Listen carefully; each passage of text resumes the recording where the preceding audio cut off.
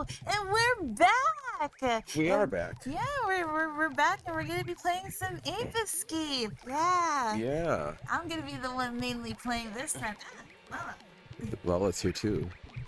I mean, she's always here, but She will always be here. she just so happened to jump right on the bed, right in my face at that time. Oh, she's. Okay, let's start. Yeah, Ape Escape.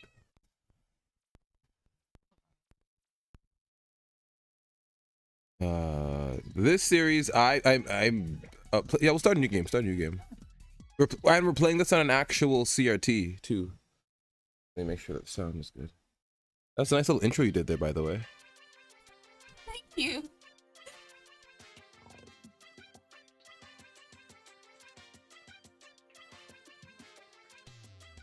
We're playing the Trilogy because apparently I played it wrong. You did. My first time playing Ape Escape, or even getting into anything Ape Escape. That's because they tie. He said he'd be finished with it today. Let's go. I can't wait to check out the dinosaurs. And what about the future? Yeah, we'll keep. Oh, not Ty. That's the other person from Digimon, isn't it? Yeah. It sounds like the guy that does Rock Lee. I'm Rock Lee. Guy Sensei. They got the voice actor of Tai from Digimon Yeah, they did. to be. I think he's the friend. But the first time I got into Ape Escape was the PSP version. Yeah, you did. And we played that. We played it. We streamed it actually a little earlier this year. And I thought it was really good. In fact, I still have it.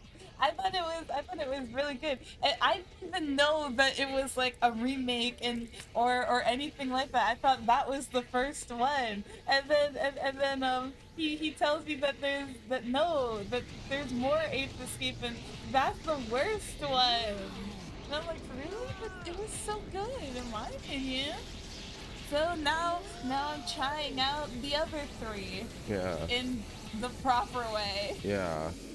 The PSP version, honestly, when we played it, it felt like a PSP JRPG. Like it felt like a Japanese RPG game. It didn't feel like a platformer. Oh yeah, we got Slackjaw in here. Hey ya. What's A Sony classic. Yeah, definitely. We're gonna be playing all the games, so it's gonna be a long night tonight. And we're gonna also revisit, after we play all three, we're gonna revisit the PSP version to compare. Yeah. There's been an accident. The composer of this game is Soichi Terada. He is a Japanese DJ. I always say to AJ, hire DJs, hire musicians, people who are like underground, like hip hop people for your games. It'll always be a good thing. They did that with Jet Set Radio, and it was great. It was great. Oh, I never asked how it's going. Oh, it's going great. We're awesome. This week's been good. We've been yeah. The direct. We saw the direct as well. It was we made like a little event out of it this morning. We got some food. We sat down and watched it. We treated it like the news. Honestly, it was a little bit of a letdown, only on my part, because I don't. I should start the timer. We're gonna play each game for 1 hour, cause yeah, AJ and I, our social meter is like 4 hours, so we'll split these things amongst each other. 4 hours split. So yeah, you're gonna be playing the first one now on the PlayStation 1. All right, starting timer now, cause you started playing now. 1 hour. The control scheme is more or less the same, but I think because you have another analog stick now on the PlayStation 1 version, you can now use the full weapons. I don't know how it was on the PSP. I don't remember. We'll get to it, but yeah. AJ and I have mainly been watching VHS tapes. We've been, I've mentioned before, I collect digital VHS tapes. I found out that there's a site called My Spleen. They essentially collect VHS tapes and old media like that, like full broadcasts. But the thing is, there's an interview process. Like you actually need to interview to use the site. Like you actually need to like talk to someone and they need to contact you. And I think the only way to actually enter is to like submit your own VHS tape that you have of a full broadcast of something. And there are some people that will take those tapes from my spleen and put them on archive. So I found a bunch of Adult Swim tapes as well. I didn't download those because they were too big. They're way too big. Like they're like 8-hour tapes, and they weren't encoded either. So they're just the full-on quality. They weren't properly encoded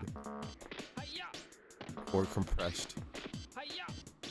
But it's amazing. Some people will compress 6-hour broadcasts to like a 1 gigabyte file. I'm like, how the hell? Like that's called proper encoding and compression right there. I can't attack. You can't attack? Oh, Sure. AJ, you used to play the PSP version, honey. I told you, remember? You have to, there you go. Yeah, see, there's another analog stick. See, it's way different. And here's another fun fact. It's directional. It's directional. So no matter, it's based on the direction that you choose. See? Yeah, see? It's directional. See? Yeah, see, it's full on directional.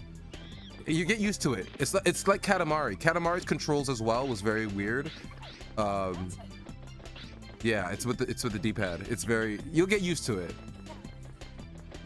I'm used to the PSP version. Yeah. But yeah, the VHS. I should really turn these speakers off. We don't need them.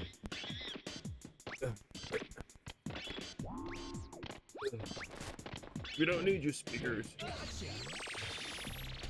But yeah. Yeah, we've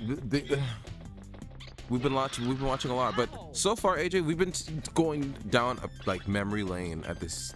This year has been really nostalgic for us. We've been doing a lot of like old nostalgic things like that. Even trying new cereals. I have. I tried this. It's a strawberry cinnamon toast crunch. Yeah. No. Yeah, Cinnamon Toast Crunch. You're right. Yeah. Oh no! That delivery on that line. Oh no! Oh no! Yeah, that could have made it on again. But yeah, I tried the new cereal. It's not bad. It's just that the strawberry seems like a cinnamon, like a seasoning. cinnamon. That's what you were saying. It's like a seasoning on almost. The milk doesn't even turn pink. At least not the milk that I'm. Like that's the novelty for cereal, to see the color change whenever you finish it. So the fact that the cereal didn't do it is like, come on, why make something a different colored cereal if it doesn't change the milk? That Wednesday cereal that you keep avoiding, I'm sure that one would turn. No, that just looks nasty. What is it? Was it like black cornflakes? I'm not gonna try that. Like I think it's chocolate. Chocolate cornflakes? That's not my thing. Turns your milk black. So that's for all the emo girls of this generation. I'm sorry. Maybe it might taste good, but I'm not really into all chocolate. I also just don't think. You did great. That's the Ravens, but they're craving. After that struggle. I call X-Files for a comeback. Animaniacs. That was the rebooted song. Reboot it, retool it, reuse it, retool it and reuse it, reboot it, retool it and reuse it. I should get back into. If you want to make some easy cash, just survive on just the facts, retool it, reinstate it, shamelessly appropriate it. There's no need to feel frustrated, simply just regurgitate it. If you want to make some easy cash, just survive on just the facts, come on, just reboot it. Will and Grace and Dynasty, Sweet 16 on MTV, Blue's Clues, Twin Creeks and Fargo, Go Catch Carmen Sandiego. That's my favorite part of the song. I like when Wacko sings that part. Blue's Clues, Twin Peaks and Fargo, Go Catch Carmen Sandiego.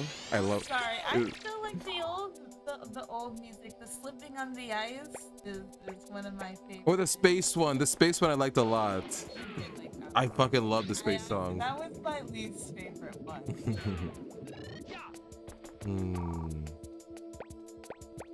I like the space song. Animaniacs. I think there was an Animaniacs game. I never played it. Yeah. Oh, hold on. I grew up on the tail end of VHS, so I only have some scant memories of both the Garfield movies. Oh my god, the Garfield movies! Mentions of the Garfield movie! Oh yeah, the cereal and yep, the leash. Oh hell yeah, Bushido's here too. Hell yeah. We got some. We got everybody here. We got. We're talking VHS tapes. We're talking nostalgia in general tonight. It's a very nostalgic night. Yeah, the Garfield movies. I love the Garfield movies, despite them being bad. You like the second one the most. I'm sorry. I do. The first No. one was passable. AJ, the but scene where they make the so lasagna. The scene where they cooking the lasagna is so satisfying. It was so nice, and they were like, they played that.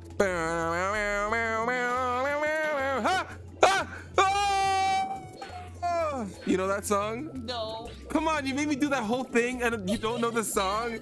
You know that song that everybody uses? Everybody uses that song back in the day. They're like, it goes.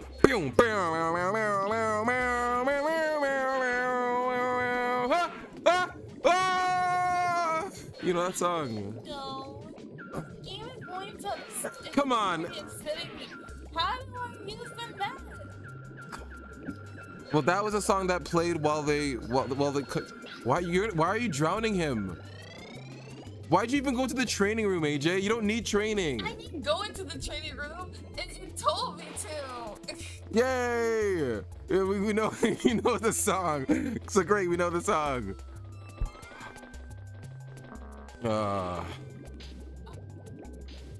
Famously appropriated. There's no need to feel frustrated. Simply just regurgitate it. If you want to make some easy cash. I forgot how the space song goes. How does the space song go again?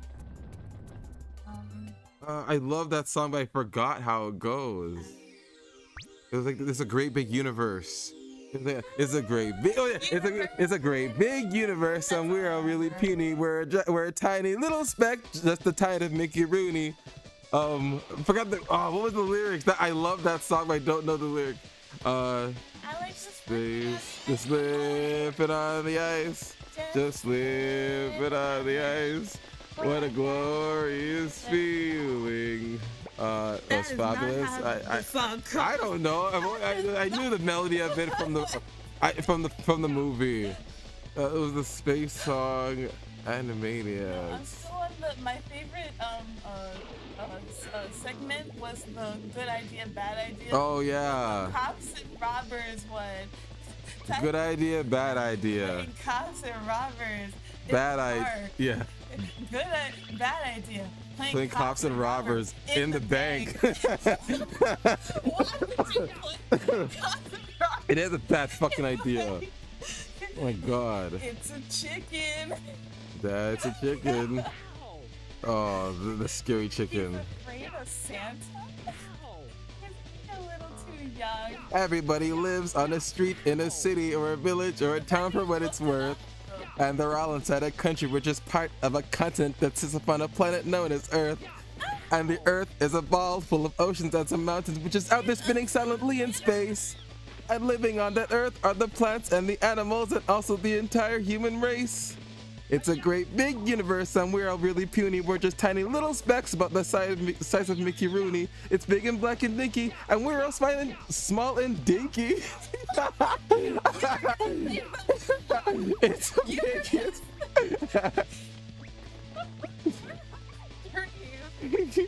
and we're part of a vast interplanetary system stretching 700 billion miles long. With 9 planets and sun, we think the Earth's the only one that has life in it, although we could be wrong. Across the interstellar voids are a billion asteroids, including meteors and Halley's Comet too. And there's over 50 moons floating out there like balloons in a panoramic trillion-mile view. And it's all a speck amid 100 billion stars. It's a galaxy we call the Milky Way. It's 60,000 trillion miles from one end to the other, and that's just a fraction of the way. Because there's 100 billion galaxies that's just across the sky, filled with constellation planets, moons, and stars. Until the universe extends to a place that never ends, which is maybe just a little inside a little jar. It's a great big universe, and we're really puny. We're just tiny little specks about the size of Mickey Rooney that we don't know how we got here. We're unimportant pyre. It's a big universe, and it's ours. Oh, it's a big universe, and it's ours? That's how it ends? That doesn't even rhyme with the previous. I mean, it didn't matter. The musicality made it seem really good. So yeah. I did like that. That was it was called Yakko's Universe. We have to watch that again. We have to watch Animaniacs. That was really good. Remember the Sleeping on the Ice song. Yeah. Oh, here you go. So I got a question for you. Completely unrelated, but did AJ watch the Demon Slayer movie yet? I was lucky enough to watch the movie premiere in theaters yesterday. Absolutely amazing. I didn't watch it yet.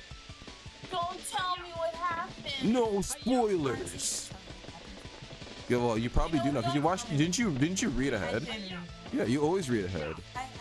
I read the full thing plus the extra. I prefer Pinky and the Brain. That ending. Honestly, I read everything Demon Slayer. Now I'm just watching it, and my heart broke when it ended. To be fair, my heart breaks every time an anime that I love ends, like Bleach. You're gonna be sad when Steel Ball Run ends. No, I'm gonna be sad when One Piece ends. Okay, I don't know what I'm gonna be doing. I'm telling you, the One Piece is just going to be friendship. It's gonna be friendship. Don't do this to me. It's Luffy's gonna look. Luffy's gonna look at the crowd of all the people that he's met, and he's gonna be like, I guess this is the One Piece. If it is, I'm. Okay. Why would I get my ass kicked? Fine. How dare you? So what do you think the One Piece is? It's gonna be friendship. It better not be. What do you think it's gonna be then? What do you think what do you think it's gonna be? Honestly, I think it can't be godlike power because that's just so like oh god. It's not gonna end when they find the One Piece. Oh, he said it's not gonna end when they find it. Yeah, It's still gonna continue. Apparently, like there's still gonna be like. I guess there's still. Honestly, I really don't know. You're gonna kill him. Why do you like to play so like? Because I keep up. Yeah, that's you dive down, and then you Playing. with the jump button you go back up, don't you? Jump button and speed up. X. Yeah, just play all the controls, lady. Experiment. He's right in front of you, AJ. He is right in front of you. Oh my god. He is right. You just let him get away. Come on, get him. Oh my god. Aim it. Aim it. There's a. AJ. Oh, AJ. You are so.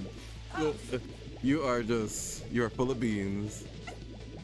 Get him. Get him. You can catch him. See, it's way different than the PSP version. Yeah, totally different. You'll get used to it. The controls are a little bit wonky, but yeah. By the way, this is the control scheme for all the games we're playing. So you gotta get used to it. You quite literally have to suck it up. There's two of them in the water. Get them. They're the easiest when they're in the water. No, they are not. Yeah, because you don't need an actual. Oh, this AJ. was the PSP version. Oh, AJ. Ah. This is hard for me to watch. You should let them know how to go back.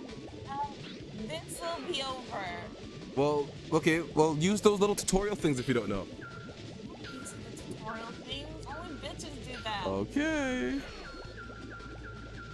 Playing this at an actual CRT screen is very nice. I like this.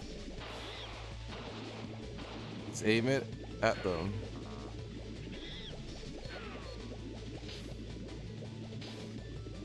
There you go. See? You're dying. But yeah. See, we're gonna get more information on JoJo. I know I'm dating the stream right now,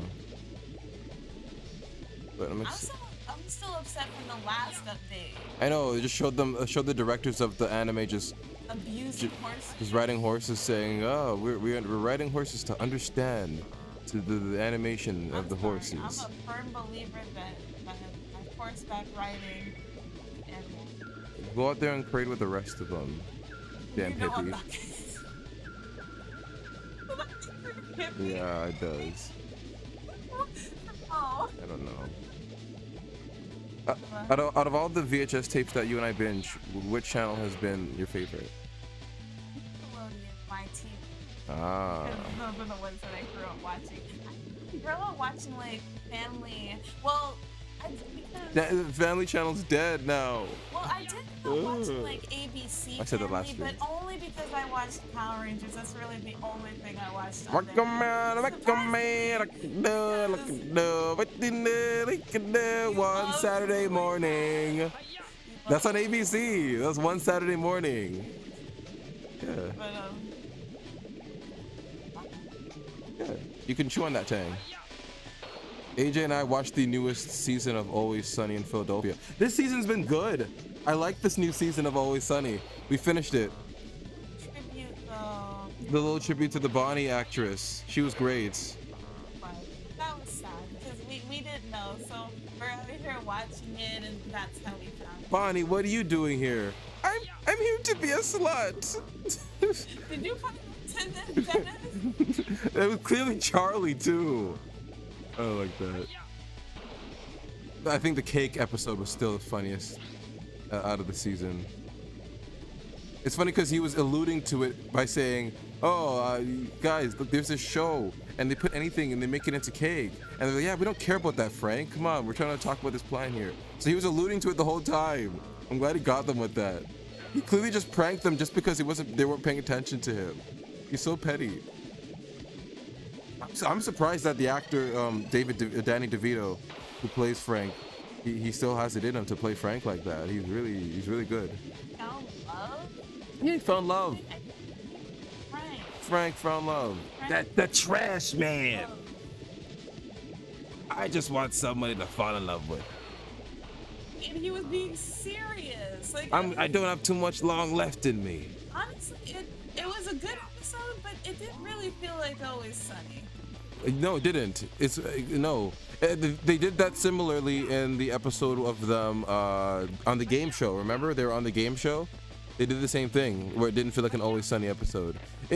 Honestly, anytime the gang has to be introduced into like society, it's always like a different episode. It always feels different. But I like that though because they're so chaotic. The gang is so I love them for that. Oh shoot. The mangaka confirmed it wouldn't be friendship at least. Yeah, I remember that. Yeah. Now this is monkey madness. I'm surprised they never brought this control back.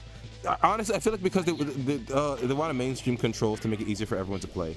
I love that the camera spins. It feels like really cornered. Exactly. It's this whole game is very dynamic. The programming of this game is very tight as well. I like how this game was programmed. It feels like what was in mind is we want to make kids' toys into a game. That's what it felt like. They want to make Japanese toys into a game. You got remote controls. You got nets to catch butterflies / monkeys. You got The controls are way better than one. yo-yos. I know. You get slingshots. It felt like the idea was we want to make toys for kids, but in a video game setting, and we want them to capture cute little, like something cute, but not something too threatening. And these monkeys are the perfect middle ground for that. The fucking speakers are pissing me off.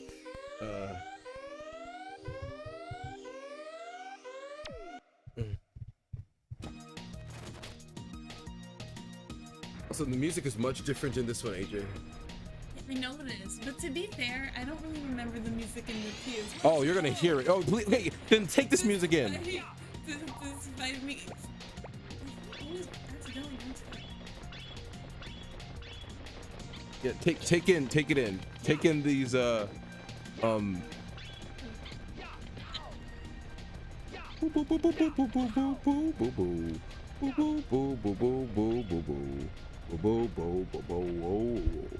Oh whoa, oh, oh, whoa, oh, whoa, whoa. Oh whoa, oh, oh, whoa, oh, What oh, game do you whoa. want to get from the direct? Out of all the games, honestly, I just see myself getting the Donkey Kong DLC. To be honest, I think that's all I'm really getting. Yoshi, that Yoshi story game. Oh wait, I need to send you. So that's really all. You were interested in Sonic Crossworlds. Sonic Crossworlds. That's the new racer Oh. with I'm all like, with the what? Nickelodeon characters and Pac-Man for some reason and the TMNT. Oh, yeah. See, you should have stated that because I don't know the. Yeah, it's called Crossworlds, and they're truly going cross-world. Like, I guess the deal with Nickelodeon / Paramount and Sonic is happening. This is like them in full swing, because I saw Sonic Prime on Nickelodeon. I saw that they're airing Sonic Prime on Nickelodeon. I'm like, oh, so the kiddies are getting Sonic. Nice. The kids are getting Sonic on Nickelodeon. Growing up, the only place to see Sonic for us was Teletoon and Fox Kids, which then became 4Kids. So it's nice that kids are getting Sonic on other networks. Because Sonic Boom, whether you like it or not, was on Cartoon Network. And then now they have Sonic Prime on Nickelodeon. So nice. Sonic's getting it's good. Oh yeah, they also aired the movies on Nickelodeon as well. I like that. I like this generation of youngsters are getting Sonic more than we did. We were talking about that earlier. Sonic did not have really good representation here in Canada. No. Not even the toy. No, you could barely find Sonic toys up here. AJ, it's directional. It's directional. Look at the enemy. Look at the direction and flick it to that direction. It's directional. Feel like if they're next to you, no, the direction of where they are. There you go. The direction of where they are. Girls are just doing it as if it's like a one hit. No, it's not one. It's not one direction. It hits in all directions.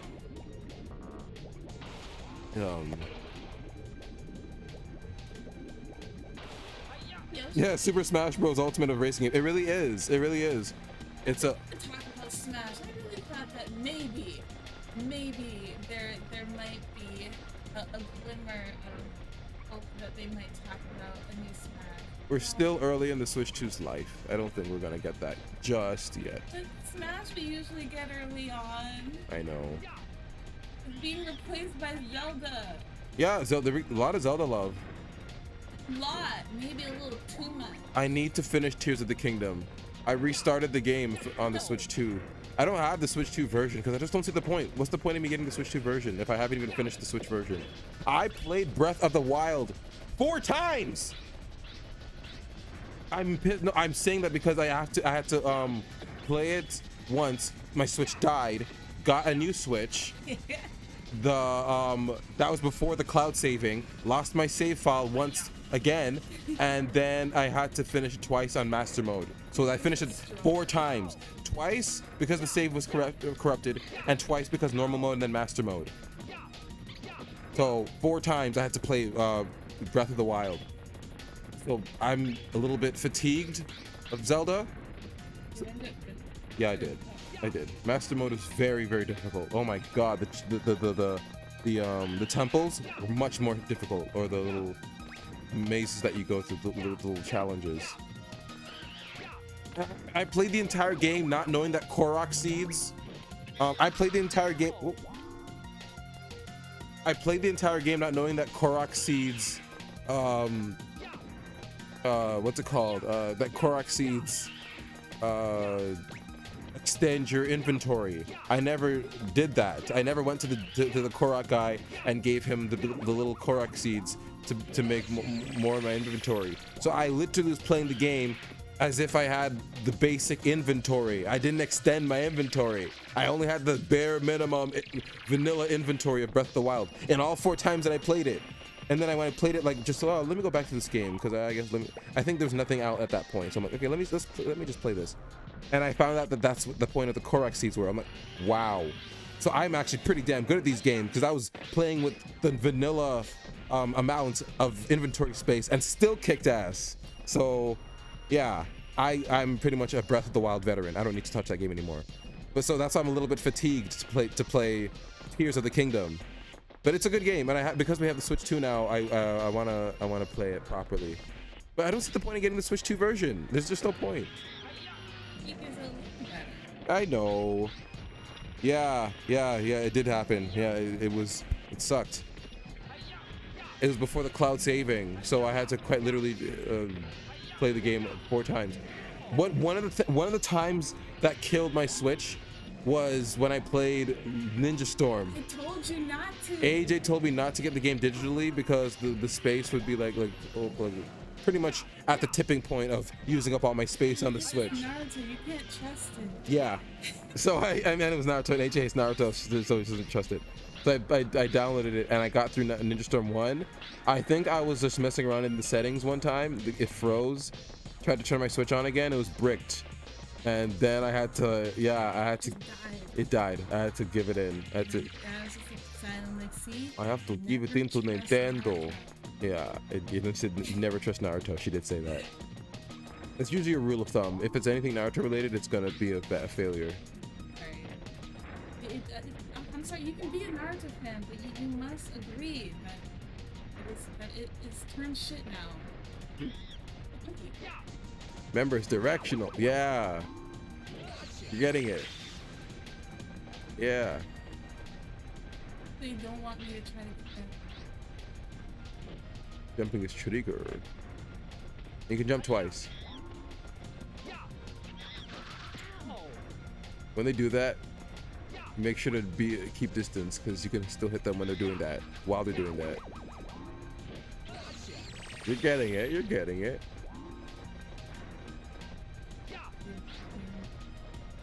That better not to be a monkey. Oh, monkey. AJ, you and I listened to Cracker Island.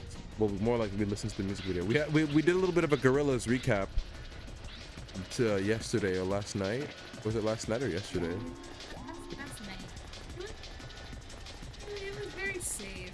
Cracker Island. Yeah, it was very safe. By Gorillaz.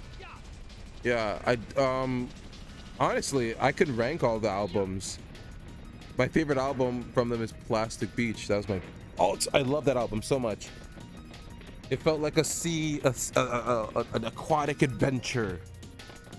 Because the Gorillaz, their music have always felt otherworldly. Their music, I think the point of it was really to, I think the goal was if their characters had an animated series, this would be the soundtrack to it.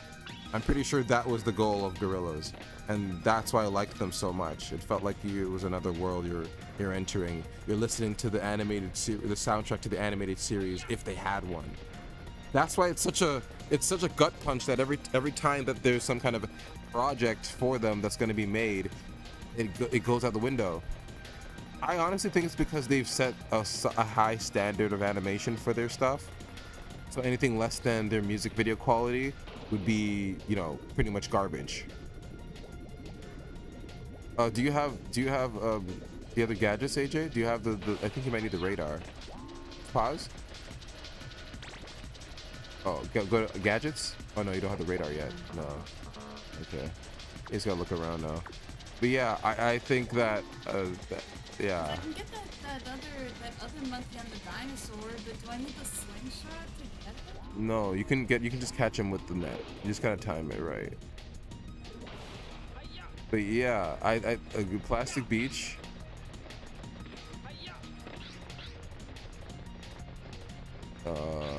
Yeah, it wasn't a bad album. No, sorry, not Plastic Beach.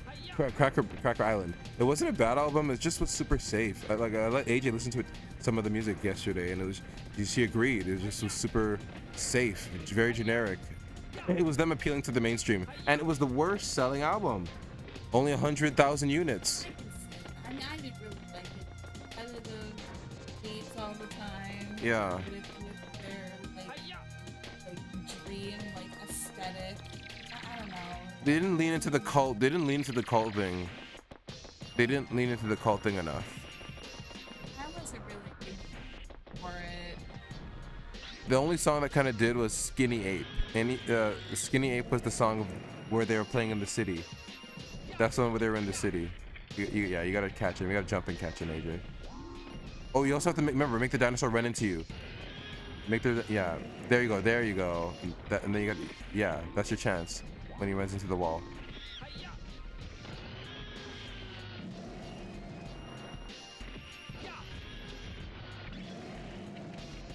Oh, you got it. But yeah. Cracker Island is how you spell it. It's I don't know. Cracker Island to me, it was just very. I don't know. It was just not my favorite album, and not even the album art was really creative. Use your net. Yeah, but even the album art wasn't too creative either. It was a generic album. Them being safe, honestly. Yeah, it was very safe. It's almost like they kind of felt like if they were to come back themselves, they wouldn't have. People would have forgotten about them. 'Cause it was a while since this comeback, right? Yeah, I think 2 years. Because they went. It was the Song Machine was 2020, and then Cracker Island I think came out 2023. Yeah, it's. Oh, nice, you got him. But yeah, yeah, it came out then, and it was. I don't know. It was not that good. But what I did like was is that we got a lot of content from the characters though. They started making TikToks and stuff because the characters in universe, you know, have TikToks and stuff, and they have their playlists that they shout out. So yeah, I like the content that they have. 2D's voice actor, he seems to be getting better at the voice. I like it. I wish they had the old guy though. The old guy who was doing 2D was way better. He had more of like a bass to 2D's voice, so he sounded very similar to Damon Albarn's singing voice.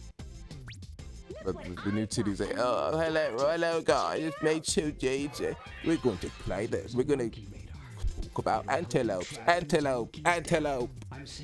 I like the old one. He was more like a me, my mates, me, Russell, me mates. Like it's like he had more of like a lowness to his voice, like this. He sounded like a dumb idiot. I like when 2D sounded like a dumb idiot. Me and Murdoch, me and more Murdoch, we fight all the time. Like that, I like that voice. They were two different people? Yeah, the older 2D was I forgot his name. I think we share the same name. I think his name is also Nathan. But he talks like this. My name is Shoji. I'm the bass player for Gorillaz, yes. Like that's how he talked like before. The new one's like, oh yes guys, it's me Shoji, and really my voice is like this. It sounds like I've been smoking little cigarettes, yeah. Alright guys, I'm well happy, yeah, with the tea, yeah. I'm well happy. Got my tea, Murdoch and Russell and Noodle. These guys, they're my mates, they're my bandmates, but they're also my family. Yeah. That's how he sounds now. It's me, Shoji, yeah. They just, I like old 2D. I had no idea that there was a voice. I just thought it was the same voice. For the singer? Yeah. No, the singer for 2D is not the same voice actor as the animated shorts as 2D. They're two different voice actors. That's what makes it so interesting. That's why I like watching the extra content that they make. Yeah, it's not just animated. It's not just the music. No, I still think that their comeback was pretty safe. Even their that single that they had. The one where they were being arrested. After that one. New Gold. Yeah, because we heard the previous one and then that new one. It was just a single. Oh, you mean that one that came out recently? Yeah. Their new era. Yeah. That's what you're talking about now. Yeah.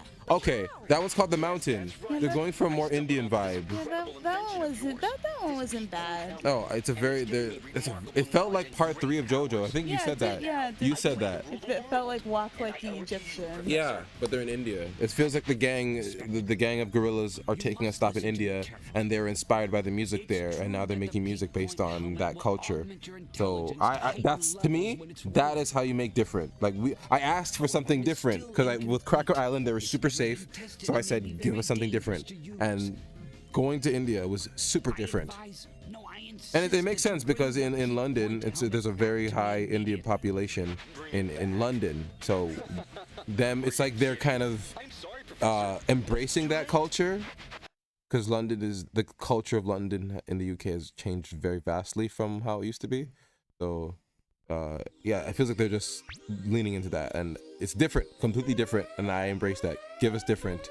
I asked for different, so give us different. They're going back to their roots. Yes. I don't know what they were doing with their previous album. Yeah, like a cult. I expected a cult to be very daring, saying such daring things. They were very daring in Humans. In Humans, they're very political, and that's why I didn't like Humans. It felt like a Kendrick Lamar album.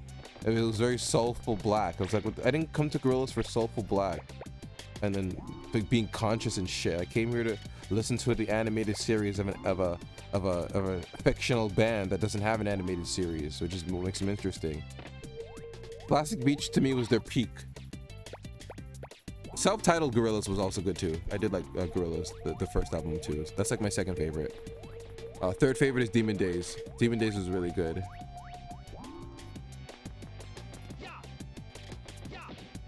See, I don't, because I don't have their music in albums like that. I just have their songs. I have no idea. Oh, I have them all. My iPod is quite literally my friend. I don't know. I listen, like, music is just like literally the glue that holds me. Like anything that I do, I need music to do it. A walk, a bike ride, anything. I need music. It needs to be. It's like the garnish. It's like the seasoning to anything. Cleaning. AJ and I had like a adult cleaning day. We did. We didn't do spring clean. I know, but we had to lock up Lala. We bought this. You bought AJ. You bought this thing. You bought this little playpen for her. We bought her. I got her a medium size cute pink playpen. Yeah, you got her a playpen. It's really cute. It's pink. And it's like circular. It looks like a disc. Oh, did you see? I know I'm dating. We're really dating the stream, but I'm just talking at this point. I really want. I was really excited for streaming this week. I don't know. This whole week I was just like really looking forward to streaming. I was like, oh man, we're gonna play all the Ape Escape games. We have an excuse to really see a nice little game on the CRT. Because despite us having the CRT, we don't really use it much. Because I have all of the VHS tapes on my Steam Deck. I'll have to plug in my Steam Deck into it in order to play it. We need to use it more. Yeah. Ah! It's very nice ambient noise. But what were you gonna say? I think AJ is on to something about knocking down the monkey. Knock down that monkey. Chew on that thing. Knocking down the monkey? I'm sorry, I said a lot of things today. Chew on that thing. Yeah, there was a character in Always Sunny. Her name was Cock Chua. And the whole thing was that she was an OnlyFans model who, her whole thing is that she chews on the guys that she blows. And she adds her teeth to it. And she's also like that girl on I think she's some streamer girl who says gang gang gang gang, yum yum yum yum, mustard mustard. They were doing a parody of that girl and Cocktua all in one. So they called her Cocktua. And they're also just clowning on and dunking on OnlyFans girls too. It was just this season was a good season of Always Sunny. And then Frank was like, hey, listen, Chewie, I love you, but you keep chewing on my cock, man. You're gnawing me down to a nub. I'm like, oh my God. Well, that's how you go. I ain't gonna have nothing left, Chewie. And she's like, chewing that thing. That's all she says. She's like, Gross. that's all she says. The parody was just gross. That was gross. That's all she kept on saying.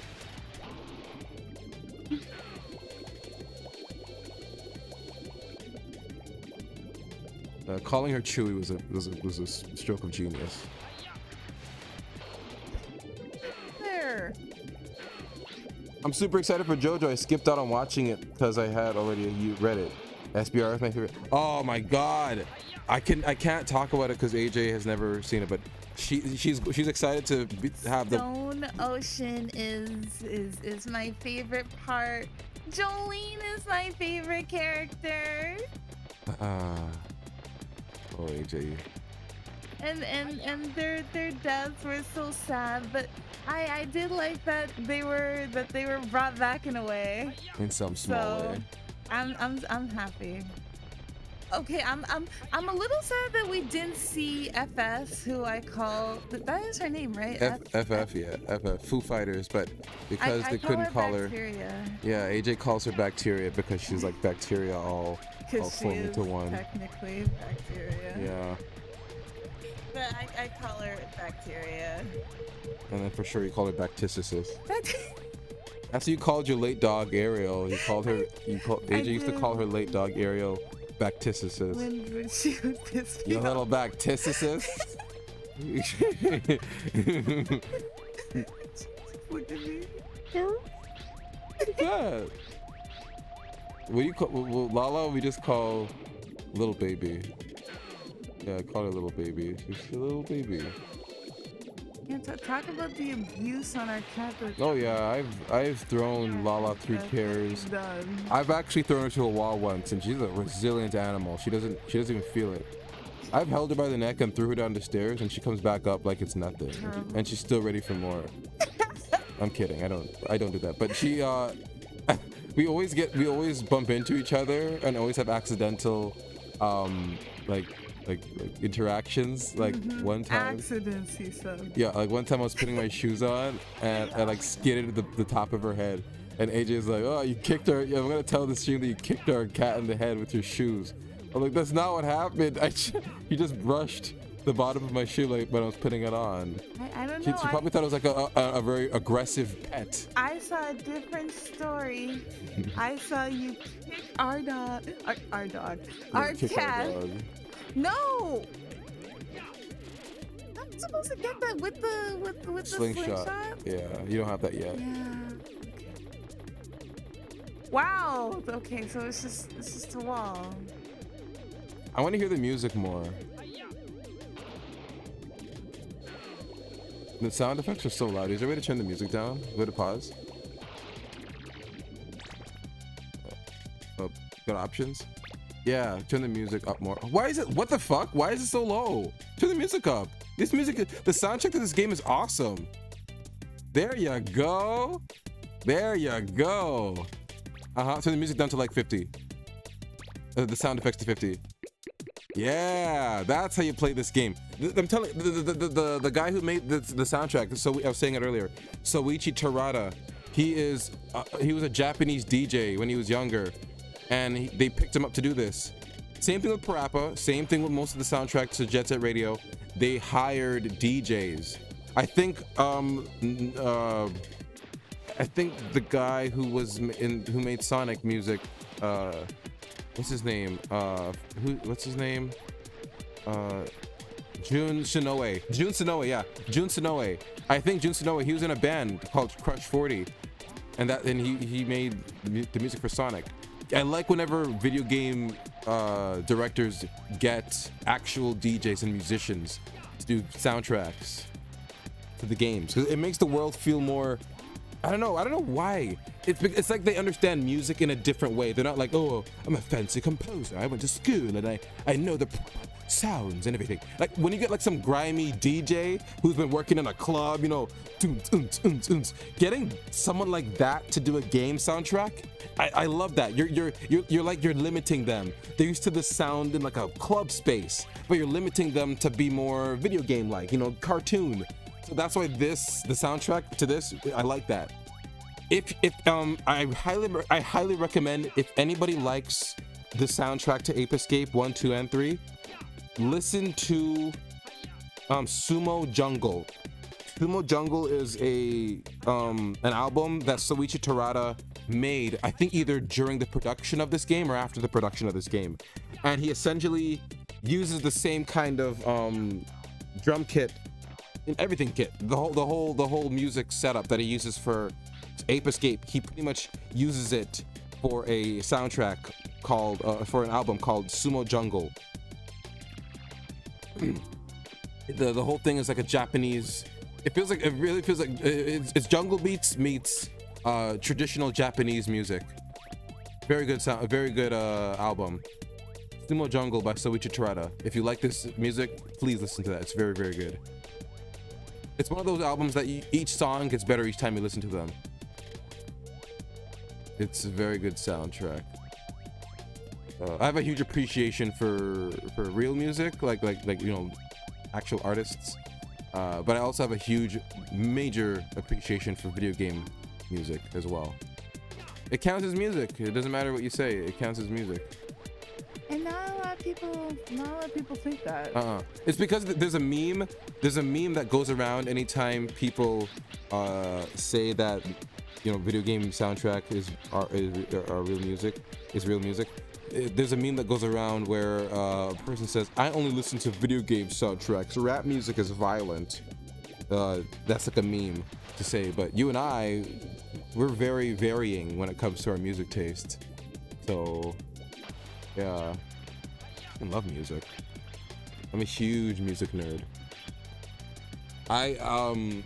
One of the nerdiest music nerd things that I have an obsession with, not even like a guilty pleasure, because I'm not even guilty that I love it so much, is the music group called Siva Gunner. If anyone knows who they are. They make things with Love Life music. Yeah. So for the uninitiated, Siva Gunner are a bunch of music nerds, a bunch of music students, either from they're music students. It's an anonymous group. Some of them have revealed themselves, but it's mostly just music nerds, online music nerds, and music students coming together to remix music from video games. But they do it in a very subtle sleight of hand way. There's more monkeys than that, AJ. If you can't get them because of the slingshot, you just gotta look for another using the radar. But yeah. So Siva Gunner, they're a music group. They remix music from video games, but they do it in a very sleight of hand, tongue-in-cheek way. So what they will do is that they will title the music that they upload onto YouTube the exact name that it would be. Mario Bros. World 1. That's what it would be called. And you'd listen to it. You'd be like ding ding ding ding ding ding, or sorry, it'd be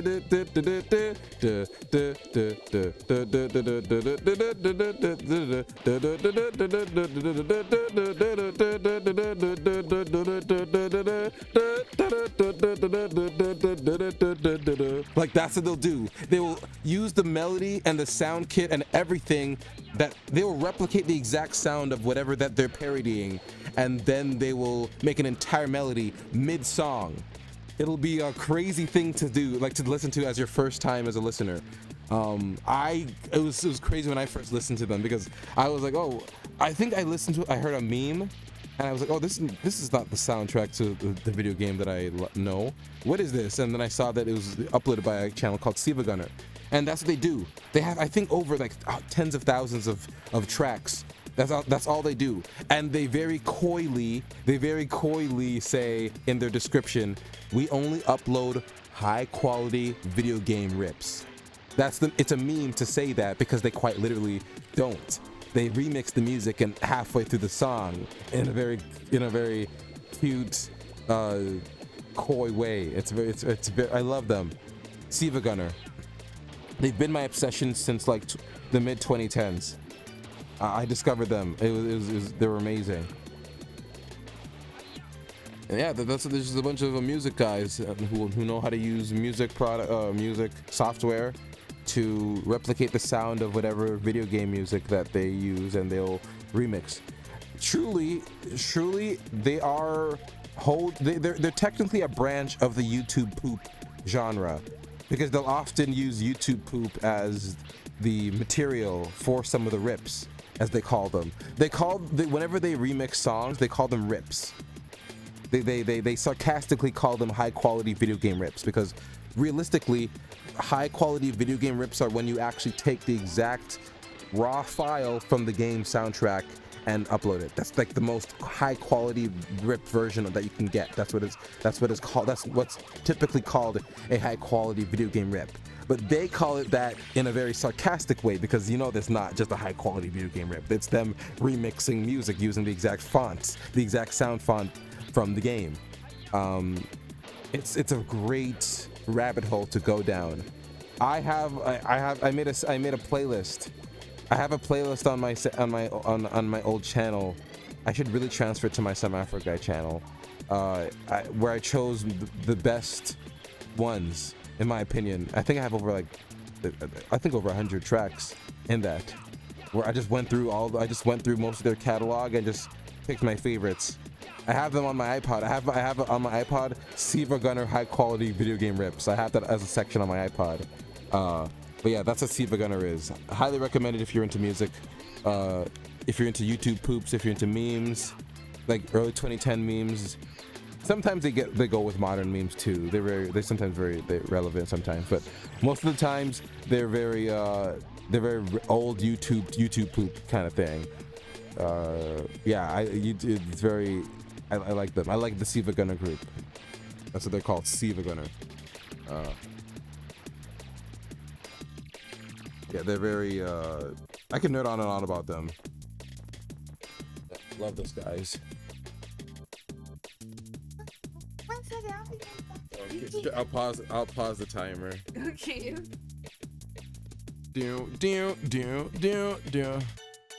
I'll pause the timer, but I'll keep playing. But yeah, Siva Gunner, that group of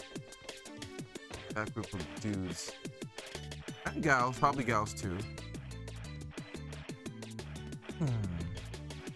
Yeah, I love video game music. It does count as music. I think one of my favorite video game soundtracks of all time. I should really rank them on stream. I might as well. When AJ comes back, I'll probably rank some of my favorite video game soundtracks. I do like Jet Set Radio. I think it's one of the best soundtracks, one of the best Y2K rock / rap / punk rock, jungle beats. It's just a great soundtrack. Cruising the World also has a great soundtrack too. Sonic CD, both the US and the Japanese soundtracks are very, very good, almost untouchable. Each stage just gets better and better with the music. It's really, really good. It's really good stuff. Sonic CD. Both soundtracks.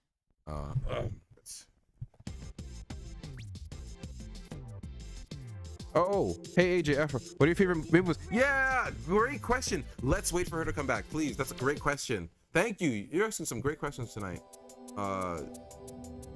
Wait for her to come back. It's a great question. Because we're both of us are very different when it comes to movies.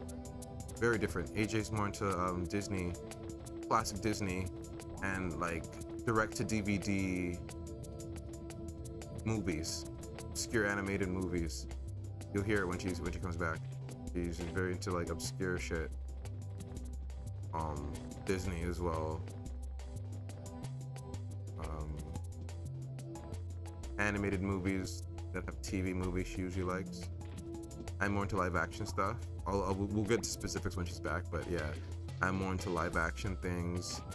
I like shitty movies that I'm like aware are bad sometimes.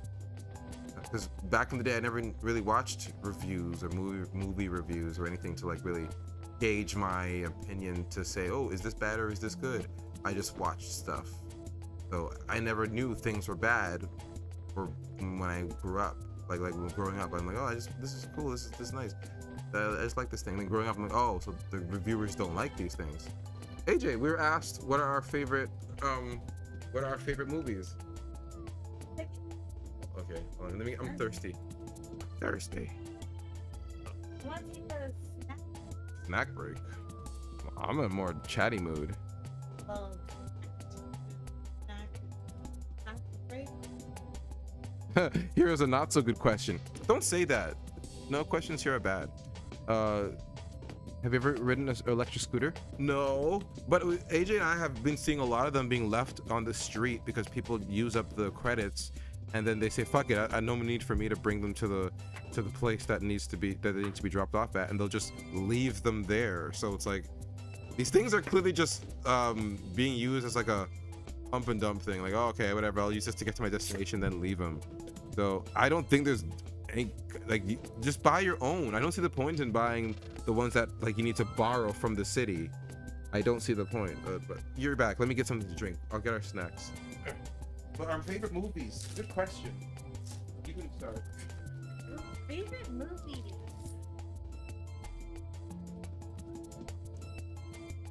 Well, my all-time favorite movie of all time is Winnie the Pooh. The Many Adventures of Winnie the Pooh. The one that came out in the 70s. I think it came out in 1972.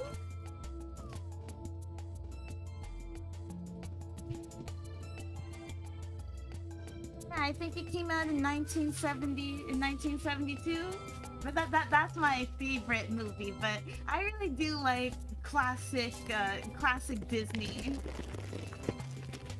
I really like random movies like Hoodwinked. Like Hoodwinked. It was Hoodwinked. That was a funny movie. Oh wait, I also do like movies like Anastasia as well, and all the classic movies like Thumbelina. You know, the ones that have questionable things. I'll play to keep the screen active while you snack. I'll set the timer back again when you start playing. I'm also into some bad live action. Like Snakes on a Plane. And people think Punisher is bad too. Okay, I don't understand people's beef with the Punisher because I didn't think it was all that bad. In fact, when I first saw it, I didn't even think it was really Marvel, despite it having the logo. Okay, I wasn't a big Marvel fan. To me, I only thought that Marvel was like the Avengers and like the X-Men. So when I'm seeing like people like the Punisher, I didn't think that it was really Marvel. I thought it was like some collaboration type of thing going on. So I watched the movie not even knowing who this person even was, and one of my favorite Marvel movies. I actually. It was brutal. It was good. Like the Punisher. It was like it was like Marvel's Rambo. And the first Avenger. Yeah, and the first Avenger movie are my favorite. Well, Venom doesn't count, but yeah. As a Marvel movie? Yeah, it does. It's just Sony. It is Marvel, but it's just that MCU. Yeah. So. Well, technically it is, because some of the symbiote got left over, and yeah. See, okay, well, Venom's up in the air on the side, but those three movies are my favorite Marvel movies. I wish they went back to basics like the Avengers. The first Avenger movie, because now they're adding so much people in, and it's hard to keep up. Well, right now we're going through a reboot right now, because Secret Wars in the comics, if I'm not mistaken, is it was meant to reboot the franchises to have one unified universe so that everyone could make a comic universe and it won't be, a mess of writers. It was meant to be one unified universe. So I think they're doing that, but in movie form. I think they're trying to make the timeline so that everything is one now. Oh, well, Uh, doing a very good job. Oh, these chips smell like a fart. Like the bag smells like someone farted. Sorry. I'm eating Miss Vicky's all dressed. You just opened the bag and then a whiff of fart just got in my nose. It's the purple bag. I've never tried this before, so my first time trying it. I'm on this like Miss Vicky like binge right now. Yeah, because you're trying out the snacks. You're trying them each out. My favorite movies. You talk too much. Okay, I've talked too. I've chewed on that thing too much. Now it's time to hear about my favorite movies. Okay. But yeah, I do like those are my three Marvel movies that I like. But honestly, I'm just a really big fan of Disney and just classic Disney movies, if I'm gonna be honest. But yeah, but I also I watch honestly just a lot of cartoon movies, just in general. I'm just a big fan of. Ooh, even anime, like some Studio Ghibli movies. Spirited Away, that was a really good one. The same people that made the Digimon movie that made that movie. I think it's called Summer Wars. Oh, that movie was also pretty good. But yeah. Okay, now you can talk. Now I'm allowed to speak. Now the male can speak. Look at that. Look how progressive our relationship is. The male has like a designated time to speak. You're allowed to speak. You may speak, male. You may speak, man thing. Yeah, I love classic movies. Here, you play. I need my chips. Oh my god. Yeah, it's hard to talk and play. Oh, I get that. Yeah. But yeah, my favorite movies. I love classic films. I do love classic films a lot, live action classic films. Cary Grant. I do like Cary Grant films. I haven't seen them. I haven't watched them as an adult. I watched them a lot as a kid. My mom used to watch a lot of old black and white films, a lot of Turner Classic movies, and I'd be there sitting watching them too. I saw things like Charade with Audrey Hepburn. I think you get Cary Grant or Hugh Grant, either one. I saw The Inspector General with Gene Kelly. I saw what else did I see back in the day? The Sound of Music with Julie Andrews. I saw Singing in the Rain with Julie Andrews. I saw My Fair Lady with Julie Andrews. I saw Breakfast with Tiffany's. I saw. It's so annoying because don't some the slingshot for some of these. Yeah, but remember they have more than enough monkeys, so you don't need. You shut up, Ish. It's like you hate whatever. And anytime I put the microphone close to you, you move farther away from it. Like look how much room I have to go back. Come here. Oh. It's like you're afraid of it. It's like, no, I don't want to be rude to it. You could talk to it. It's okay. But yeah, I know I can talk to it. It's fine. But yeah, I used to watch a lot of classic old movies like that. I watched a lot of 80s movies as well. Movies like What About Bob, Big, with Tom Hanks, Forrest Gump. I saw. Well, you recently got me into Forrest Gump. It's a great film. Really good film. That was a good movie. Mm-hmm. I saw a lot of 90s classics. See, I didn't watch a lot of classics when it came to live action like that. I watched a lot of classics when it came to the cartoon side, you did. like Transformers. Do you remember watching We're Back with those dinosaurs? Yes. Yeah, But I didn't really like that movie. yeah, I didn't either. I remember it looking really good, but I don't remember it being very interesting.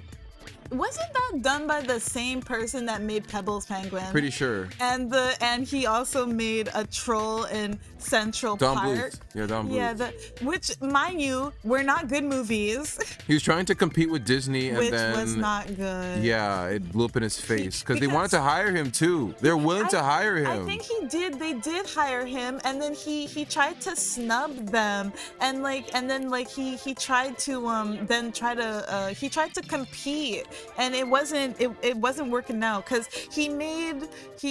Oh, let me set the timer again because you're playing now. I think it was he made first American Tail, and that was around the same time that Disney put out, I think, Oliver and Company. And let's be honest here, it was Oliver and Company, so obviously American Tail was going to beat that. And then Disney put out The Little Mermaid, and then that's when that's when he fell through, because when Disney put out Little Mermaid, I think that's when he put out The Land Before Time. And He struck gold with that though. He struck gold with The Land Before Time. yeah, but it wasn't gonna compete with Little Mermaid. Disney really had something with Little Mermaid. That was Disney's comeback after the tragic incident of what happened in their company. So Right. that was their comeback after like everything. Yeah. And it was really good. Yeah. So yeah, that wasn't gonna work with him. So yeah, obviously Disney beat that. And then he put out more movies, because isn't he also the one that made The Secret World of Nim. Nymph? Nim. Okay, of Nymph. Yes. And that movie wasn't bad either. It was the second movie that fell through. Do you have any other gadgets? Yeah, I was trying to get that monkey. I give up. He was right there. You shut up first. I didn't even know it was coming. Look how I gave up the moment. What? I saw a lot of 90s films. I saw For Richer or For Poorer. I saw that with Tim Allen and Jenny Craig. Not Jenny Craig. Not Jenny Craig, but For Richer or For Poorer with Tim Allen. Is Tim Allen Santa? Yeah. Is he Santa? Yeah. That's Tim Allen. Oh. Yeah. Is that the sound he always makes? Yeah, he's also Buzz Lightyear. Oh. Yeah. I thought his brother was Buzz. No, that's Tom Hanks. Tom Hanks' brother does Woody's voice whenever Tom Hanks can't do it. And they have very similar voices, so it works out. Yeah. Oh, never mind. Yeah. Do you have any other gadgets to help you? No. Go for the other monkeys, AJ. There's more than enough monkeys in the levels, remember. They don't give you just the exact amount of numbers. There's more than enough. But I see that one monkey and I just have to get it. You know, it's just trying to make me go back to it. I'll just go in here. Yeah, I For Richer for Poor was another film I saw, another 90s film. I think it was early 2000s film. I saw that, I remember watching this film back in the day, this Reese Witherspoon movie called Just Like Heaven. When I was younger, it was like a rom-com. The film was that Reese Witherspoon's character was supposed to meet some guy on a date, and she dies on the way to the date. Oh my god. Yeah, and her soul ends up, because she's soul bounded to him, she goes to, her soul ends up going to him, and he's like, oh, who are you? She doesn't know who she is, and the whole movie is pretty much finding her body, and it's an interesting film. And I found out that the guy, the love interest in the guy in the film, the guy was Mark Ruffalo, the Hulk. So I watched this film. I have to watch that film again. So yeah, that's the only Reese Witherspoon movie I watched.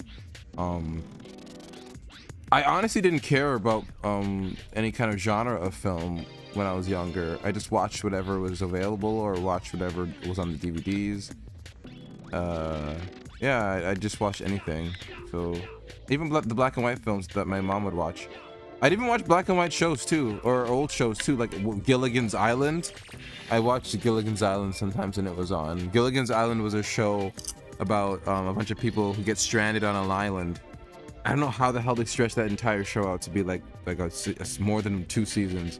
But yeah, it was an old show in like I think like the 30s or like the 40s or something. And it was like an old show. And the humor is so dated. It's like the Jetsons type of humor. But we're talking movies though, not shows. I like the Jetsons. It's my favorite Hanna-Barbera show. Yeah. What other things did I watch? What About Bob? What About Bob was a film with Bill Murray. Ah. I watched a lot of Bill Murray stuff because I also watched Groundhog Days too. Groundhog Day was another Bill Murray film. That was the film. Groundhog Day was the film about the guy who keeps living the same day over and over and over and over again. And he keeps killing himself and he keeps waking up on the same day. That's terrible. Yeah, and the whole film was about him trying to kill himself so that he can break this curse. Good film. Oh no! I don't like Oh how no! the character dies. Oh, I fucking died. Oh no! Oh no! But yeah, I watched. Yeah, I watched. What About Bob? It was a good film. Groundhog Day was a good film. Make me do this over. You got to do it over. But don't worry, you have only 2 minutes left. Less than a minute left. Less than 2 minutes. Oh. And then we'll switch games to the second one. But yeah, I watched a lot of 90s films, watched a lot of old classic films. Some early 2000s films I've seen as well. I've watched a lot of Career Opportunities. I watched Career Opportunities. That's a good film. That's the film with the girl and the guy who are trapped in the mall, and the robbers were coming to get them. Remember Career Opportunities? And the guy works at it was like they were locked in a store. It was like Home Alone.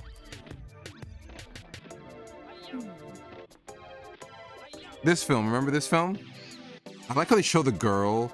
Like, wow, I like that. That's the only thing they show. Remember, we watched this. Oh my god, that's the only scene everyone remember this scene. Remember? Oh, we have to watch this again. Hey Jay, this is a great film. The film is about them being trapped in a store, and these robbers are coming to kill them. It's like Home Alone. The only with film romance. I remember like that was the one where the Dead End Drive-In. Dead End Drive-In. Yeah. That was a good film. Yeah, Dead End Drive-In, another 90s film I watched. It was really good. That's an Australian film. Dead End Drive-In. I like that film a lot. That wasn't a bad film. I watched a Martin Scorsese film called we got that's it. So we're switching games. Oh, okay. Right, well, so that was Ape Escape. Okay, talk about. That was the first Ape Escape. I'll play. Well, I'll play while you talk about it. Honestly, Talk about it. Give your review of Ape Escape 1. Honestly, for it being my first game because this is the PlayStation, right? The PlayStation 1. Yeah, I actually liked it. The only thing is the controls are something to get used to. What about the music? They are something to get used to. But I like the music. But honestly, I'm not gonna lie because I'm not like a music buff like you. it kind of just sounds kind of like music buff. You're a music buff too. You've played instruments. We both have played instruments. We both play instruments. I know, but I mean like a music buff, like in terms of like game music. Yeah. It just kind of sounds like game music to me. It's jungle beats. Trust me, it gets much better. I have this soundtrack on my iPad. It's a really good soundtrack. Like it's not like forgettable, but it's good for the game. Yeah. I would say that. Okay, so what would you give it so far? Let's say you were a playtester and they gave this to you. I would give this a 7. A 7? Yeah.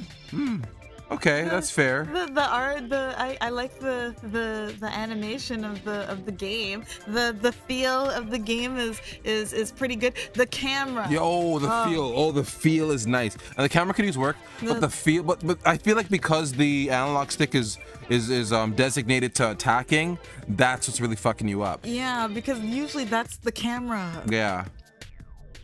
But Usually that stick is for the camera, the camera control. So when I want to move the camera, I'm usually attacking. yeah, So, but the camera is trigger. Nah. But trigger is also jump. yeah. Like it's like it's such like backwards way of the mechanics for the controls for how they mapped it. It's like they wanted it to be like easy, but it's like they made it more hard because usually jump is a button, not trigger. Because I Like- play Sonic games and I'm used to like putting up with their bullshit. I'm used to games like this that require you to like understand their programming language, I'm their used- programming method. But I'm because of like I play like a lot of games. Like I've played, like I've dabbled in many games, but I'm used to jump being A or B.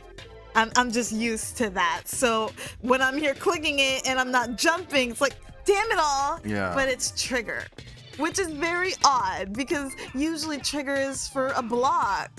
But I can't block, so because I don't usually click triggers. It's unfortunate. You can't dodge roll. You can't parry. No, With you, modern gamer. well, no. Where's the parry button in Ape Escape? That's usually what it is. Like blocks are usually like they're usually mapped as the trigger. Yeah, so I get that. You when not jump. That's so odd. Like, that seems like a person. Like those are like a person's like personal control. Yeah, it not feels like not like the default controls at all. It feels so personal. It's just like It really feels like a have to person's learn custom it. controls. I get Yeah. that. I get what you're saying. And the camera, because the camera is so bad.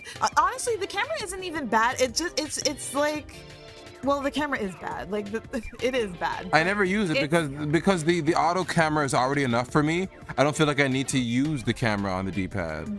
Like look at that. Like look at that. See, it snaps. It snaps almost. Like you don't have to like move it. You have to move to the area. But see, I'm so used to I guess the modern day gaming where you can move the camera freely.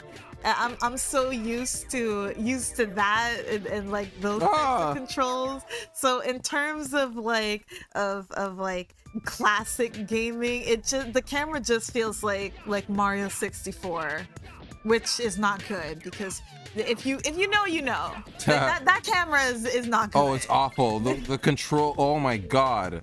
Oh. I bought the Mario All Stars pack with all 3 games. See, you I bought did not the pack. finish Mario 64. I played the original. That camera is horrendous. I Fuck don't know how that. they thought that the camera control like that was good. Like Did you know that they somehow re-released it on the Nintendo DS? the same way? Yeah, I've never played And the. why would it be on the DS? Yeah, Why was it AJ, put on the DS? these people are ballsy enough to take this game that already has wacky controls and put it on a system like this, the Remember DS. the direct today the Virtual Boy? Yes. Like what? Why the fuck are they putting the Virtual Boy? Like that was your was worst brought selling back? console. That was your worst selling console, Nintendo.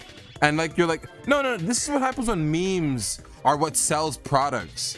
But hey, the companies are benefiting from this because people are meme buying shit. So this is what happens. Guys, why don't you meme buy like stuff that actually like is needs to get bought, like JoJo. Meme buy JoJo so we get more seasons faster. I can't wait for part 8. But yeah, we were talking movies. We were, but speaking of anime and movies, AJ, we need to switch games. we do. What do you want to do? You want to take a break now or between games, or do you want to? What do you want to do? Or you want to just go switch, just go straight to the next game? What do you We'll want to do? switch games and take a break. Wait, so switch what? Yeah, So switch games and then take a break? Yeah, like yeah, Take a break. More like take a break and then switch games. yeah. Yeah. That makes more sense Okay, because quick. we're already Hold on, thinking. hold on, let me reach chat. Shit. I missed chat. So Don Bluth is the real underdog story. It really is. It really is. It really is. What Like, makes it worse is that he tried to undermine Disney, but then Anastasia, his work is now owned by Disney. by Disney, so it doesn't It's even like- matter. Like he's Look at he all of tried his to- spitefulness didn't do anything. Like 'cause they own half of your they own half of your library now. Oh, hold on. He had a hand in my favorite game, I Ninja, for the PS2. Let me look it up. Don Bluth. Let me look up Don Bluth video game. That really? He directed a video game? Don Bluth Like, it's video not game. like he's bad. It's just that the movies that he created, like after. Oh, the good Dragon's ones- Lair. Right, right. AJ, he made these games. Have you seen these? No, what even are these cereal box games? No. Dragon's Lair, Space Ace, and Dragon's Lair 2, they're like movie games. They're interactive movie games. So it's like an animated movie, but that you can switch controls or touch the controls to do actions. I'll show you. I'll show you some Dragon's Lair gameplay. Dragon's Lair gameplay. Yeah, it's like an interactive movie. Here it is. Oh, these fucking ads. We don't need. I'm a black woman, and we don't need this. Yeah, here's how it works.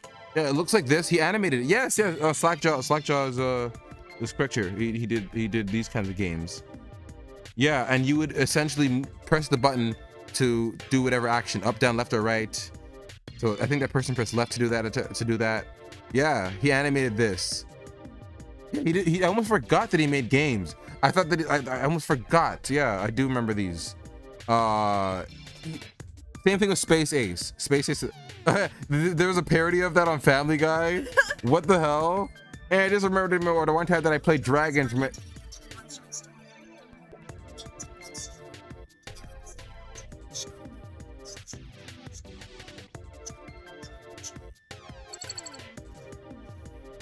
Yeah, this is exactly.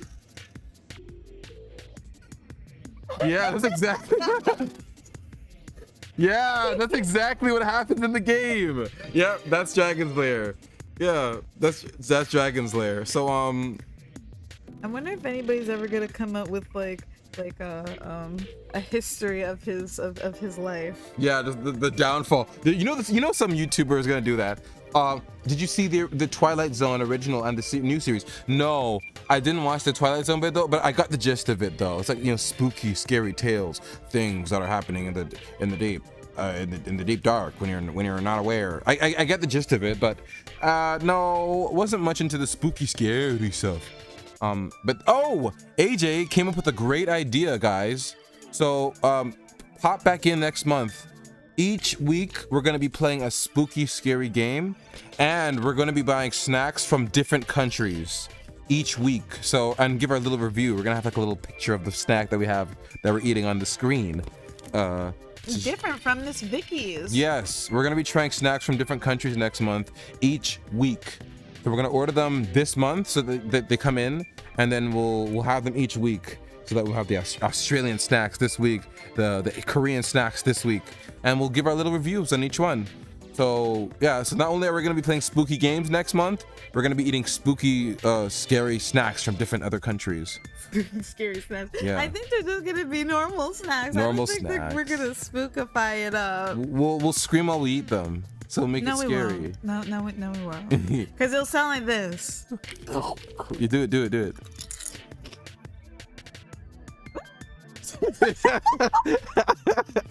Thank you for that. I covered my ears at the right time.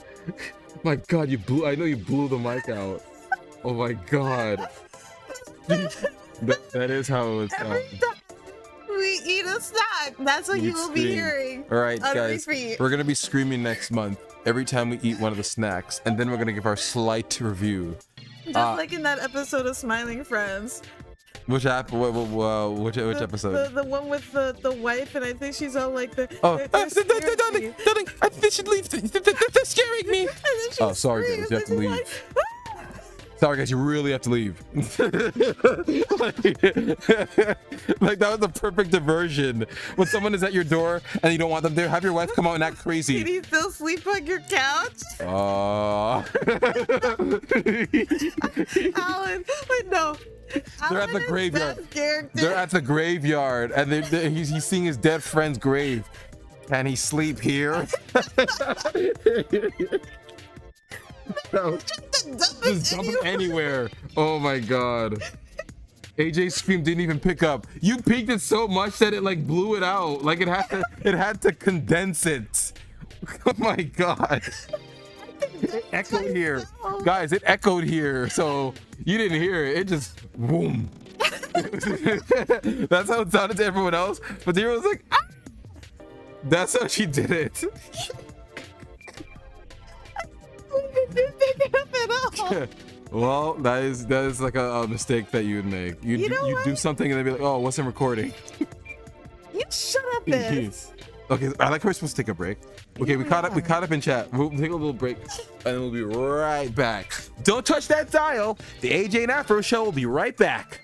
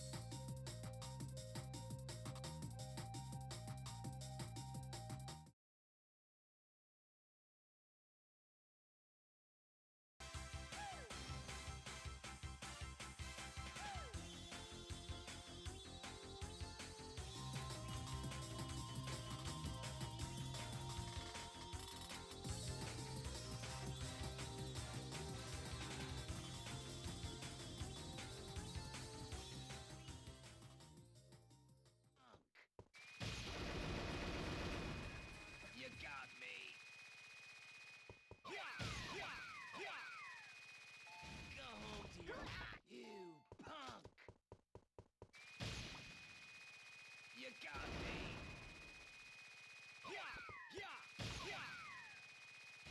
home to your mama.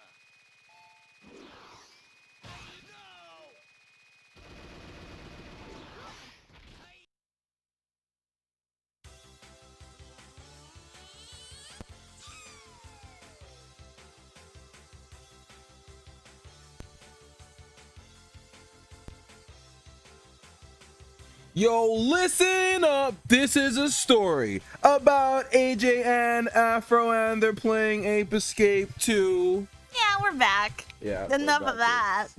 That's the Blue Abba-Deep Dabba-Die song. Oh, you should have this. I'm blue. If I was green, I would die. And that's what I thought the lyrics were. We're playing Ape Escape 2. But you know what's missing, AJ? That filter. You know. That nasty filter. I mean, Don't that call it filter. nasty. It's not nasty. Who calls it nasty? You do. And I don't like when you call it Disgusting nasty. filter. I mean, No. that filter. No. It enhances the experience. It makes the game feel more authentic. And I personally think it makes the edges of the game look better. In my personal opinion.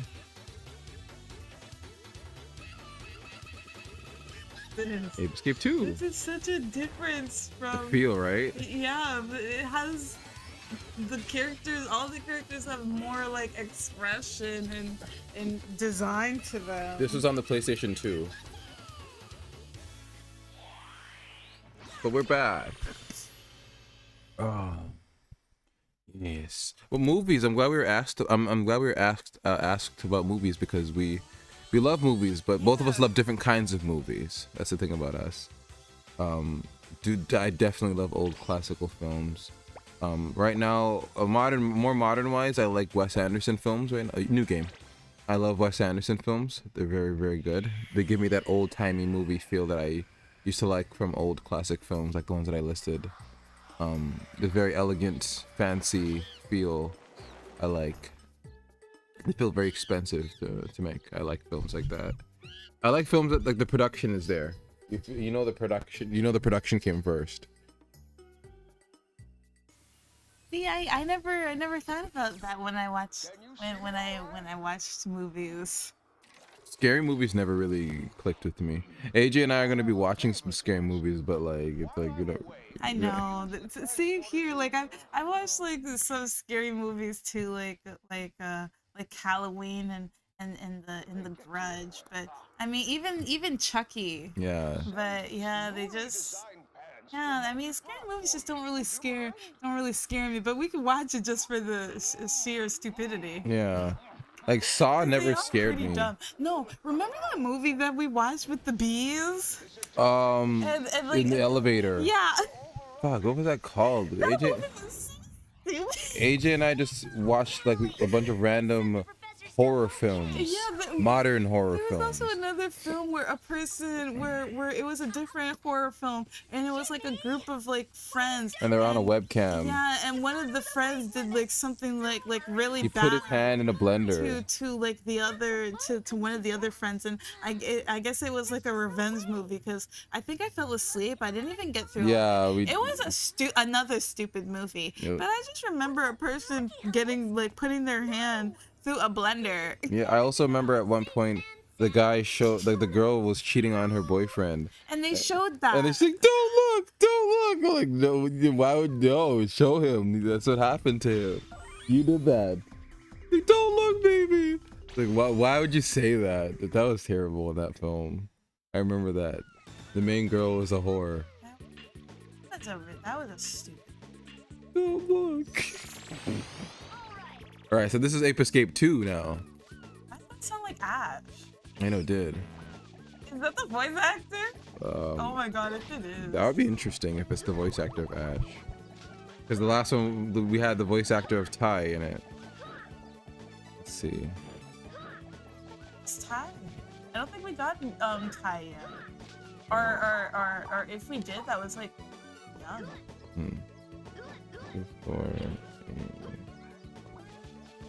What's this character's name?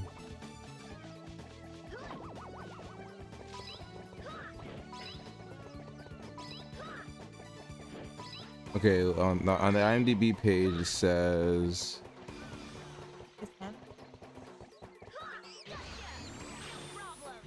It does sound like Ash though. It does.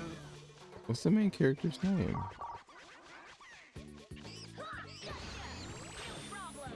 It does sound like Ash. It does. It just bothers me. Let's get to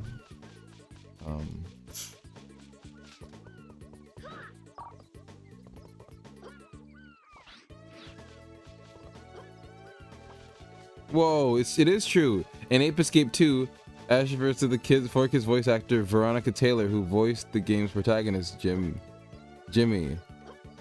So it is. Wow, it is actually Ash. Whoa. I can't believe That's so I cool. like that. That's actually cool. So we have the voice actor of Ash And Ty. and that's really cool. Yeah, this was a humorous casting choice because both Ape Escape and Pokemon involve catching and collecting creatures. So look at that, AJ. So look at this little fun fact. So now we have the voice actor of Ash, and then we had the voice actor of Ty in the other game as the enemy. Well, let's actually search that up though. Because I do know that he was that he was in the PSP version. Let's see.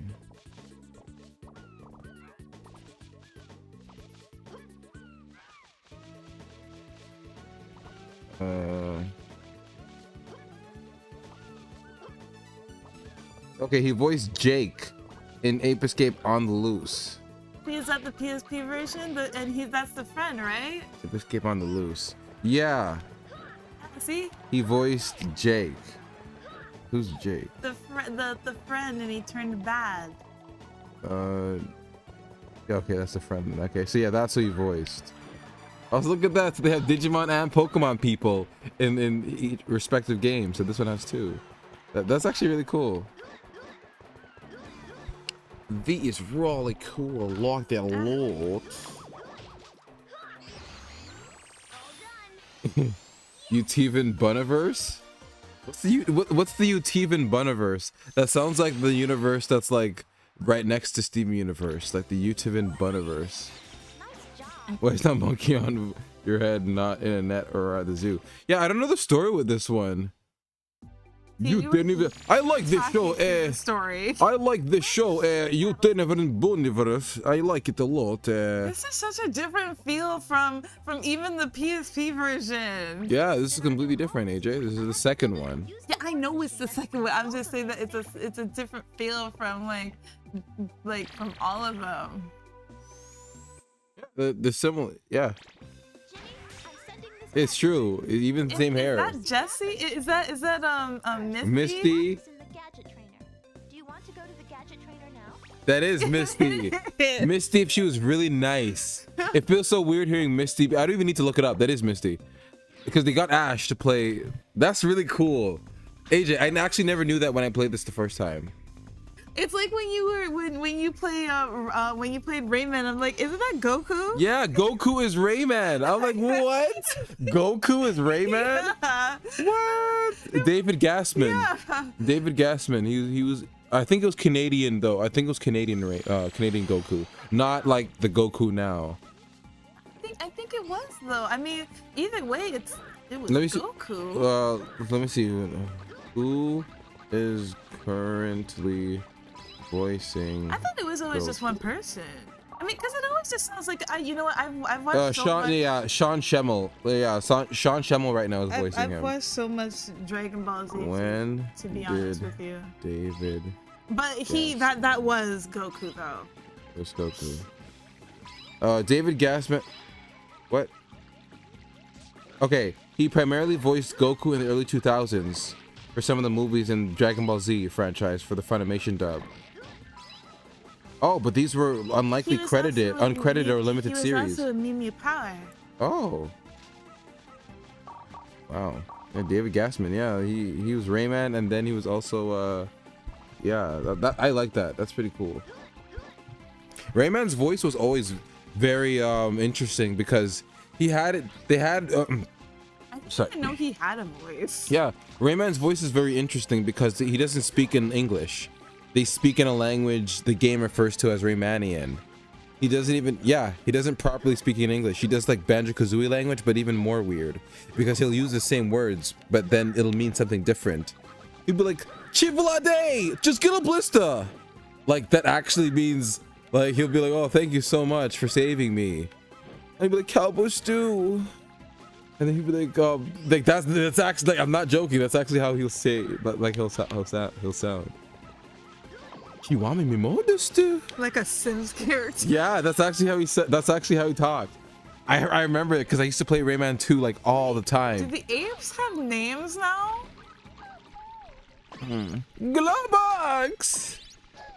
I don't know how they got David Gassman to like do the weird voices. Rayman. Like he would just randomly say his own name. Yeah, Rayman. Chihuahua me modestu. No, do I not? Chivalade. I guess I don't get cookies from enemies.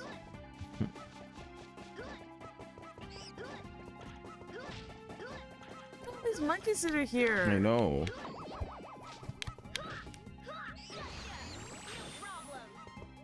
Oh, Ash. Oh, Ash. I know the fact that it's Ash. That's so cool to know now. Like what?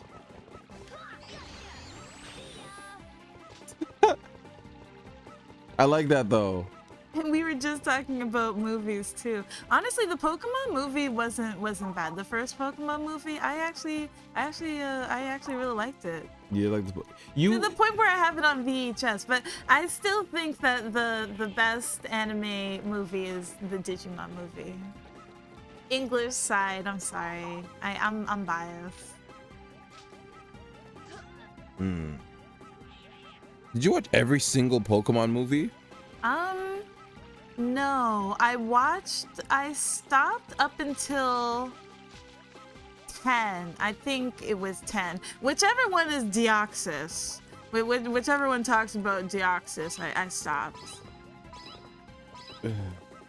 But my favorite one personally, I think it was good up until, I mean, 5 wasn't bad with I think it was Celebi. At least I think it was 5. I don't remember these numbers. I just remember the Pokemon, because usually Pokemon movies are about the legendary Pokemon. So I remember the one with Celebi. The one with May and the star, that was awful. And I think she was falling in love with the ranger guy. sorry. I just saw that Freaking You was being played on Bushido's stream, Spotify playlist on shuffle. The whole every time I close my eyes, it made me feel so horny. So AJ, is your verdict that you don't like the chips, or do you like them? I'm confused. Oh, the chips are okay. I like them. You don't get any more though. Okay, I bought myself some Ritz crackers. Just so I could, because last time I like ate all of AJ's chips and I felt so fucking bad. So this time I bought I only felt bad because I kept talking about it, because I'm just like, you're gonna give me more chips. You're gonna give me more chips, right? And like, yeah. And then I kept saying, you have to give me more chips. I did. I got her 2 more bags of chips. So I bought some Ritz crackers for myself this time. This time I'm not taking her chips. We didn't buy pie this time. We replaced pie with like chips and crackers. Yeah. Now I'm trying the green bag. The green bag. You the told me green bag. to try these. Yeah, anytime I go to Subway, I always get the green bag of chips. Miss Vicky's. I'll pause the timer for snacking, because I want you to fully intake this game properly, like how you intake the other game. Let me get my Let me get my snacks. Hold on. Let me get my snacks. AJ, hold on. Get off. Are you okay? I hear. Yeah, but speaking of anime movies, yeah. Even the Dragon Ball Z movies, some of them were pretty good too. I watched all of them except the recent one with Gohan, where they went full CG. I didn't watch that one yet. But I did watch the other ones. I did watch the one with Broly. I did watch that one. Honestly, my least favorite one was Beerus when he came in with the God one. That one wasn't very good. That one. Yeah, it was when Beerus came in, and then like they turned like Super Saiyan. I can't even remember the version, the new Super Saiyan version that they turned into, or more like Goku turned into. And then we found out that Videl is pregnant with Pan. Hold on. Here's some little pop-up. Okay, here you go. You continue. She's pregnant. Yeah, we found out that she's pregnant with Pan. Mm-hmm. Oh wait, am I supposed to the next one? Yeah. No, it's just cleared. Yeah, you finished it. Right now, I'm eating strawberry yogurt oatmeal bar. Yeah, you love those. Mm-hmm. The water net is used to help you swim. You'll be swimming Oh, like a Misty. fish if you practice in the train. That's clearly Misty. After the stream, we're gonna watch the Pokemon movie. Okay. Because, Really? yeah, because now this is just making me want to watch the Pokemon movie. Okay. Honestly, the Pokemon show wasn't very good, but it's the movies where they shine. It's like they try better with the movies than they. I do the wasn't show, allowed to watch the show, so I had no frame of which reference. is a dear shame. No. But the first movie of Pokemon was good. I would say. It's a good way to really understand what Pokemon is. That and I guess the first episode, because it's the first episode. Right. The fact that this is Ash, I'm still baffled by that. I played this like at least twice. Well, I can see why you wouldn't know. You never grew up with Pokemon, or you never got to watch Pokemon, so you No. wouldn't really know his voice No. or her voice. 'Cause isn't it a girl? Yeah. Or a woman, actually? A woman. I should say.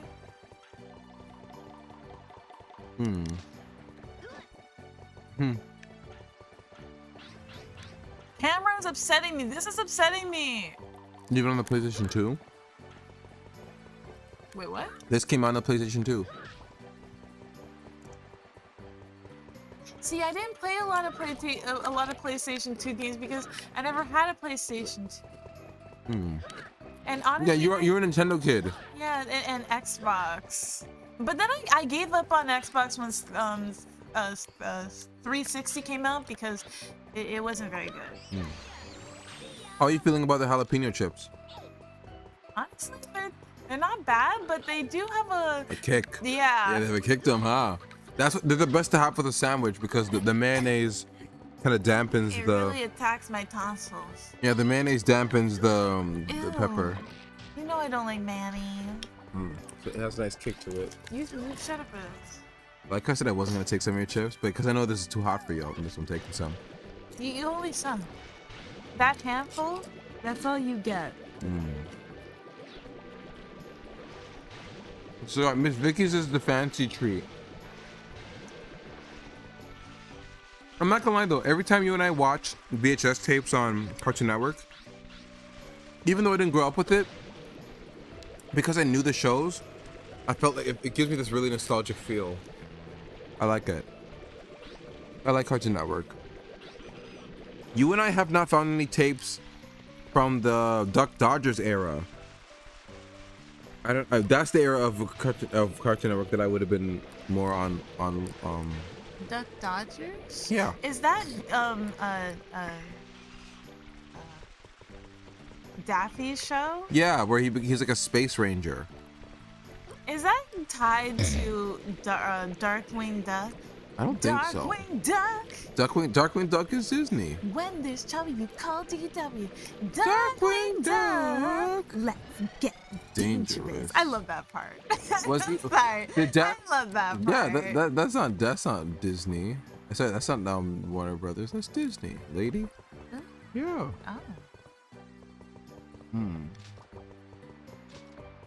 Oh. This game is like a nice, relaxing feel, doesn't It it? does. You know, this game feels like, or this level feels like Mario Sunshine. Yes, hell yeah, you It are. feels Yes, like Mario Sunshine. Like, you I'm are just on the like- money, I was just like, lady. wow, this Delfino Plaza, Yeah, this has This- such a. get him. Remember the rules. It's the same rules as the last game. Personally, I don't mean to like tamper your opinion, but this is my least favorite of the series. 3 is my favorite. I can see why. This one feels more like a Kingdom Hearts. There you go. Like Don't a invoke Kingdom Ape- Hearts' name. Like Ape Escape meets like. We know, like a, everybody, like we have to- RPG like type of game, like Kingdom Hearts like type We of know. thing. We will upload the Kingdom Hearts gameplay when it's ready. Now, speaking of Kingdom Hearts, I really thought we were gonna see something. No, that direct was a little bit of a letdown, only because it was mostly Mario, which isn't bad because you know it's Nintendo. But we already got like a Mario direct like not too long ago. So because for their other anniversary. I mean, I know it was their anniversary, but I like most of it though. Like most of the direct was that, and then like the games that they talked about. Okay, these were my predictions. I was expecting to see a Switch 2 edition for. Dogs and horses I from the DS. I wanted to see more franchises that were abandoned. So Nintendogs and cats and dogs with a Z. Pretty much their Z games. Z games. They're animal Z games. I'm eating Cheez-It Crunch It. Or Crunch, yeah, Cheez-It Crunch. That's my snack of choice. AJ's eating Miss Vicky's jalapeno, and all dressed. Like because the camera is so bad. Like, oh my god, turn like these. Oh my god. Maneuvers like that is difficult. Oh, nice. You got them without going in the water. Like, look, the monkeys have names. Chili? Oh, chew on that thing. Man, Chewy, I like it, but you're chewing down too hard. Yeah, but this honestly feels like Ape Escape meets Kingdom Hearts in the Mario franchise. Because this just feels like Mario Sunshine. But do you like that about platformers where they have this feel of whatever era that they were in? Like how the first one felt like Mario 64 because it was that era of gameplay, but this one feels more like Kingdom Hearts because that was this era of this era of the gameplay that was really like popular. I like that. I like that they with Ape Escape, it emulates whatever gameplay of whatever era that it was in. I don't mind it. It's just so different. I just never expected Ape Escape to go like this way. Yeah, for PlayStation 2. Yeah. Oh yeah, but yeah, my predictions. But yeah, and I was hoping for Digimon to be to have a Switch 2 edition. I was expecting that. But it's just a regular game. Yeah, it's just regular. And not even just a regular game. It's not even on the. It's not on the Switch. Oh really? It's only on Steam? Yeah, it's coming to everything but I'm pretty sure but Switch. I'm pretty sure, yeah. No, and then now the Dragon Ball Z game is coming out on the Switch, which I'm definitely going to get. But I can't believe it. We were debating on getting a PS5. PlayStation 5. Yeah. What were we thinking? Like, really, we were not thinking. No, AJ and I that week were taking stupid pills, and we thought, no, we should get a fucking PS5. We were taking stupid pills, guys. We were really debating that, like really debating that. Like I can't believe that. But because of my patience, Look at everything's coming to the Switch 2 or Steam. Next year, I am waiting for them to talk about the Digimon game to be, because the Cyber Sleuth games, I'm pretty sure the collection is on the Switch now. I'm pretty sure. I didn't get it on the Switch because I have it on the PS4. But I'm pretty sure it's on Piss Station 5. I know, like, honestly, Ayo. fuck the PlayStation Do you 5 guys- at this point. Please tell me you guys remember Chad Warden. Who is that? Chad Warden was this guy who was like saying that the PlayStation 5 is better than the Wii. He had this really funny video. He was like, Okay, I wouldn't say that. I would say, I'm sorry, I would still say that the Wii was a little better than the PlayStation 5. Only like- because I played more games on the Wii than the PlayStation 5. Like, "Hey yo, the man, PlayStation 5 has graphics. that thing is called a gay. That thing is gay, man." That's Chad Warden. He'd be like, "Yo, man, this is it looks like a dildo, man. The Wii looks like a dildo, and I don't want to be playing with no dildo." Man, the PS5, the PS triple, man, the PS triple, you gotta get that, man. That was the whole thing. He did this rant saying pretty much that the Wii is garbage. Chad Warden, he did this really funny rant. I don't think he was being serious either. Saved your game. He's like he called Halo Galo. Yeah, it's called why the PS3 is better than the Wii and 360. I remember this video. Yeah. Jimmy, I'm sending We play no lie, you know it. Bowling, rolling fast. and you'll be as fast as the wind. Do you want to go to the gadget trainer now? PS triple.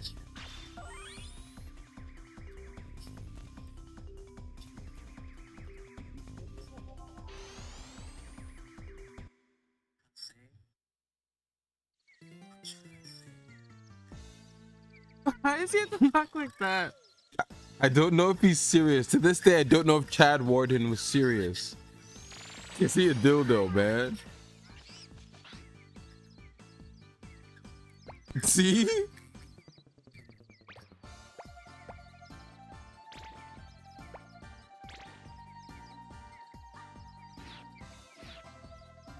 I like that he said he would not play the Wii because it's like playing with a dildo.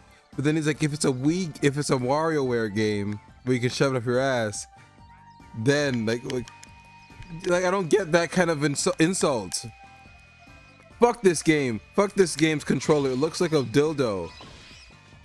But hey, if there's a game where you can shove it up your ass, now I'd play it.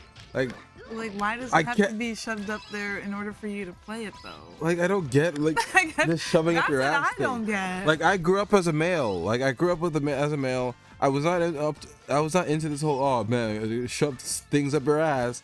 Like that was not funny to me. Farting, farting is funny. Oh man, farting and then leaving an elevator. That's not funny to me. I would Who never. does that? Gross men, I guess. Gross little boys who then became men. I don't get that.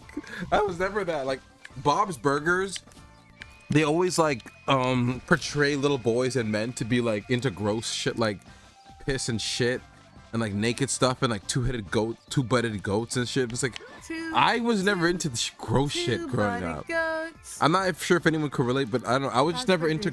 I was never into the gross shit growing up. I was just never. I was just into like normal shit. This monkey's pissing me off. I'm still listening. But yeah, like I was never into the gross shit. Like I was not afraid of bugs. I was not afraid of getting dirty. The only thing I was afraid of was spiders. You know, I went on a field trip where we got to put our hands in a bucket of worms. Should I tell I my love that. Should I tell my ringworm story? You mean when you might as well? Yeah. Okay. If you want. So when I was very young, there was a ravine next to where I lived, near the park I lived. And one day, me and my sister went to that ravine, and we were playing around in the water. It was clearly mixed with sewage, and I jumped into the water, like not like dived into the water or anything, but like Poor Billy. more like got into the water and like kneels down or something, and I went home and I felt like the worst stomach aches of my life, like for the past 2 days. And after the stomach ache, I, to be not crass, I released. And what I released was like at least 5 inches, like a 5-inch tapeworm. I released a 5-inch tapeworm out of my system. Oh my god. Yeah, 5 inches. And you saw that? Yeah, I saw it in the toilet, and it fucking pick it scared me. up? No, I flushed. It scared the shit out of me. I was so fucking You should've scared. kept it. I was so scared. So it was clearly from me playing in the water. That was mixed with sewage. So that is my ringworm story. I had a ringworm, and thank God I released it out of myself, and it didn't stay in my body. Eat all the food that I have. But I hear that some women get tapeworms on purpose to make them lose weight because it will eat the food that they put in their body. So I hear that's a thing. Oh, I'm not gonna be doing that. I was talking to AJ earlier about throwing up. I never feel bad about throwing up. Yeah, and I said that's gross. Because I always feel like, I wish, honestly, I know it's going to sound like I'm bulimic, but I'm not bulimic. But I wish, honestly, that whenever I eat a big meal that I know is not good for me, I wish I could just throw it up. And I want to black out during the throw up period. So like I don't feel that throw up. And then I feel like, the food's out of me. Like I wish I could just enjoy a giant dinner. And I know it would get me fat. And then black out. And during the blackout, I know I throw up. And then I wake up in like a bed somewhere. I'm like, that was a great meal. And I don't forget, I don't remember any of it. That would be my ideal eating. Because AJ thankfully has a fast metabolism. It's hard for her to get fat. But me, my weight fluctuates. So unless I have to keep a close check on myself, or else I'll get fat. So it'd be so nice if I could just eat whatever I want and then like black out, throw up during the blackout, and then after I wake up knowing, it's out of my system. That meal was great. I don't remember the throwing up phase. I just remember the eating phase. Is that bulimic? If that makes me bulimic, I guess I'm bulimic. Or I want to be bulimic. Who says that? I want to be bulimic.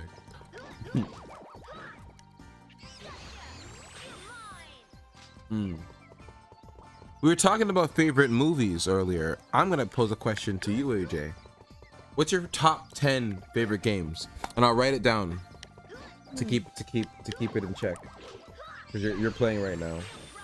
So let me pull up my handy dandy notebook. I don't really have like an order, but Oh, you don't? No order? Okay. well, like I have like a top like list? Okay, yeah, maybe we can but rank them. Okay, let's list them and then rank them. They're not really ranked. Let's list them and then rank them. Screw it. List 10 games that you really like. Well, I really like Disney Dreamlight Valley so far right now. I would rank that a 9 right now because it is inspired by Disney, but my favorite Disney movie isn't in it yet, so I can't give it a 10. But I'll give it a 9. Okay. What's another game that you really, really like? Like this, Animal Crossing. it's like your comfort game. You can play this game back to back and it will not be boring to you. Animal Crossing. Yeah, Animal Crossing New Horizons has replaced Animal Crossing's New Leaf. I'm sorry, New Leaf. I feel like Animal Crossing's New Horizons is the better game so far. Okay. What would you give that? Still a 9, honestly. Damn. Animal. It's really good. Okay. They give Animal Crossing's New Horizons a 9. But it does still have its flaws. Like it's still annoying that you can't put there isn't any like you can't put things like on like a diagonal way. It's just side or horizontal or the other one. Yeah. So the alignment of how you place items is a little bit off. The axis. Can I get through that? Vertical and horizontal. Look how I forgot it. I'm playing, folks.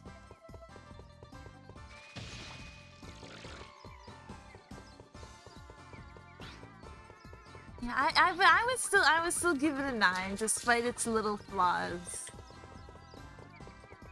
Being able to use QR codes from both New Horizons and That was very. I like that. And New Leaf. Perfect. That was really generous of them. My only thing is that some of the codes when it comes to the costumes don't register like the same way. Like the look is still a little off. The graphics, yeah, it is a little changed from how it looks on New Leaf towards New Horizons, but it's only because it's a newer system, so I mean at least we can still scan new Leaf codes, so I was just happy about that, because I remember at the beginning that they were saying that might not be a thing, and I was really upset. I even to the point where I did join that petition. There was a petition going around saying that needs to be changed and that they need to add that in, and yeah, I joined that petition because that Look at you making a difference in society. Yeah, I did. What a productive citizen you are. I did join that petition of the angry people. Because I was one of the angry. Because no, how are you gonna say that you can't add like QR codes? Like that was like a big staple to like New Leaf. Like that's what I really liked about it. Not really the part with the paths.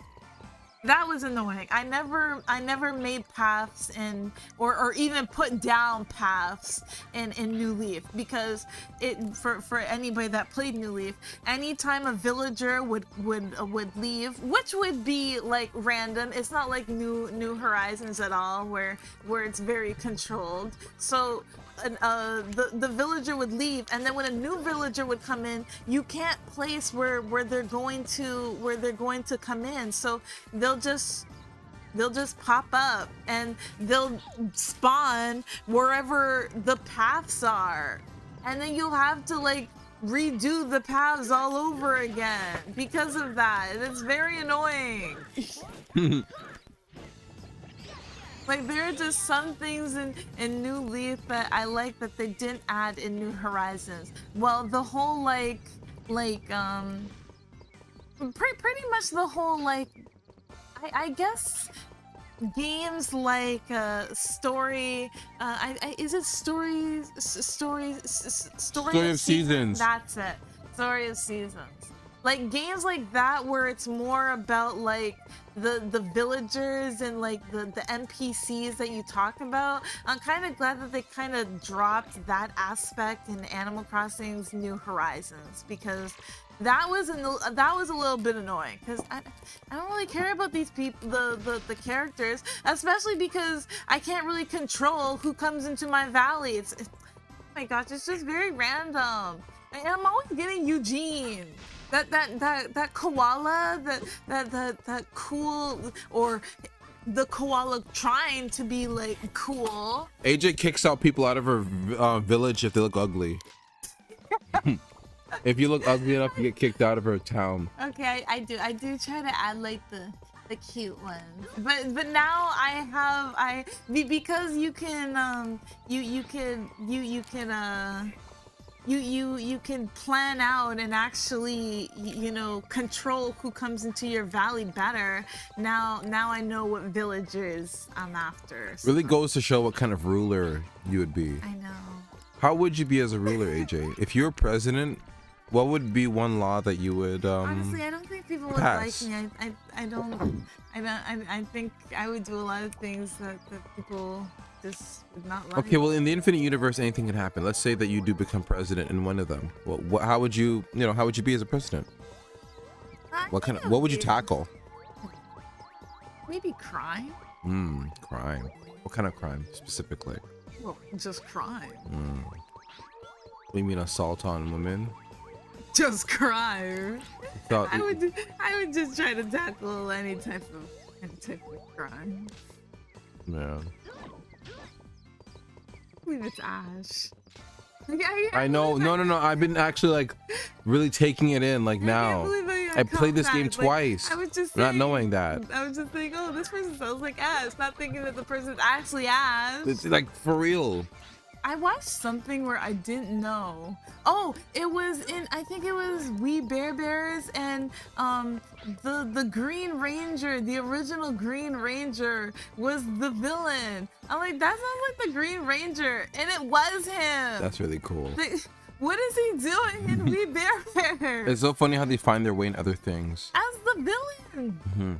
Remember, you have a radar, I'm pretty sure.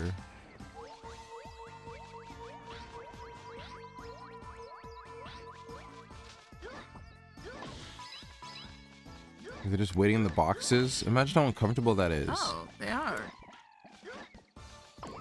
You know what you and I need to watch? Babe, Pig in the City.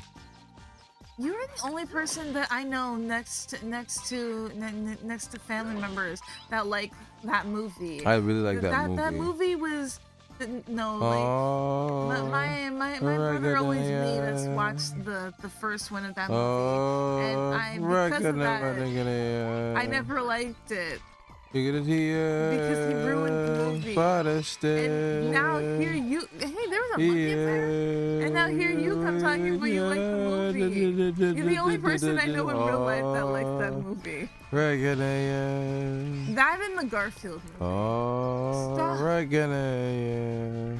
What? Freaking. That was the scene in the movie I love when. that. Were you just gonna wait until I asked? Yeah, that was the scene in the movie when I think when the monkeys took over the hospital. It was that was the set design. That was one thing about the movie, AJ, that you cannot take away from it. That the set design for Babe, Pig in the City, it was really good. Because my God, they were in so many locations. Remember, they started on the farm, then they went to the airport, then they went to that hotel, and then that was it was like in Venice. That was a really good film. And AJ, they had the voice actor of Tommy as Babe. That's a good excuse to watch the film. I want to watch It's been Babe. a while since. Honestly, I remember the first one more than the second one, but I do remember I saw the second one. But like I told you, I was never really a fan of Babe. There was a weird thing going on in like the late 90s to like the 2000s where they had like pig movies and pig shows. Yeah, because thought they we- also had. Well, who's the other pig? Because everyone confuses Babe with the other pig. Charlotte's Web. Yeah. Charlotte's Web pig. I forgot the pig of that. Wilbur. That's it. Wilbur. Yeah. Do you remember Charlotte's death? Yes, it was really sad, and everybody in class watched the VHS tape and cried. When I saw that movie, because I actually we owned it, but when I saw that movie, I didn't know she died because she was just up there in the on the beams of the farm, and then she just kind of like almost like faded away in a way, but like she kind of just she was just like out of shot, and then she was gone. Yeah, it was super subtle. As a kid, I didn't realize that she was gone. Like I'm just like, and she got. She never even got a chance to cry over it. You didn't even think that she was gonna. You thought that she was gonna come back. The way that they tackled death with 80s with like 80s movies up until like the 90s, I'm sorry, there was like a bit of humor despite how sad it was, because it's sad, but the way that they're portraying it is a little like is a little humorous. It's like, is the person really like? It's like they didn't want us to mourn. Like Mufasa falling off the cliff was hilarious. And then suddenly, the character is gone. It kind of reminded me of Littlefoot? JoJo. Oh, I think I say Littlefoot. Oh yeah, there was that scene with his mother. Okay, now that was obvious that she was that she was kind of gone, but how they animated that, like how she looked, like I didn't know like that bite. There's a Was so bite. deep. There's a bite taken out of her. Well, I didn't know it was like that deep. Like when I first saw it, I thought it was just like a little nibble. You know, like I didn't know you took like a bite, like how he like how you would a cookie. But like, yeah, he took a big bite out of her. I don't even like it. It is sad. I'm eating chips. It's not my fault. I'm coughing. It It's spicy. It really attacks the tonsils. But how they portrayed it was not the best. And then she was on the little like rock thing. And then like I don't know why they animated her to like try to get up. Like why did you do that? Just to really let us know she tried to fight for her life. Yeah, and then, like, for her to like fall down, it's like, what were they thinking? What were they thinking? I'm sorry, I didn't know like she was leaving. Like I'm just like, oh, get up. You sound like the angry You know? video game nerd. What the fuck were they thinking? Like I'm sorry, like it was not the best way to portray that. It's like how I watched Fraggle Rock and them portraying like a violence, the Fraggles getting hurt was not the best. Don't they just go flying? Like I remember when a puppet got like trampled or like hit by like debris, and like the way that they showed it was like in a very kind of funny way, but it was pretty sad because he thought he was dead. It's just so. Are you okay? Was it Gobo? I think it was. Gobo, are you okay? And like they thought he was dead. Like I don't know why. No, he's not breathing. But he was okay. But the way that he like looked unconscious is like, why did they do that? No, Gobo. He's not breathing. I'm not gonna be spending the whole minutes running around in this place. Yes, yeah. Like I said, 2 is not my favorite. I can see that for this reason. It's not my favorite. And the music is not as funky. I don't know what Seiichi Terada was directed for. Like they really tampered his talents with this one. To be fair, the music kind of sounds like it's Pokemon, in a way. Yeah. It has like a little bit of that Pokemon like tang to it. Yeah, like this is like a Just Western. Minus us finding out that it's the voice actors, the music does sound very like Game Boy, like Pokemon in a way. It lends itself to that. I like that. It's just annoying that they tell you that you can go on those roofs because I know I can't. Yeah. You need you can, but you just need your hula hoop for that, AJ. Oh, I can just run on it? Yeah, you need the hula hoop. Oh, you shut up, this. Surprised you didn't try that. There's physics in this game. You know what? There's a lot of things that I didn't try. You know what I did try when I was younger? What? The whole tying blankets together and then throwing it out your window. Did you actually climb I down? did, Oh my because- god, AJ, that it could have ended very badly. I tied it to it's because I Little saw, rebel. I saw the Tom and Jerry movie. I'm like, you can do that? And because my the window thing, the shutter can just move, I can take it off. I tried it. Hold on a second, AJ. I haven't. I'm so sorry. I haven't looked at chat, folks. I'm so sorry. I'm so rude. You got the hula hoop. Yes, the hula hoop is honestly one of the best items in the game because it has actual a little bit of momentum. You can get through obstacles like this. I ate mealworm. Oh shit, we got a story. Story time. I ate mealworms as a kid, not because I liked being gross. What's a mealworm? One of those big worms with the little bandage at the end, but because it had no problem a protein at home. It was good with salt and pepper though. I hear that people do eat insects though. I hear that crickets are very high in protein, so are mantises.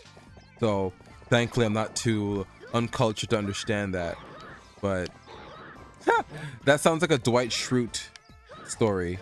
I've been watching a lot of The Office as of recently. I'm watching The Office, and oh, sorry AJ. Oh no, did I mess it up? No, did I do that thing? Uh-oh. Oh, hold on, folks. Uh-oh. Uh-oh. Looks I'm like in we're in trouble. trouble. Uh-oh. Is it in? Power Rangers. Oh, another movie that I love. Oh yeah, we're talking movies you like. The Power Ranger movie was actually really good. Mm-hmm. Oh, we're back. Where's the sound? Is the sound in? Oh, the sound in. Hold on. No. No. Hold on. Hold on a second. But I know that some ugh, damn it. I got it. I got it.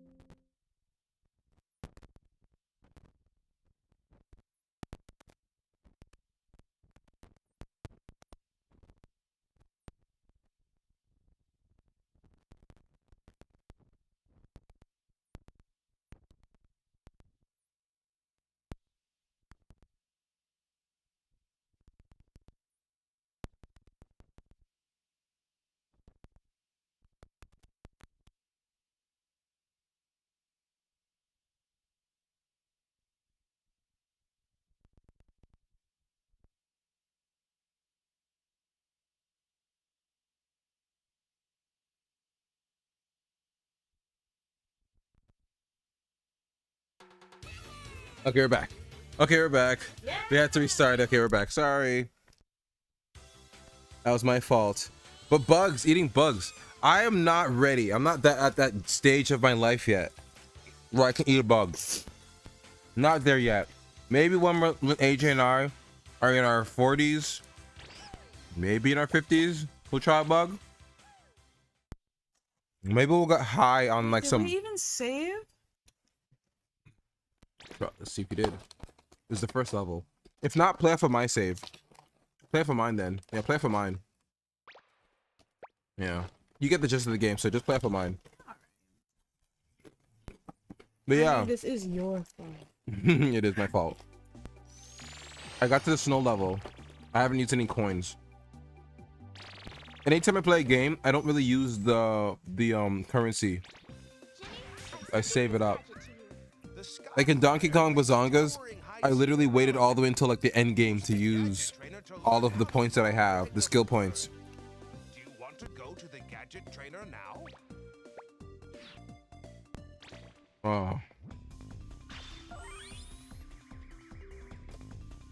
Where's my baby monkey? What did you do? I swear to God I didn't kill him or bonk him on the head like Lala. You didn't eat him, did you? No, no. I didn't eat him up like a pizza. You don't have to reach a stage. You can eat it anytime. Imagine if we could eat the little baby monkey.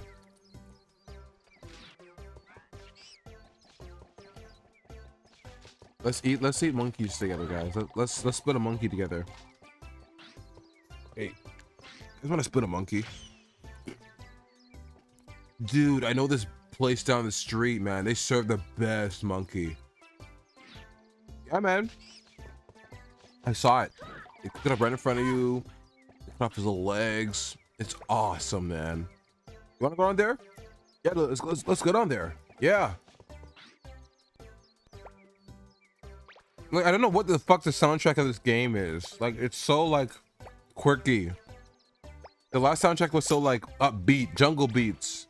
You know, this game is like, pew pew pew pew pew pew pew pew pew pew pew pew. You know what? This sounds like Hamtaro music. Yeah, it does. Or like Pokemon music while they're like talking about something, like that quirky music that plays while they're having a conversation.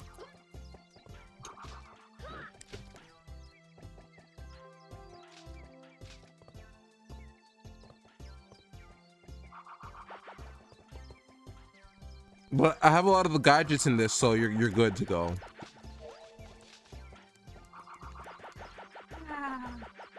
I know there's a monkey down there. I just Get him. Bronk him. Boink him.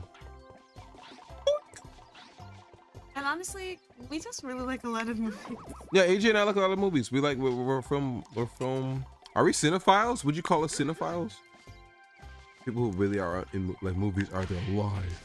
No, Oh, I I love also movies. really like. I also really like cartoons. And TV. I like a lot of TV shows. As much as I like movies, I also like cartoons. Mm-hmm. You know, I just like cartoon movies.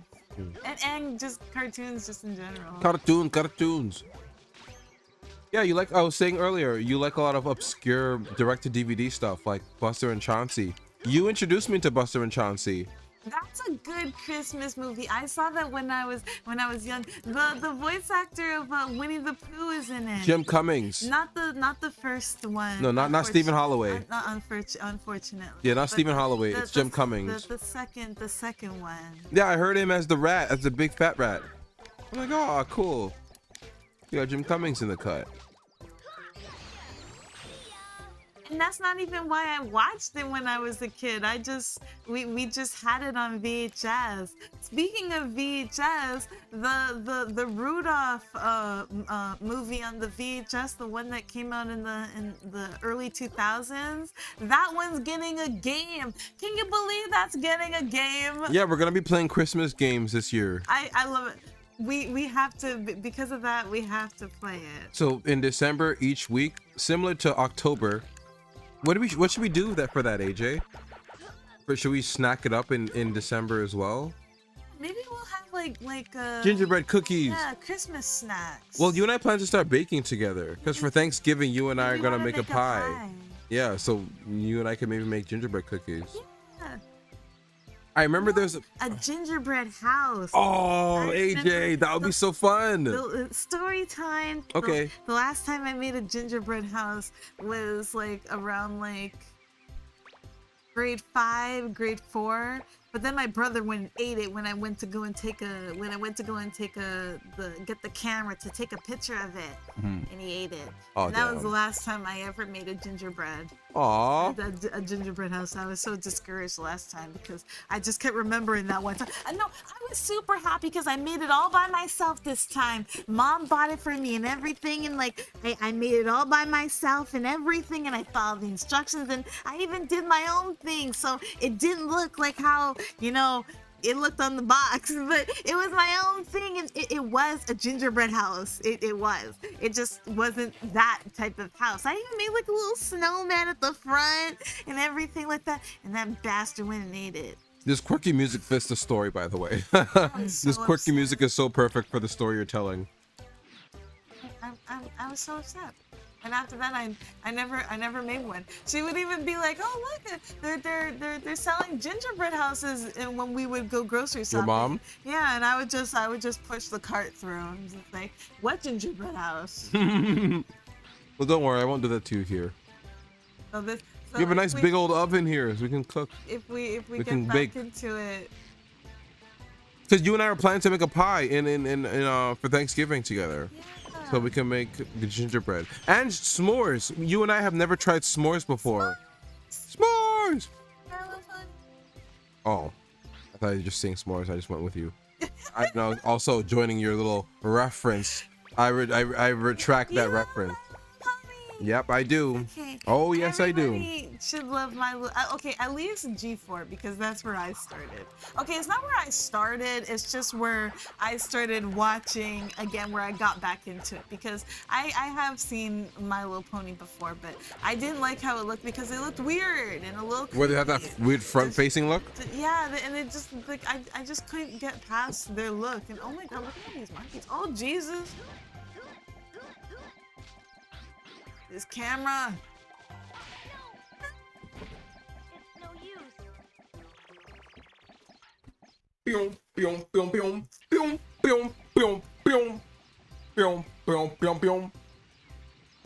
Oh, thing's dying. Let's switch control.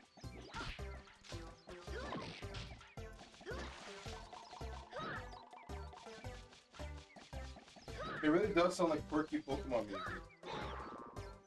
Ah. What, it died? Oh no. Did I do something? Was that me? I don't know. It's just here, and then it just cut out on me. Oh my gosh. Little difficulties. We'll Is be that back. my fault? What is happening? We are being glitched out. Right, Mama? We glitched out and bitched out Over by the computer. By the computer. We were bitched out by the computer. Bitched out by the computer. It just Yeah. makes it sound like we were the computer's bitch.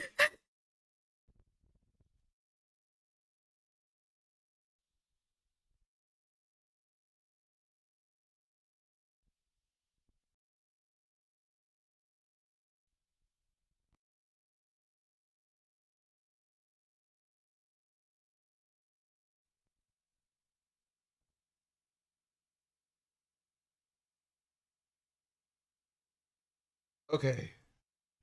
Okay, we're back. Sorry about that. Oh, I was doing that whole thing with the music again. Okay, let me switch controllers. Hold on.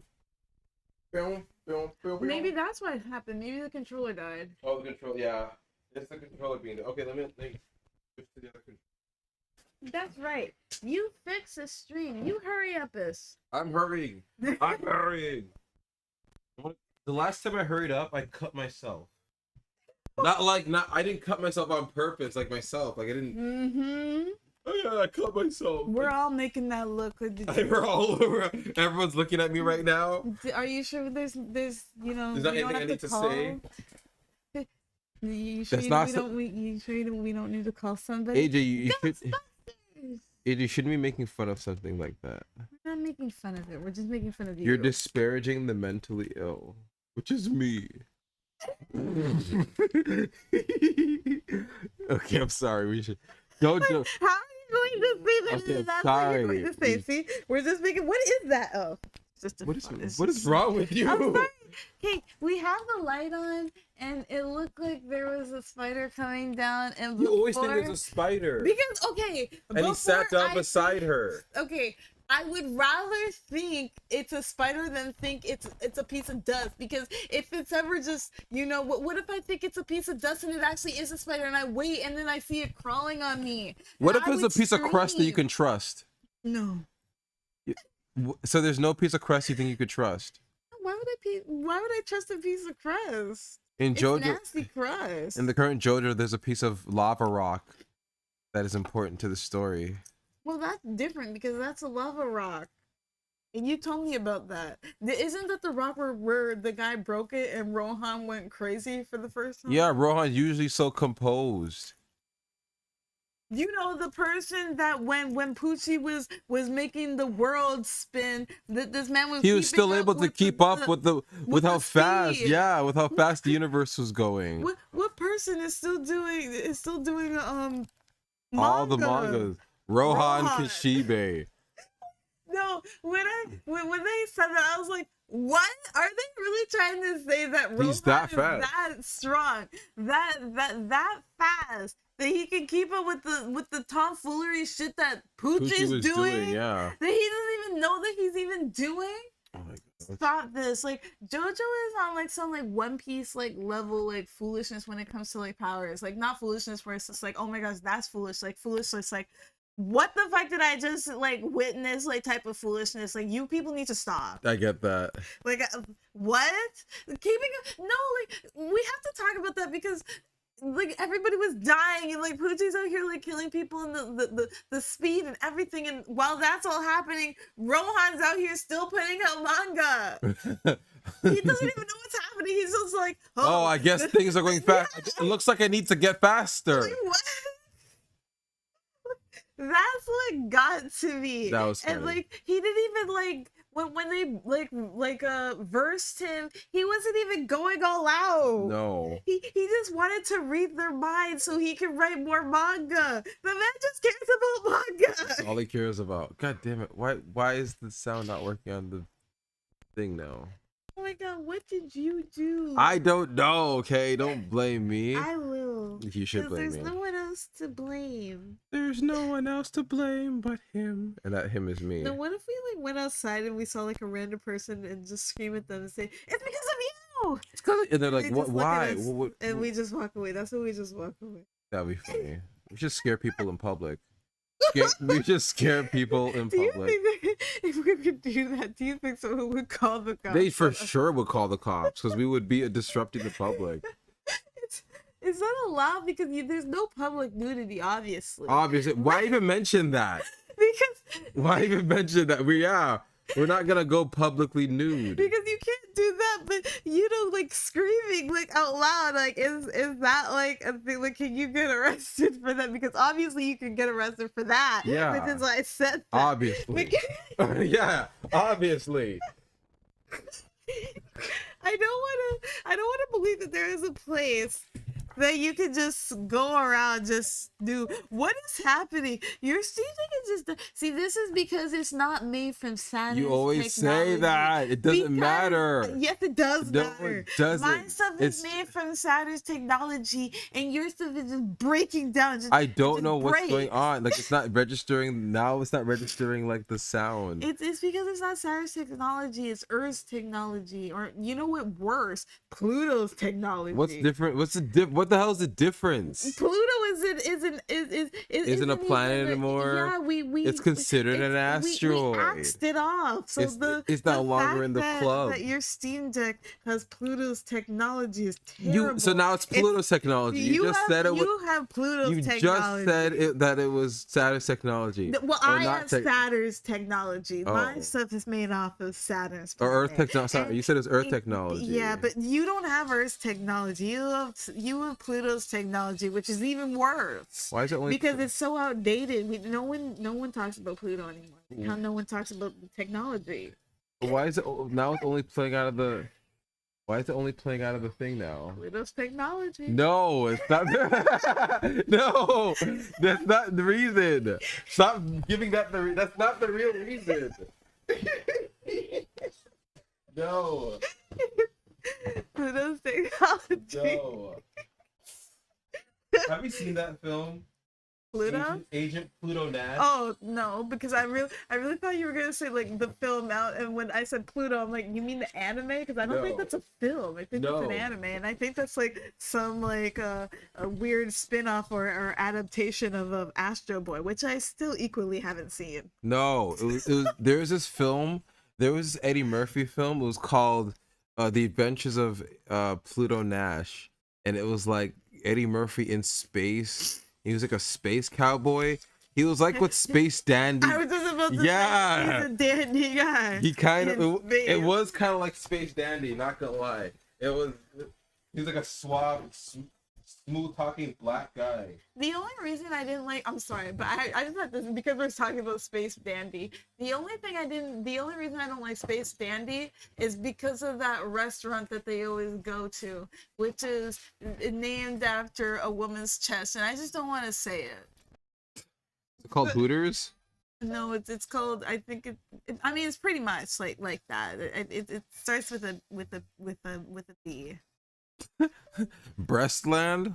Pretty much. but Boob World. Like in the Rick and Morty. Remember how they always want to go to Boob World? No, because I'm not dirtiest. So I Oh. wouldn't remember that. Oh, they always want to go to Boob World. That's always a thing in Rick and Morty.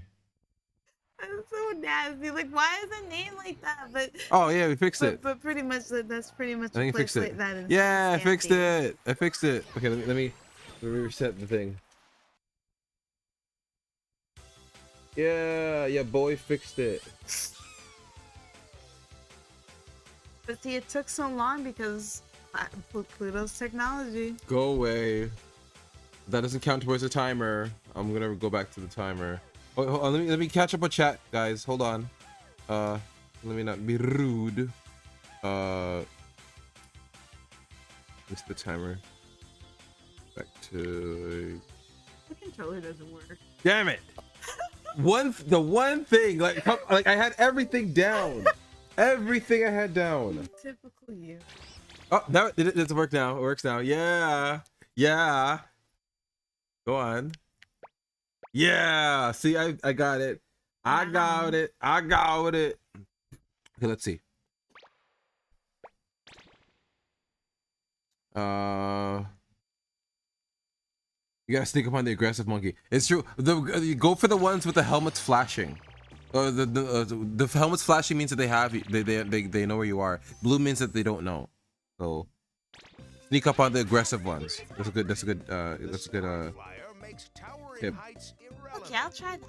You know, it's weird. My Little Pony is getting a bit of a resurgence. It has been a little bit because there's gonna be a live action film. Yeah. There's gonna be a live action film. It's really weird because Lala, why are you streaming? What did you do? Do you know about creepypastas, AJ? No, I mean I've heard of that, but I don't know what they are. They're essentially internet scary stories. The most famous one that I grew up with was called Ben Drowned. It was about this guy who bought Legend of Zelda Ocarina of Time from a garage sale, and it was a cursed. Lala, I'll get her.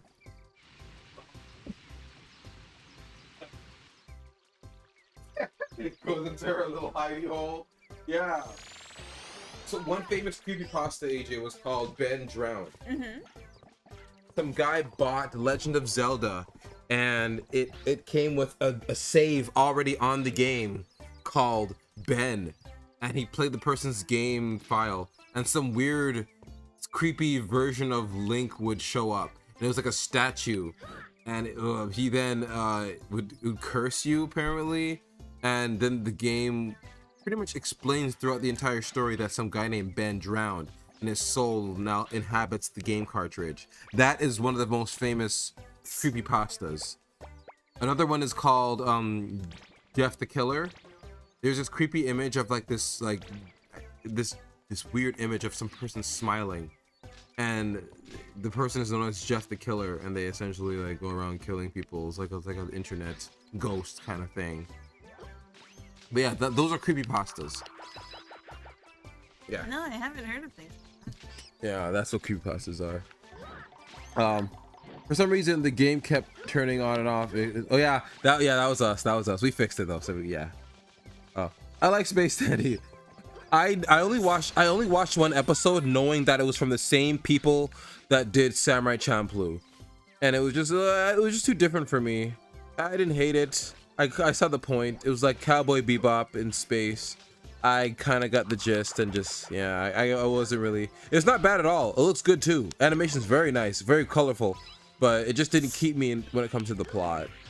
A little bit of a Johnny Bravo thing where it's like the main character's a douchebag, and it's like I don't really vibe when a main character's a douchebag because I get tired of that very easily.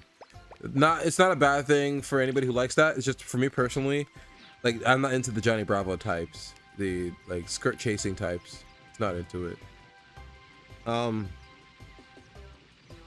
Like his character type for like that, like it's just everyone wants to go there. You want to where? Oh damn it, we need to. I need to realize what I need context. I'm so sorry. I'll be more attentive, guys. I'm so sorry. Surfboard, riding on my surfboard. Do you remember that song? Who sang that? Was that Beyonce?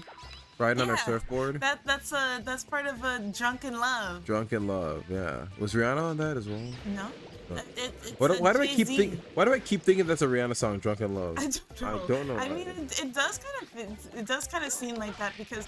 Sonic XE. I know Sonic XE. She did make that song "Rude Boy." Oh. Yeah. I think that was what it was called. Was that supposed to be about Chris Brown and knocking the lights out of her? Well, let's hope not. I can't believe she threw the keys out of the window. That's when I found that out. I'm just like, are you serious? What were you expecting? You knew he was gonna knock you the fuck out, and you knew it was gonna be the biggest thing. Especially because she knows about his violent nature, and so she just kind of like stirred him up. Yeah. By throwing the keys out the window. Like, come on now. And then like she tried to do some other things too. Yeah, to like rile him up. Yeah. So it's like. Yeah, I mean, it was awful what he did. I'm not excusing what he did. He shouldn't have done that, but she shouldn't have also pushed him to that point either. I think that they're both equally wrong, honestly. Yeah. Oh, but Sonic. Live and learn, though. But Sonic, live and learn. That's Sonic. Sonic, hanging on the edge of tomorrow. There's a popular creepypasta, AJ. It's called Right when I when you come spawn in. It's called, careful, you have 0 lives left. There's a creepypasta called Sonic.exe, executable file. That's what it's short for. But the Sonic.exe, and essentially it's like this cursed game where Sonic is going around killing everyone because he's evil. Oh, and then people are putting him in like Friday Night Funkin' now. So like he's like now like a funny meme character. He's even in Friday Night Funkin'. Isn't that funny? So it's not as scary. The rhythm game? Yeah, AJ tried to play Friday Night Funkin'. I did. I played on the app. You did. How'd you enjoy it? It wasn't bad. It's just that there was a lot of ads on the app, so it was just really annoying. I think it might be out there officially now. I think it was though. I think it was official. Oh, hey Lala. Oh, she's here sniffing around AJ's jalapeno chips. How are you enjoying the jalapeno chips? I'm hoping that they're too hot for you, so I can eat them for you. No. You don't get any of my chips. Oh, Lala, she's not jumping on the CRT screen. Man, people put literally anyone in Friday Night Funkin'. It's true. It's true. The modding scene, AJ, the modding scene on Friday Night Funkin' is so vast. See, maybe I should get back into it, but I stopped playing rhythm games on the app. Now I'm playing rhythm games on consoles. Yeah, you are. It might be on console. Maybe it'll be on console. You can play it. But yeah, the modding scene is so creative.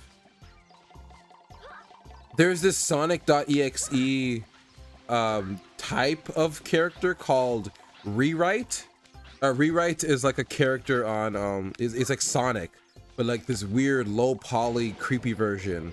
They call him Rewrite for some reason. I don't know why.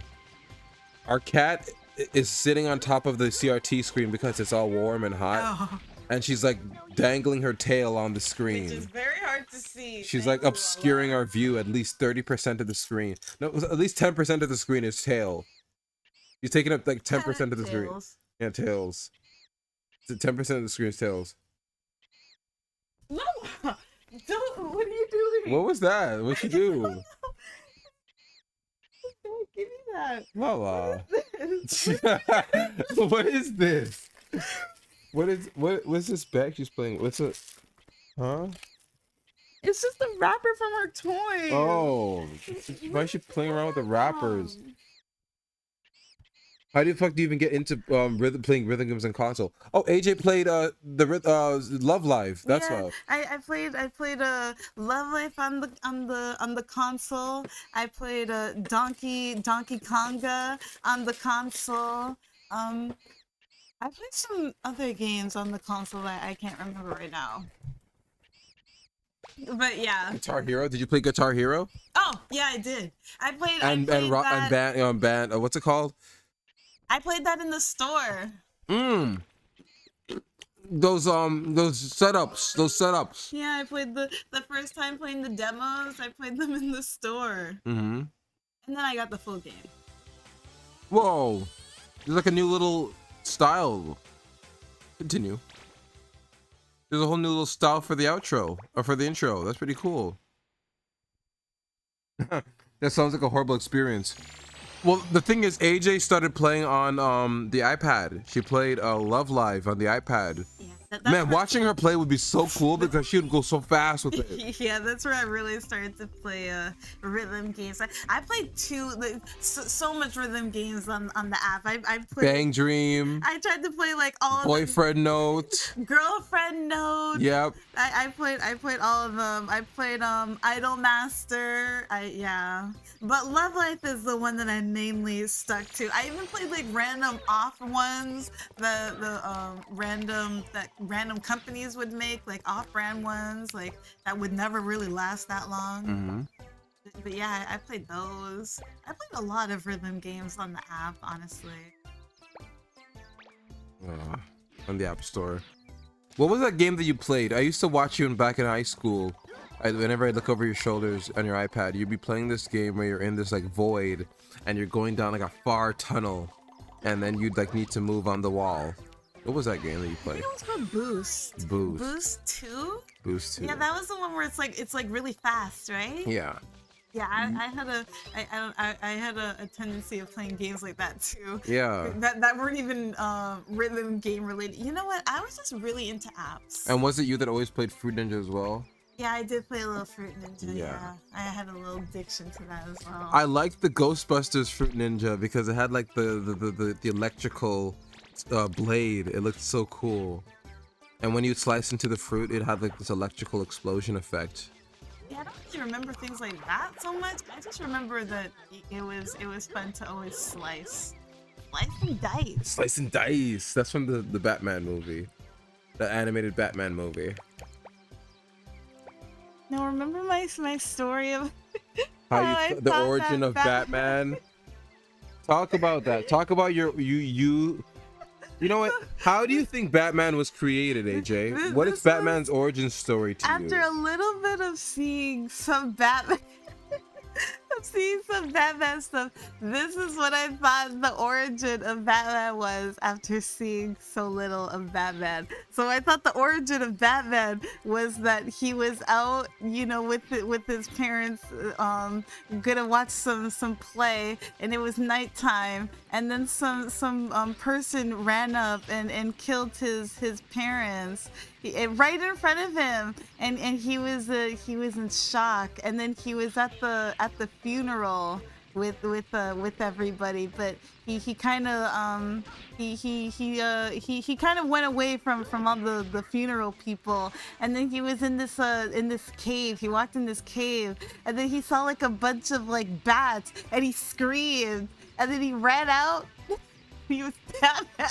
Yeah, a man, a boy. You thought that he's like some kind of like Gone situation where he used all of his potential and put it into his child self to become an adult. And that's how I thought the Batman was. And the butler guy, I thought he was he thought that this was like some type of like him trying to mourn what happened to his parents. So he never really asked any questions. He just kind of helped him, and yeah. The world AJ lives in. That's what I thought The kind of things the that Batman was. the kind of ideas that like flow through your little brain.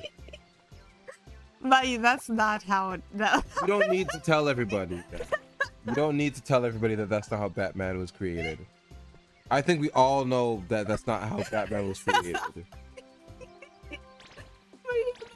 my story. I thought Batman became Batman, Oh, AJ. and now he goes around fighting crime because of the tragedy of what happened to his parents. Man. I recently rewatched The Batman with Robert Pattinson. I really like it. For a year 2 Batman, for being like a new Batman, I think it was a really good movie. I liked it a lot. I watched The Penguin as well. The Penguin was good. And in The Penguin, it's a spoiler, I shouldn't say it. I'm not gonna watch it. Okay, well, yeah, screw it. So in The Penguin, throughout the show, he has this guy, this assistant. I guess he admires Oswald. Oswald is the Penguin. That's his real name. His real name is Oswald Cobblepot. So Oswald has, yeah, I know. Oswald ends up because at the end of the Batman movie, Riddler floods the city. Remember? He floods the city, and that's why Batman has to go and save all the people at the end. So the whole city is flooded, and there's like a power struggle now because of everything happening, all the chaos. And the Penguin is pretty much back to ground zero because his place, the Iceberg Lounge, ended up going under as well. So he in the show, the Penguin, he's starting back from zero. He's pretty much starting back from zero, being like a slum loser to going back to being on the top. Now he meets this kid who witnesses him killing somebody who's very important in the show. So instead of killing the kid wants to work for him, and he brings him on. The kid's name is Vic. And throughout the show, we see that Vic is kind of like an orphan. And he has some girlfriend who keeps telling him to like stay out of that lifestyle. And he's like, no, it's okay, I got this. Oswald is cool. So Oswald he takes this guy under his wing. You know, get it? Because he's a penguin. So he takes this guy under his wing, Vic. Has him do errands, has him, you know, do little, and then they have like a fun little relationship. In fact, they even have like, they go for slushies one time. In fact, it's like a famous scene where they go to eat slushies, like those slushies with the dog as the mascot. You know those slushies with us ice puppies. There you go, with the dog as the mascot. And there's like a very heartwarming scene where that happens, where they both eat ice pops together. And he talks about how he used to eat them when he was a kid. And in the show, Oswald, we find out that he kills his own. Well, he doesn't kill his own brothers. His brothers, who always bullied him about being like a man, like, oh, he's not a real man because he's fat. So they always made fun of him and for the way he walks. His brothers ended up getting stuck in like a sewer storm drain, and the water was filling up, and he watched them die in there. So Oswald, Oh my God. yeah, when he was a kid, so he's always been an evil piece of shit. But at the climax of the show, he kills Vic, the boy that we were following the whole time, his little henchman character, the one with the girlfriend and everything. He kills him. I think he chokes him to death. And it was so, when watching in the Penguin, watching that show and having that happen, it was just so, it really should took, because it reminded you, this is a villain. He's not some heartfelt softy, but it was still heart-wrenching to see him kill this character that they've established as like a misguided soul, somebody who just wants to find a family, and he just found a family in Oswald. So for them to do that was very daring of them, to show that this is a villain. It was kind of like what they did with Kingpin and Vanessa, where they showed that she cheated, but no, she didn't cheat. She thought that he was gone, but he still wanted to work past it. It was so corrupted. It was interesting to see this relationship that Daredevil, what seasons 1, 2, and 3 made into like this. Like this charming relationship, and now it's like they're corrupted, because they had to remind you these are villains. You shouldn't be loving these characters.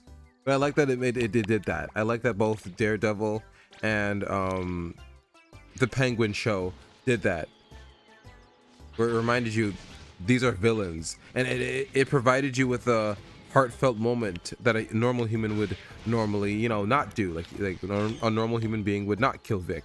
A normal human being would have left Vanessa after she found somebody else. But it's like it's just how they portray these relationships in these superhero shows with the villains, where the villains find love, but then they do something with that love, whether it be like platonic love with like henchmen and bodyguard or whatever, or with Vanessa and Kingpin, where it's like a relationship, like a toxic relationship. I like this new villain study that shows are doing. I don't like how they did it in the Joker though, in the Joker 2, where poor Joker got assaulted. That was not necessary. Having Joker get his asshole rearranged was not necessary. We didn't need to see that. That wasn't necessary. We didn't need to see that. And poor Arthur. He was even the Joker after that. He was Arthur Fleck. He got his asshole flecked.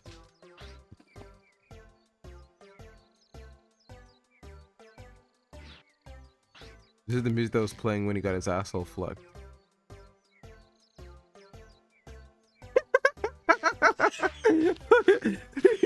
Like, why?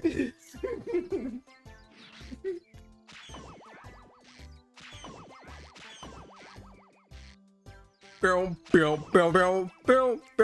him down! Put him down! Take off his pants! No! That's the happy music that he was thinking of when it was happening.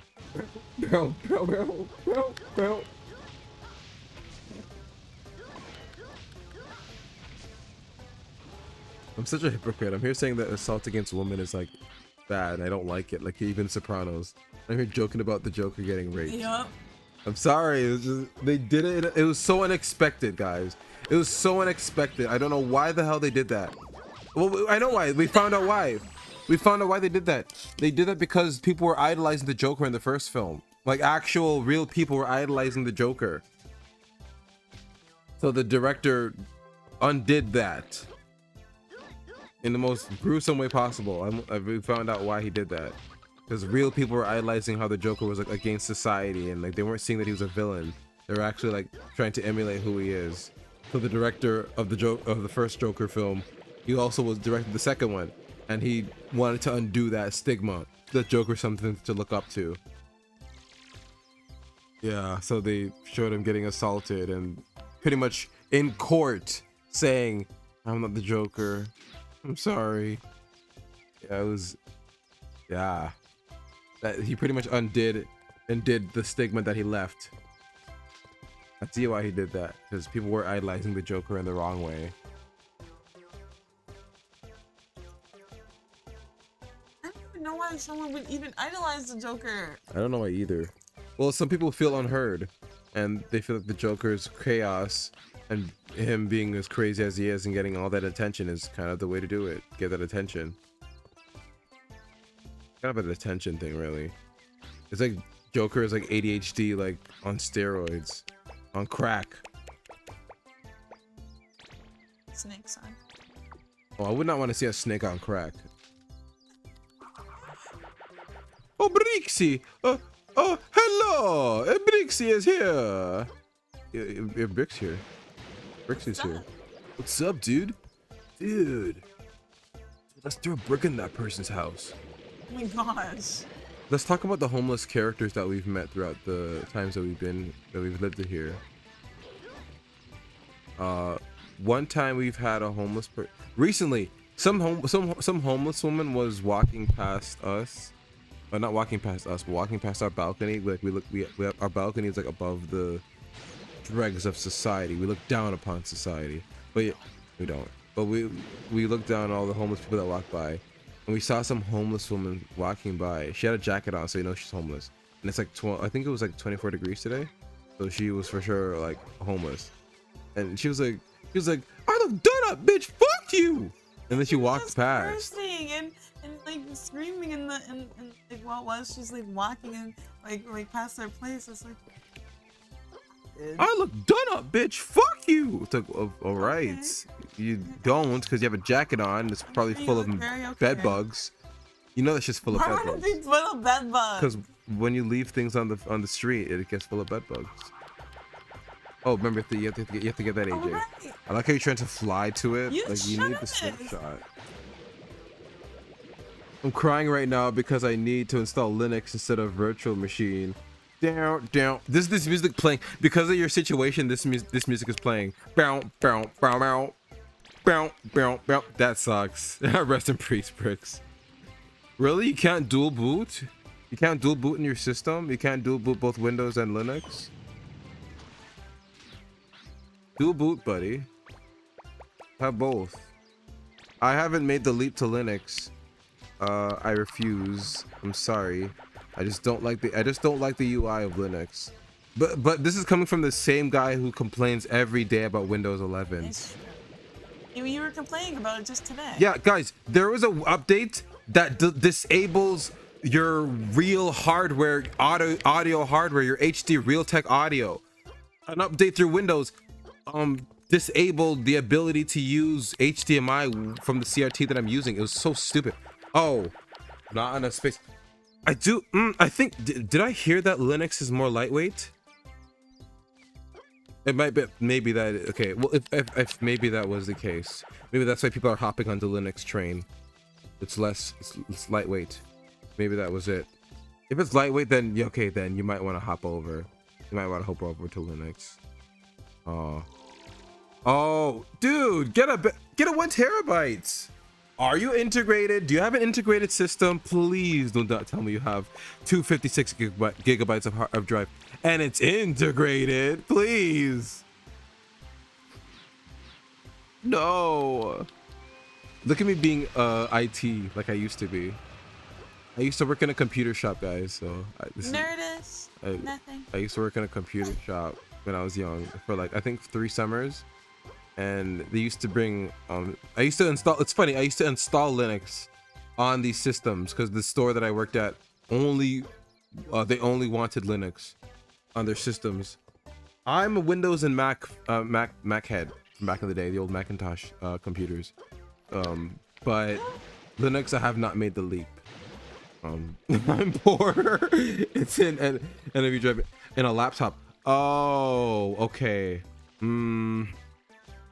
Okay, maybe making the leap. If it's more lightweight, you might need to make the leap and use no, wine is on Mac. Yeah, you use wine on Mac whenever you want to play something. Don't ask me. I don't know. No. The wine is an emulator. It's a PC emulator on Mac. Oh. But there's a wine equivalent on Linux.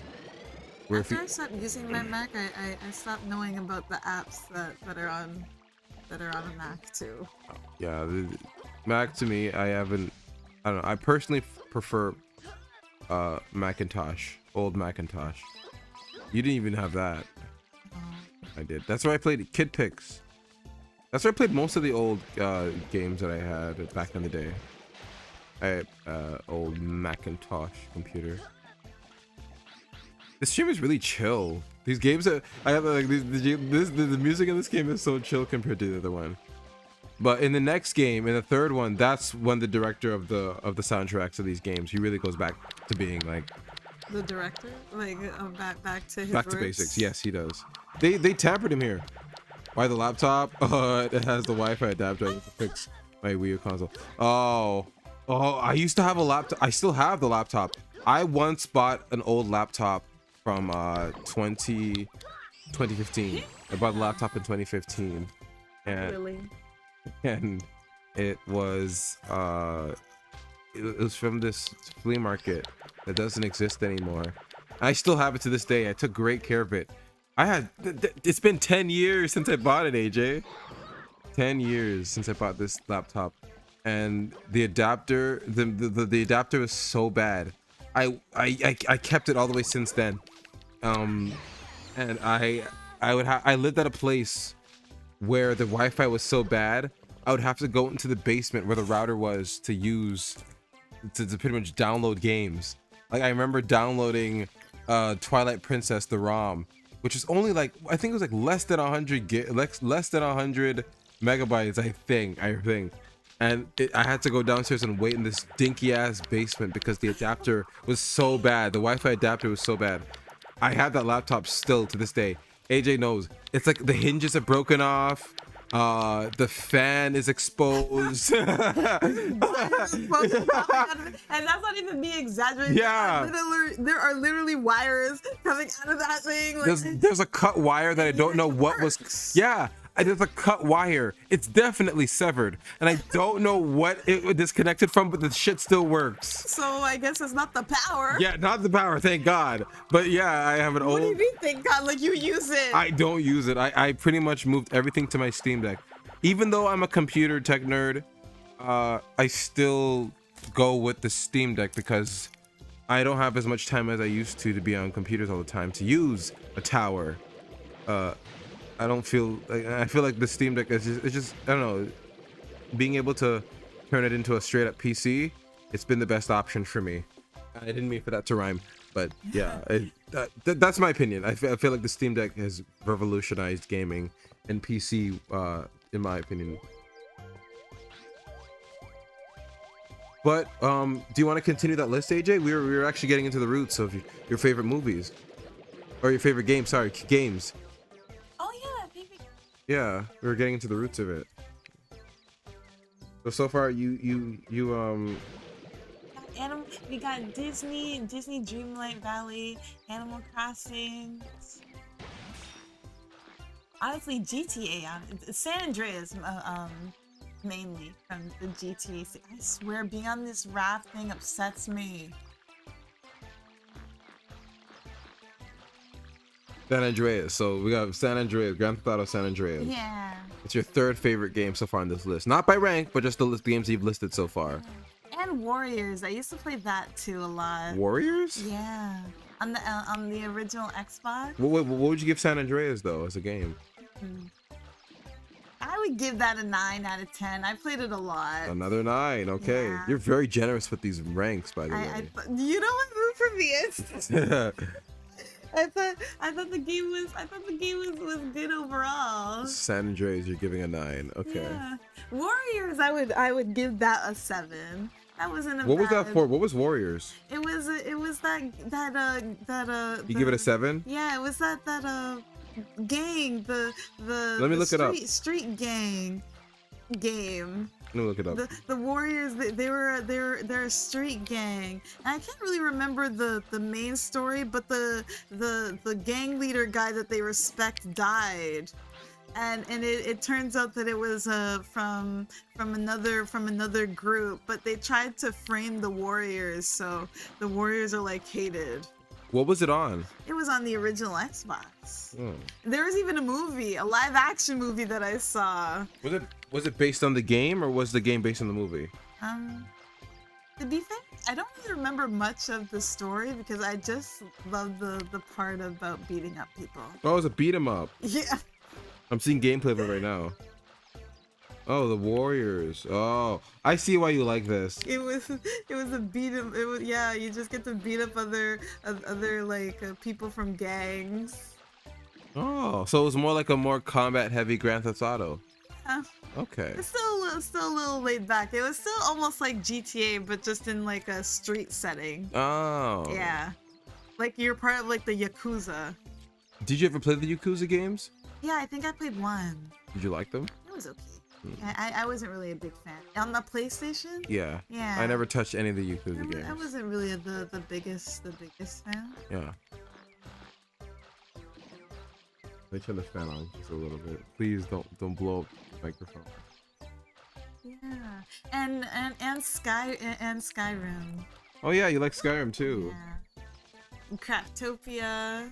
Oh yeah, Craftopia. That it's put on the list. As bad as it is when it comes to not even just the gameplay as a whole isn't very good because they always update it, so there's always things changing when it comes to the options, and the optimizing is not very good either. What would you give Craftopia? A 6. 6. Yeah, because that optimize is pretty bad. It's very badly optimized. Yeah. I agree with that.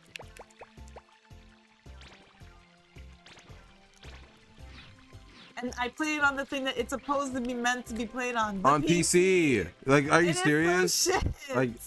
Like how is something that's meant Natively to be on played PC. on the that's supposed to be played on the PC bad? There's an Xbox One Which port. I don't understand because it's They didn't even badly- master the PC version yet. They're gonna port it to the Xbox One. Listen, the people on the Xbox, like the fans are all like, yes. It's like, no, don't say yes to that because it's not even optimized good. Because when it came out, they were complaining about how you can barely play. It's like, well, yeah, we can barely play on PC. Why would you think you can play on the Xbox version? Now here, get this. This game that's already not even poorly, like this game is already poorly optimized and like damn near not even finished. One time they even hid the grass option so that you're stuck either having on or off instead of medium, low, or high.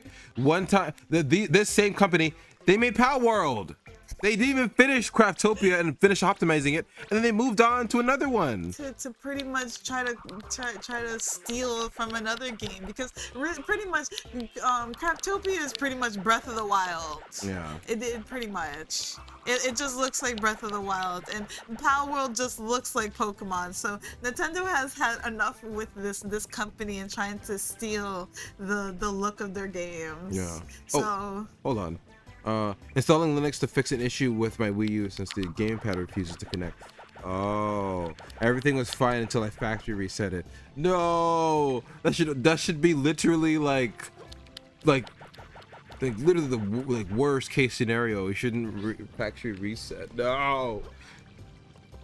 I was thinking about upgrading my tower, but I didn't know you could convert it to look like I'm getting an old. Yeah, it looks like I'm getting. Yeah, you get. I highly just suggest getting Steam Deck.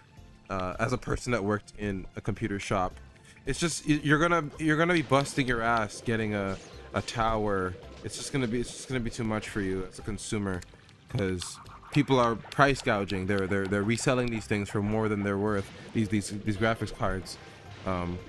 Gonna have to hop off. See y'all next stream. Aw, see you, Bushido. Good night. see you. Sorry for you. Probably gone after that. You said that 2 minutes ago. But take care. The Warriors is fun. Yeah, the Warriors is fun. For AJ. No, I never played it. It's a fun beat 'em up, and It's up her honestly, alley. That's the exact kind of game that when I saw the gameplay, I'm like, oh, that is fun for her. That Yeah. looks like Grand Theft Auto, but more combat. you can even break into cars. Of course. See, once some kind of violence is involved, you're there. I mean, it's nothing but violence. You can break into cars and beat up the homeless. Would you beat up the homeless that have been sneaking into our area the recent? Well, yeah, because they're not supposed to be here. Yeah, like some homeless guy. Yeah, we said that last stream. Oh, well, I wanted to remove any personal information on the Wii U since it's secondhand. Oh, okay. So you wanted to do a little. Okay. Never mind. Interesting, you'd go with the Wii U, but yeah, with your system, I don't think you'd probably be able to use Simu as the emulator. If you ever get a chance, just get a Steam Deck. I will be a Valve shill, a Gabe Newell shill, and tell you just to get a Steam Deck. It's at this point they've made it so accessible for people to play games with this thing, and it's pretty much it's been able to play everything I've thrown at it. Especially now that I know that certain options are hidden. If you're gonna get a Steam Deck, know that there are video options that are limited. And what I mean by that is that it limits the video memory that is put towards the graphics card, and you're gonna have to up the limit to 11,000 because it's stuck at I think 12,000. No, 12,000. No. It's stuck at 100,024, which is bullshit. Every game that I was playing was running so like below the standard of Steam Deck hardware, AMD graphics card hardware. And I then found out that there was an option that it was limiting. It limited the video RAM to 100,000 to 1,000. I'm like, what the fuck? So I upped it to 11,000, and that's what every game has been running fine. Even Marvel Spider-Man 2. I'm so grateful for that. Oh my god. The Wii U. was so bad. It was bad. The Wii U was the last fun console Nintendo had. Whoa. I mean, I'm not disagreeing with you or saying you're wrong for that, but that opinion would usually not fly well with most people. I don't know. You're free to have your own. I think the Switch is pretty fun. I feel like the Wii U was the buffer for the Switch. That's what I feel like. I feel like the Switch, the Wii U was just preamble for us to wait for the Steam Deck. For the Switch. Look at me getting all my consoles mixed up.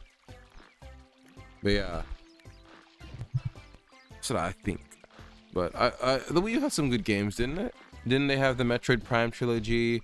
And they started a lot of the indie games on there too. A lot of the indie games got a lot of representation on the Wii U. I would still say that maybe the Wii was better because there was a lot of more games on like the Wii than the Wii U, in my opinion.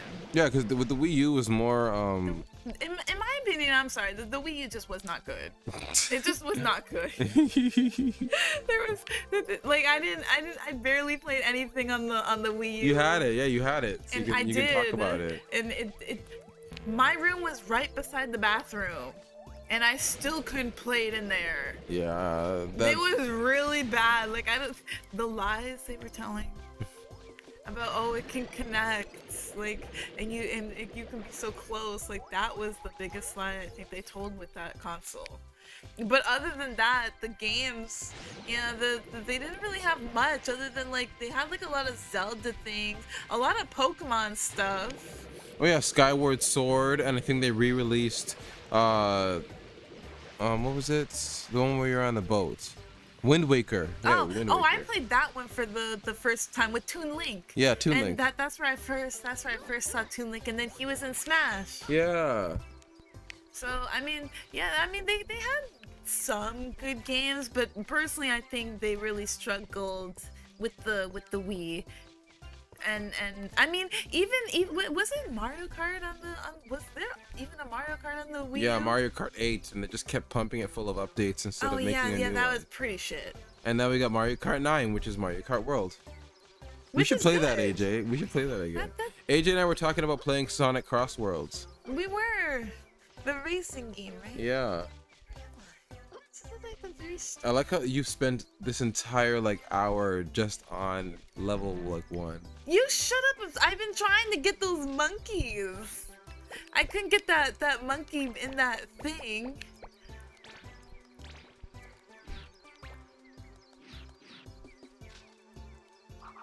U is for utopia. P is for the painful way. She makes me feel some days. U is for utopia. I like that song.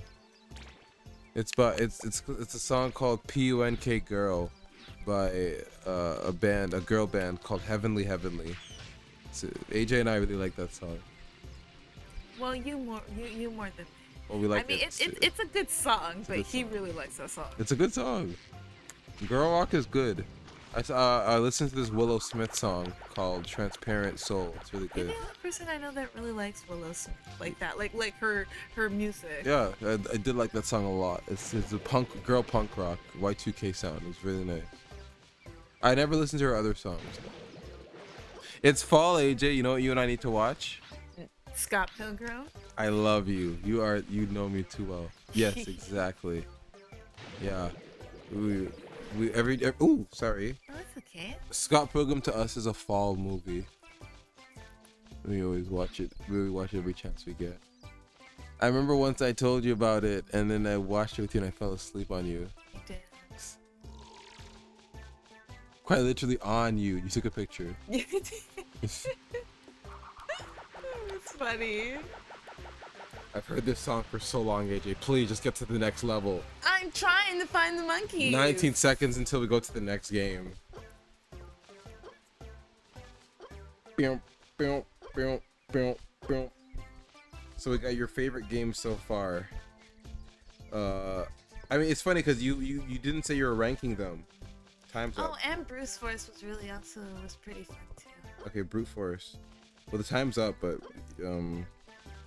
brute force. Yeah, we played brute force on stream. It was pretty good. Yeah, It was like Gunstar Hero, but in 3D. What would you give brute force? Oh, I would give that an 8. An 8. Okay. So AJ's giving brute force an 8. So we have 6 games so far out of the top 10 games in your list. And then we're going to sort them by your favorite. This is going to be fun. Okay, so she has brute force here. You know, we have to go to the next game, right? Oh. Do you want to take the break now or take the break when we go to the other game? When we go to the PSP one? Because after we go to the third one, we're going to go to the PSP one. I can take a break here. Okay.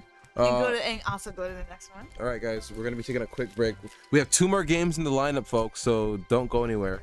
We're gonna be trudging through these games tonight, good or bad. We're gonna be playing Ape Escape. After this, we're gonna be playing Ape Escape 3, and then we're gonna be playing Ape Escape 1 again, but the PSP version that AJ grew up playing.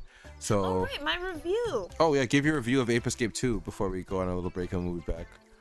Honestly, I would give this one like a 5. Thank you. I felt that too. It's just so by the books PlayStation 1 platformer. Sorry, PlayStation 2 platformer. Like you said, yeah, like you said, what'd you say? Kingdom Hearts and Kingdom Hearts and Mario Sunshine. the Mario Sunshine. That's what this game feels like. Like it's just very safe platformer. And annoying because I have no idea where to go. I downloaded the Bubsy trilogy and the Gex trilogy, and both of them have really incredibly bad input lag, no matter what controller that I use, and I don't know why. It's technology? no, it's just bad because I looked up online, and then people's reviews they were also saying there's bad input delay. It's like, why are these bad ports coming out like that? Like when Pac-Man is not a port, that was a remake. But my God, it was really bad. It's really disorienting to play the Bubsy trilogy. Cause the input lag is terrible. But Yeah, I would give this a 5. Yeah, Ape Escape 2 gets a 5 from the both of us. This game is so by the books, just just platformer game from 2005 or whatever it came out. But yeah, are we gonna take a quick little break to? I still love how I still don't know where to go. Like I hit that thing, I don't even know what it's for. The radar.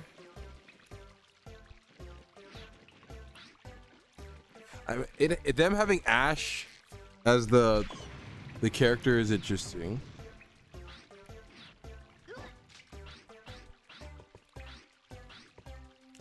Pew, pew, pew, pew.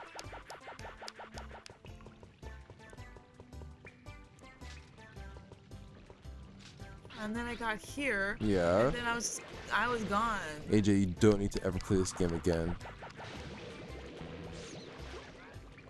I heard the monkey.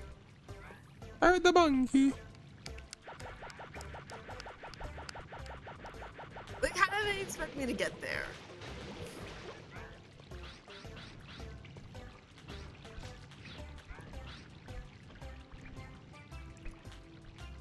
Like, at this point, you're just torturing yourself playing this.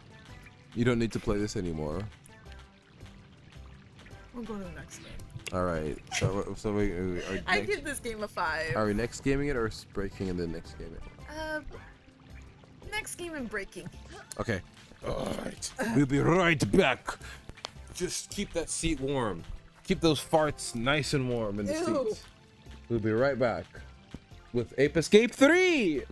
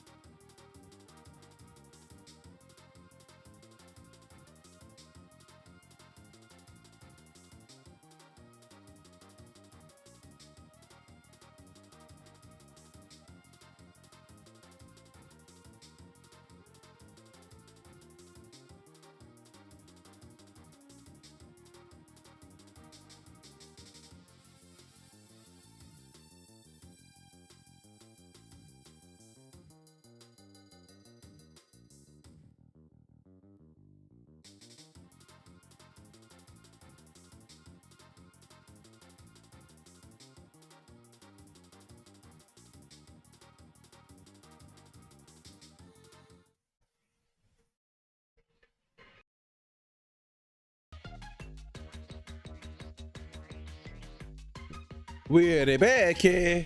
We're back here. We're back. We're back. Yeah. Hold on. We're back. So this is Ape Escape 3. Ape Escape 3. And we're gonna start a timer.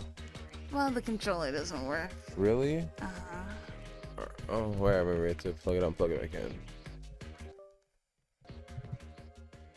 No. No. No. Oh.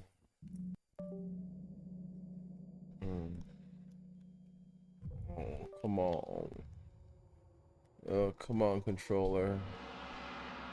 Isn't there a song that you like called Controller?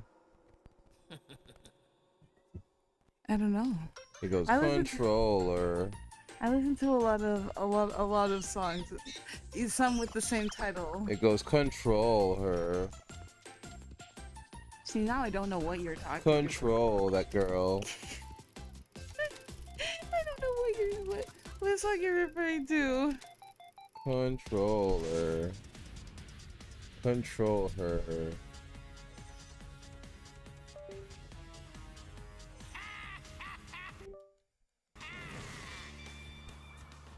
The whole theme of this game is movies. Go back to your mama.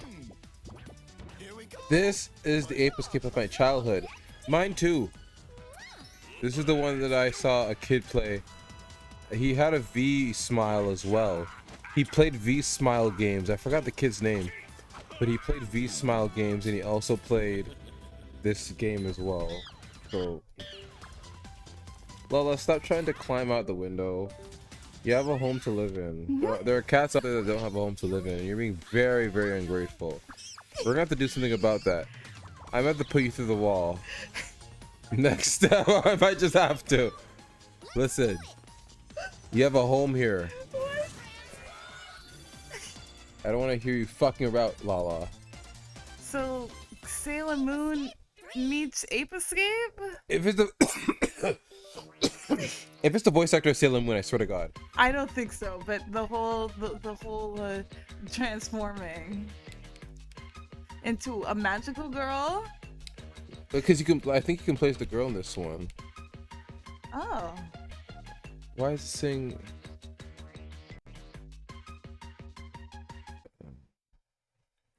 Ooh. Pluto's technology. Why do you keep saying Pluto's technology? Because you have Pluto's technology. There ain't nothing wrong with my There's Steam many Deck. things wrong. And it's funny because with you're Pluto's going to get a Steam Deck with and Saturn's technology. yeah, apparently which it's is gonna be why way it's taking different. longer. Oh, Yes, it is good. It Listen to is you different complaining. because Saturn's technology is taking so it's fucking long, stronger. asshole. That's what you really meant to say. It's taking so No. fucking long for you to get it from me, asshole. That is not what it is. Oh, whoa, okay, you're gonna get one. Sony Computer Entertainment America. Oh, look, they have like a little voice thing. Like Sony Computer. Here, it works now. Sony Computer Entertainment. Okay. Start a brand new game. It feels so nice to play this on the screen. For the screen. Oh, AJ. Oh, AJ. Okay, so we were talking about your favorite games. What's another game that you like? Sonic Battle 2. Sonic Adventure 2 Battle. Why do you always say it in the wrong order? Sonic Adventure 2 Battle. AJ, last time we stayed up until like 5. I want to do it again tonight. Where the frick is the enter button? I can't see Just it. press start. I've been trying. AJ, what do you give Sonic Adventure 2 Battle?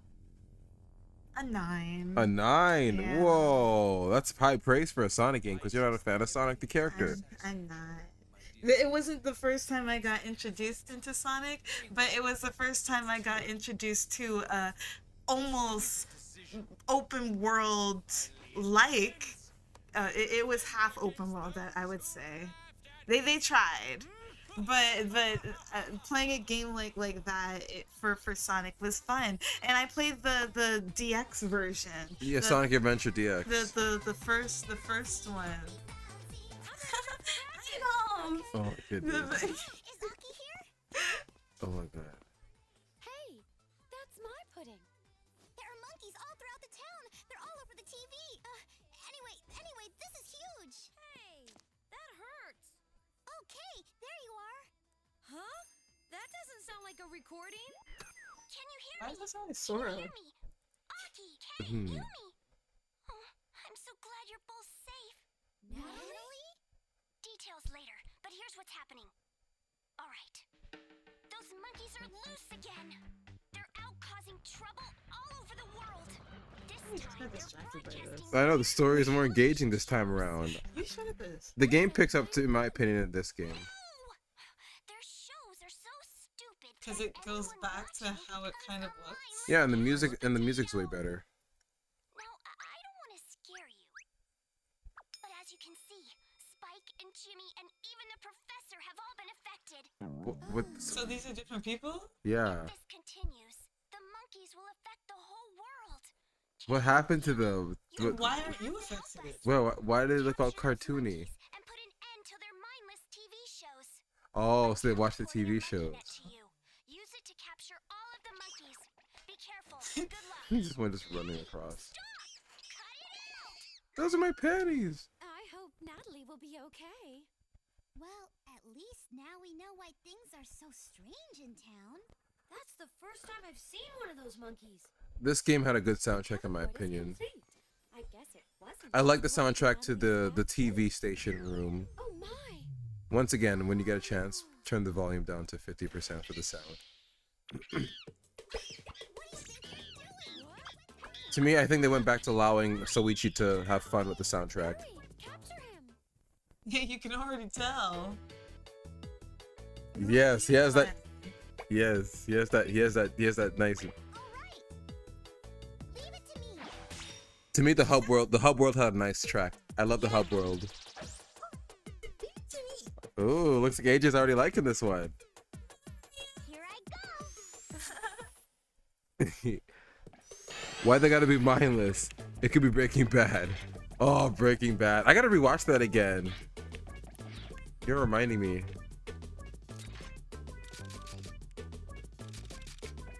Imagine the Ape Escape portraying Breaking Bad. Ape Escape. You can't move? Huh? Oh, really? Oh no. See, the last time I did that, it was because I was too busy in the game, engaged in the game, trying to play. But this time, I really can't move. Yeah. Oh, here you go. Oh, yeah. Yeah.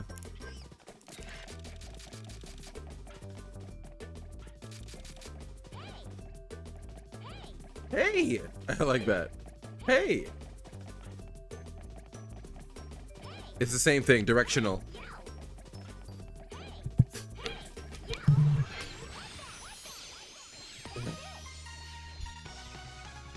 So she's an idol that just came in to say, "Oh, we need to save the monkey. We need to say, the monkeys are taking over." How? Looking pretty good. She's an idol. Yeah.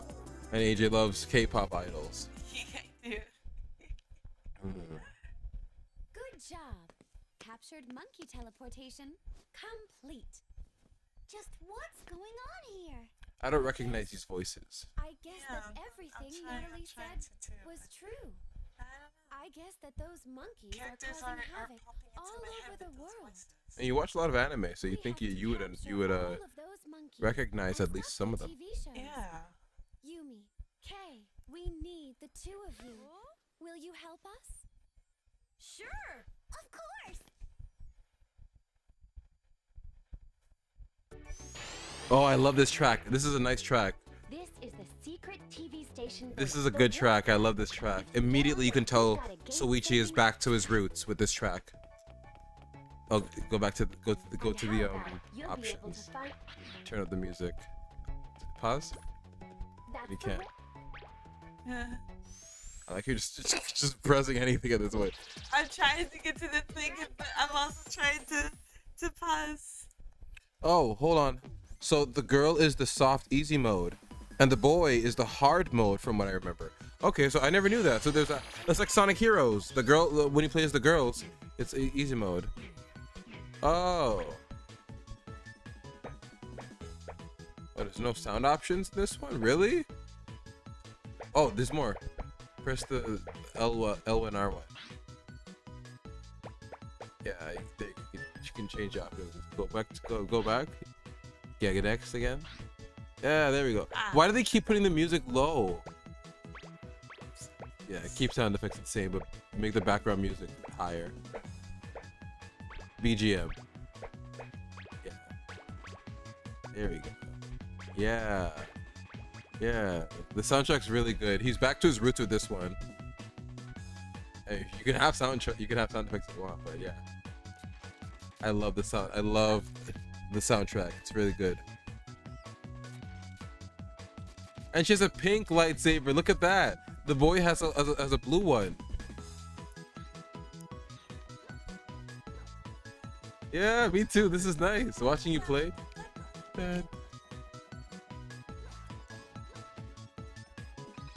I'm glad he's back to his roots. Inverted camera. Oh yeah. Do you want to change the camera, AJ? I always change inverted camera. I get you, Slackjaw. I get that. Okay, Yeah, you change it, please do, if you want to. Let me see. Hold on. Let me clear this for you so you can see how your camera's aligned. Oh yeah, it does a left and right thing. Yeah, I don't like that.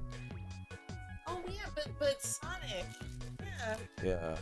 Oh, don't get me started talking about Sonic. Sonic Battle 2 was a good. Ah, there we go. Was a good upgrade to DX, especially because see DX was just the start. So I mean I can't be too harsh on how the Child Garden turned out, but the Child Garden was not very good. But Oh, Sonic Adventure DX? Yeah, but it was definitely better in the second one. Yeah. I give the second one much better. 9 out of 10.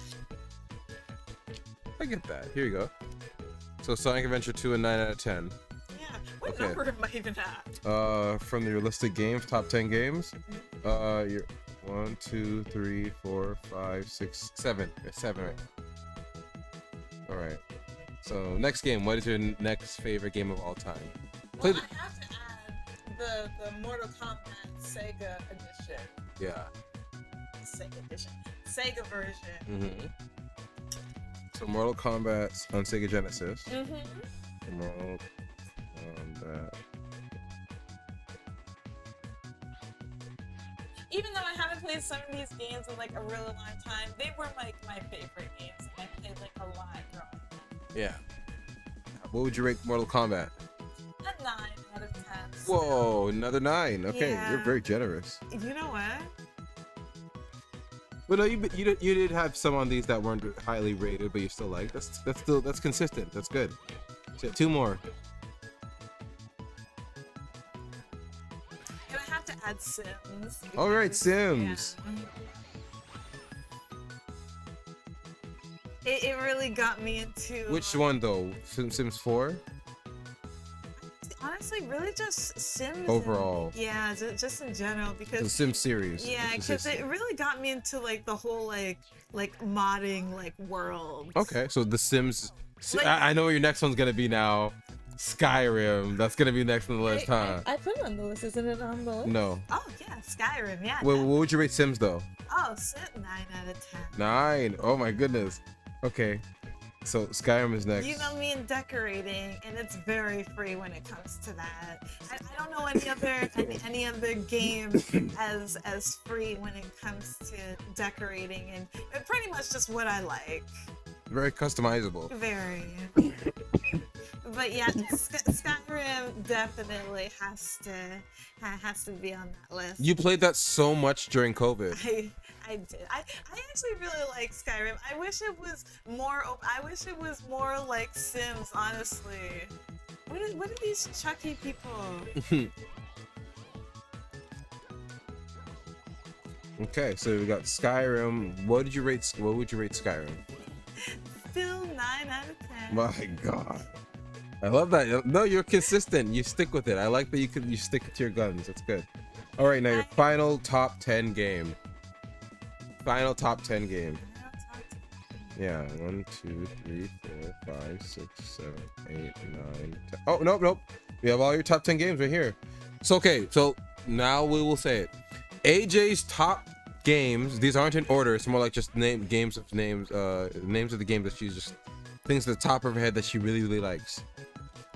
Disney Dreamlight Valley, AJ gives a 9. Animal Crossing's New Horizons, she gives a 9.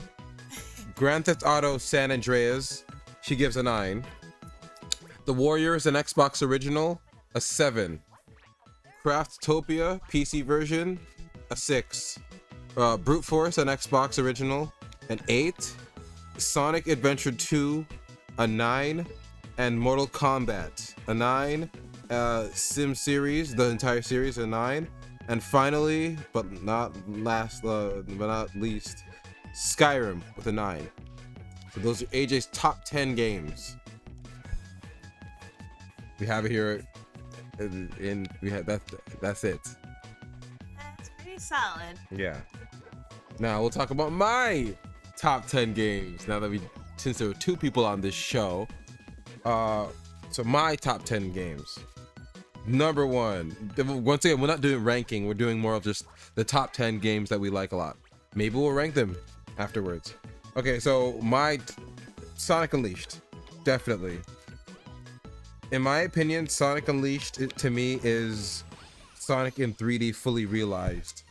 To me, that's what they imagined Sonic to play as when they were making the games back in the day. Like when kids imagined Sonic running around and being like all that speed at the hands of the character as the player, being able to access Sonic's speed, and it feels like you're in you're in the front seat. He plays a little bit like a vehicle in that regard, and I like Sonic Unleashed for that. And they use our world, they use an Earth-like planet to demonstrate Sonic's speed. You see him running through realistic environments, so it feels like he's running through places that you realistically could see down the street. He was in America at some point, he was in Africa at some point, he was in China at some point. So it really lets anybody who plays the game in any region of the world feel how Sonic would run in their world. And that was one of the main reasons why I liked Sonic Unleashed so much.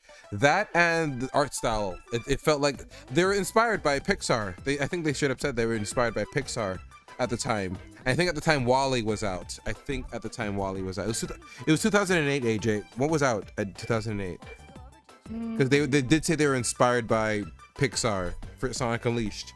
So what was out in 2008 or prior to that? 2008 prior, what Pixar was out? I'll ask you because you're the Disney head. 2008 for Pixar? Yeah. I'll look at I'll ask you before looking it up.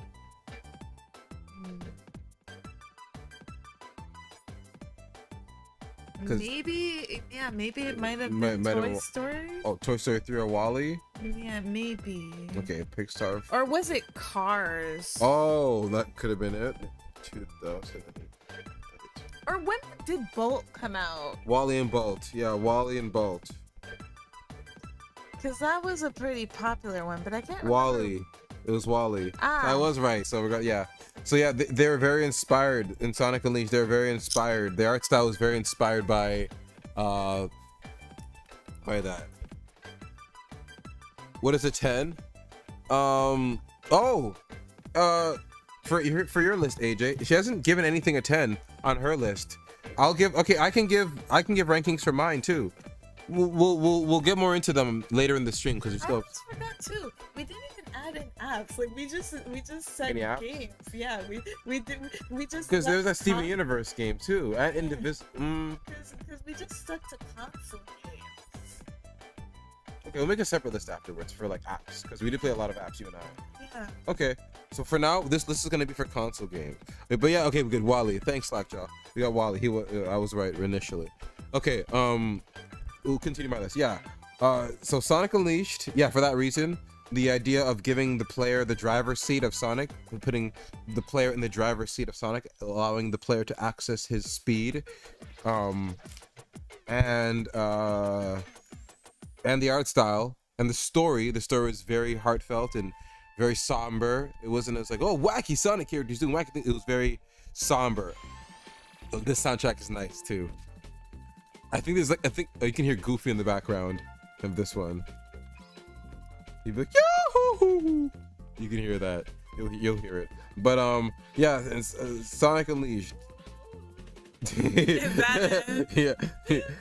You'll hear just now. Here. See? He used a sample. I think he used a sample of Goofy. But yeah, no, he came back, man. Soichi came back hard with this soundtrack. I have some tracks from this. I think I had this track on my iPod. Just for that goofy sample. That was really good. I like that. This game had a really good soundtrack. But yeah, Sonic Unleashed. It's gonna sound so cursed. 10 out of 10 Sonic game. And I'll talk about the Werehog. Okay, we all talk about the daytime stages. I will talk about the Werehog stages.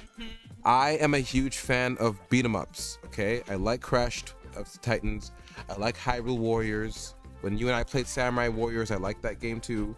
I like games where you're just a bunch of enemies are thrown at you, and you're just forced to just juggle them essentially and destroy. It's satisfying. See, that's why I like GTA. There's a cheat for that where you can make all the NPCs all attack you. Yeah, and all the people that are just walking just attack you. See, it's fun. Like having it's a very satisfying thing. So the Werehog stages for that. If you like beat 'em ups, I feel like you should have no problem playing Sonic Unleashed. Barring the idea that it's Sonic turning into a warehouse, how crazy, right? Barring that idea, I still think it's a solid game. I think it's a nice, solid beat 'em up game because I played a lot of other beat 'em ups. So to me, it just feels like they were trying to, please fans by having that gameplay with Sonic in the daytime, and because Sonic 2006 was the last game that they had. So they had to kind of like come back with some heat. So they allowed that. And then they also wanted to make a beat 'em up too. And Sonic, come on, it's Sonic the Hedgehog. He's done every kind of plot. He's seen the genie. He's been a knight. So the Werehog story to me was not weird. I don't get why people were so weirded out. Just because it looked weird. It's the Alvin and the Chipmunks did it. Theodore turned into a werewolf, and no one said, "Oh, what the hell?" I thought that looked very. I did that Halloween special. Every show did it. Though. Why was it weird when Sonic did it? Twilight Princess did it. Link turned into a werewolf, but everyone thought it was just cute. Oh, in fact, somebody wanted to fuck Link as a werewolf. I'm like, what the hell's wrong with you people? So it's cool if Link turns into a werewolf. In fact, hot in some opinions. But Sonic turns into a werewolf, and it plays good. Like, it's not even like a unpolished game. It's an actually polished beat 'em up. You're able to juggle enemies. You're able to have a skill tree. You can upgrade everything. But yeah, Werehog. Every other character did it. I don't get why it was so weird that Sonic turned into a werewolf. He did everything else. He became a genie. Sorry, he fought alongside a genie. He became Knight of the Round Table. He went to space and did all this other shit that normal other characters do in media. But it's Sonic, like, because Sonic turned werewolf, and I don't know. So I look past that. As a kid, when I saw that in 2008, I'm like, whoa. So Sonic's doing that plot now. Great. That's all I thought. Sonic's doing the werewolf story, like what Alvin and Chipmunks did, like what any other character does in a show, in television animated series at the time, where the character turns to a werewolf or someone else does. That's all I saw Sonic Unleashed as. Sonic's turn at that plot line, the werewolf plot line, the vampire plot line. It was just a weird turn for Sonic to go. Because of that, because I'm embracing of old movies. I like that we've established in this stream that I like old movies and old media and old tropes. So because of that, I like Sonic Unleashed for that. It's classy to me. That old trope, the werewolf trope, Night of the Werewolf shit. So because of that, sorry, Sonic gets 10 out of 10 because they did that. They did so much. They did a grand tour adventure, a world, around the world in 80 days type of story. It was a werewolf story. It was a media finding your memory story with Chip. Come on, Sonic Unleashed was just the Sonic game. It was just the Sonic game. I don't get it. If Sonic Unleashed was made as the first 3D Sonic game, I think that would have been much better than Sonic Adventure. And that's so cursed to say, but I'm sorry. Sonic Unleashed holds a very, very special place in my heart for being that. The werewolf story executed well. But And- I can see why you like it, but I'm sorry. I'm sorry. I can hear the opinions. I get it. Go on. Say it. The second one to me is just it's just really good. Like they had like a lot in there. The Chow Garden, like in like that alone in itself was it was too good. I've never seen like a game have so much in it and just so much. Like on the surface, you wouldn't think that there's so much, but there's actually a lot to the game. Mm-hmm. Especially the Chow Garden. Like, oh, I love the Chow Garden. Mm-hmm. Okay. Just making the chows is fun, and then even just making like a chaos chow and just spending all that time. They're saying that might come back. The Child Garden might come back. That needs to come back. Yeah. That was really good. That was one of the most voted mechanics And, to come back. Seeing your chow like change while you give it like the chaos drives. Oh, the chaos drives was such a nice touch because before we didn't have that. You just had the animals, and the animals put down some of the stats of the chows, and oh, it's just so annoying to balance that. And then like you had to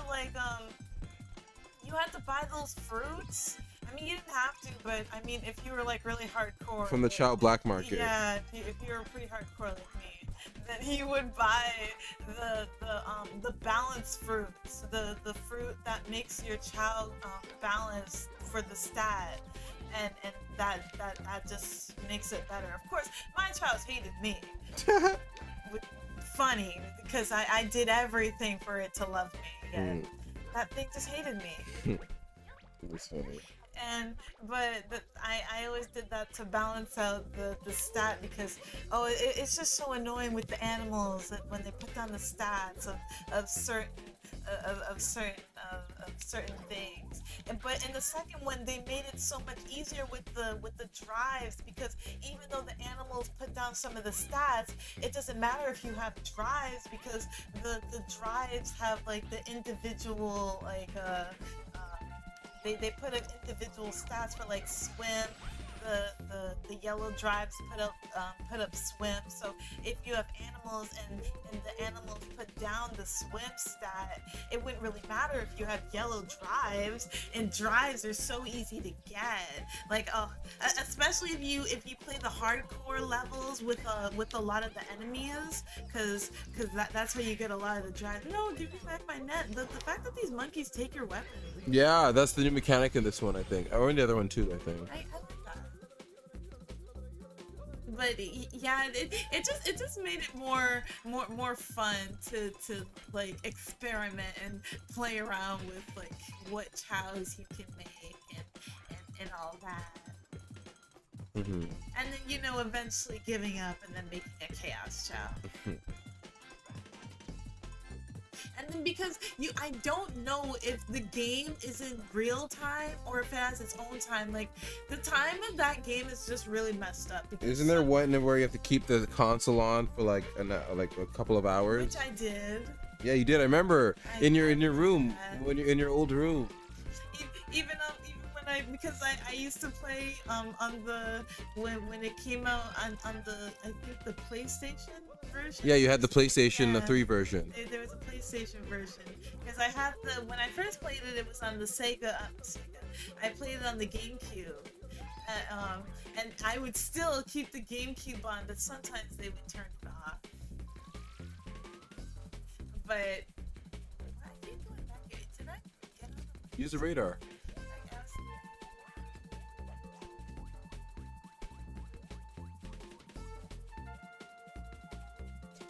I like how this turned into a debate of Sonic Unleashed versus Sonic Adventure 2. I know. You're But gonna would- suddenly I turn would- into a debate. I would still think that Sonic and Battle Adventure 2 is Better than Sonic Unleashed. actually it's the best game that I played of Sonic so far. I think game that's really compared to that one that has like the level of detail. Really just love, honestly. Love. Now all the Sonic games are just kind of like they're runners. They're like you get from like start to finish. But the Sonic but the adventure game it wasn't like that. It was kind of like open world. I mean you get to start to finish still. But I really liked how you can how open and how you can like explore like the actual place that you're in, especially to like kill the monsters and like explore to get the to find the animals, because sometimes you don't find the animals in the boxes. Sometimes you actually have to like actually look around the level to just find them running around. So it's fun to explore. Putting the finishing touches on it, but it should be done in time for the next stage. Okay, so that's your case for why Sonic Adventure 2 is better. Well, I like Sonic Unleashed for different reasons, so I can't really compare. And you can be other people than just Sonic. So yeah, I'm sorry. Even though a lot of people like Sonic, I do. He's my boy. I think he's kind of like a plain, boring character. You know what? He's Arthur. Arthur, wow. Yeah. I've never heard that comparison. He's Arthur. He's just that plain character, but everybody just kind of likes his personality. And He's he like kinda, Superman. Superman, a little bit of Arthur. His Boy Scout. In terms of his place in the story, people just wait for Sonic to show up. They just hold out for Sonic. That's how Superman was. Yeah. That's what Superman was. Yeah. Yeah, that's what Superman was. He's like Ultraman. Ah, yeah. Oh, there you go. Ultraman. Even better. Remember that show? Ultraman Tiga. Yeah. I remember seeing that. Oh, look at this. Another nice track. Look at him doing like an old-timey medieval track. This is reminding me of Castle AJ. Yes. He's back to his beats. I love the beats that he uses. Still I'm getting this Kingdom Hearts vibe. Yeah. Well, remember each Ape Escape game was meant to demonstrate the hardware of the console that it's on. So this is demonstrating the hardware of the console, PlayStation 2 console. Jesus. That's why we need a new Ape Escape game, to be honest. I feel like a new Ape Escape game, open world. Everything else is coming back. Why not Ape Escape? Yeah, because that would be open world. You know they do open world. Oh yeah, definitely. Yeah, it'd be I like, mean, everything, even Metroid. I mean, I'm not even a Metroid. man, fan. that That motorcycle. looked nice. Yeah, that motorcycle. And when she drove into the cave. But were you Ooh. getting that movie? I was getting the vibe of that anime movie. The one that Akira? makes that. Akira, yeah. I never watched getting- it, yeah. but it's famous for that one scene. Horror, that very like gross out tentacle horror kind of thing. Metamorphosis, things growing and becoming gross and big. Yeah. Remember AJ, it's directional. Huh. It's not just a one. Yeah, it's directional to how you Give me move. back my weapon. Yeah. Okay, so my favorite games. I know. I like took So over. Sonic Unleashed, I give a 10. Sorry, to me it's the perfect Sonic game. It just is, because I like beat 'em ups. I don't care about the Werehog being silly, and to me, it's just Sonic's turn at that plot line. Link did it. Alvin and the Chipmunks did it. I mean, it's fair, but It's Sonic doing I it. still just did not like how it looked. It was daring of them to do it, but this game, Sonic Unleashed, came off of the heels of Sonic 2006, which was the worst game of all time. So for them to come back with this, I think it was interesting for them. It was daring, but they still wanted Sonic to be fun to play, and Sonic Unleashed was that. It was fun to play. I can play it every time. The fact that they ported it, they decompiled it and put it back on PC and ported it to PC was a godsend. Okay, but we got Sonic Unleashed, a 10 out of 10. Love it. Second game, Rayman 3. Rayman 3 is, I love that game so much. It's great. Just a great, it feels like if Rayman had an animated series and this was like his second season. The first game felt like an animated series, episode 1. Rayman 2 The Great Escape, but Rayman 3 felt like this was his new season, his more edgier season. He's got a new design. He has a hoodie instead of a ribbon, instead of a scarf. He looks less cute, more edgy. He has spiky hair instead of the little proper haircut that he has in the other game. Rayman 3 to me was just the upgrade for Rayman. It felt like the season 2. If Rayman had an animated series, this would be his second season. That's what it felt like. Season 2 of the next season of Rayman. That's what Rayman 3 felt like. David Gassman got to voice Rayman in English more. But he did. It's funny. Rayman's voice was very sparsely put throughout the game. You didn't hear Rayman talk all the time. He'd speak in full sentences, but it was always done very sparsely. They didn't put it in every sentence. He didn't speak Raymanian either. He didn't speak gibberish. He spoke straight up English, and it was nice. His voice, the voice that David Gassman did for Rayman in Rayman 3, I really like for him. Rayman's voice is very good in Rayman 3. So, direction for Rayman is great. The gameplay was very tight. Oh man, the tight gameplay. Having the fists curve was such a nice touch. I remember playing the Rayman 3 demo at school when I should have been learning Photoshop. And I don't know how to use Photoshop because I was playing games like Rayman 3 and the Kega Fusion emulator at school when I should have been learning Photoshop. So because of that, I don't know how to use Photoshop. Don't blame Photoshop. I blame the games that I played. But yeah, I remember playing the Rayman 3 demo back to back. And I finally learned how... It's funny.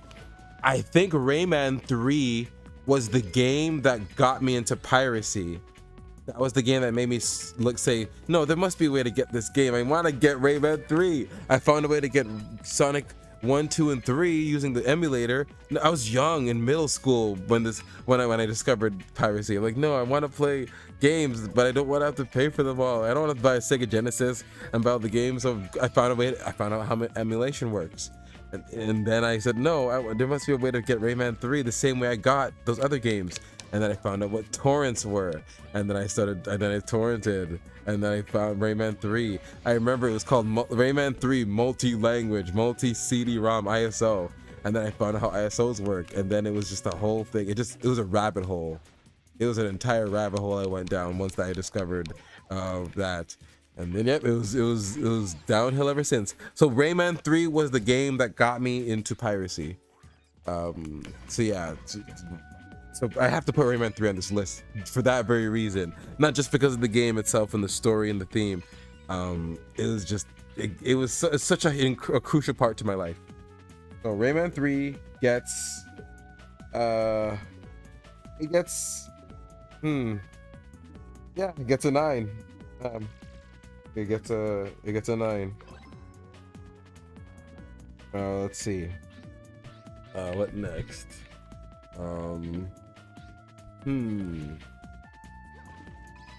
How you enjoying it? I like it. It's kind of like it kind of feels like the second one, but not so I'm not so lost. Let's see.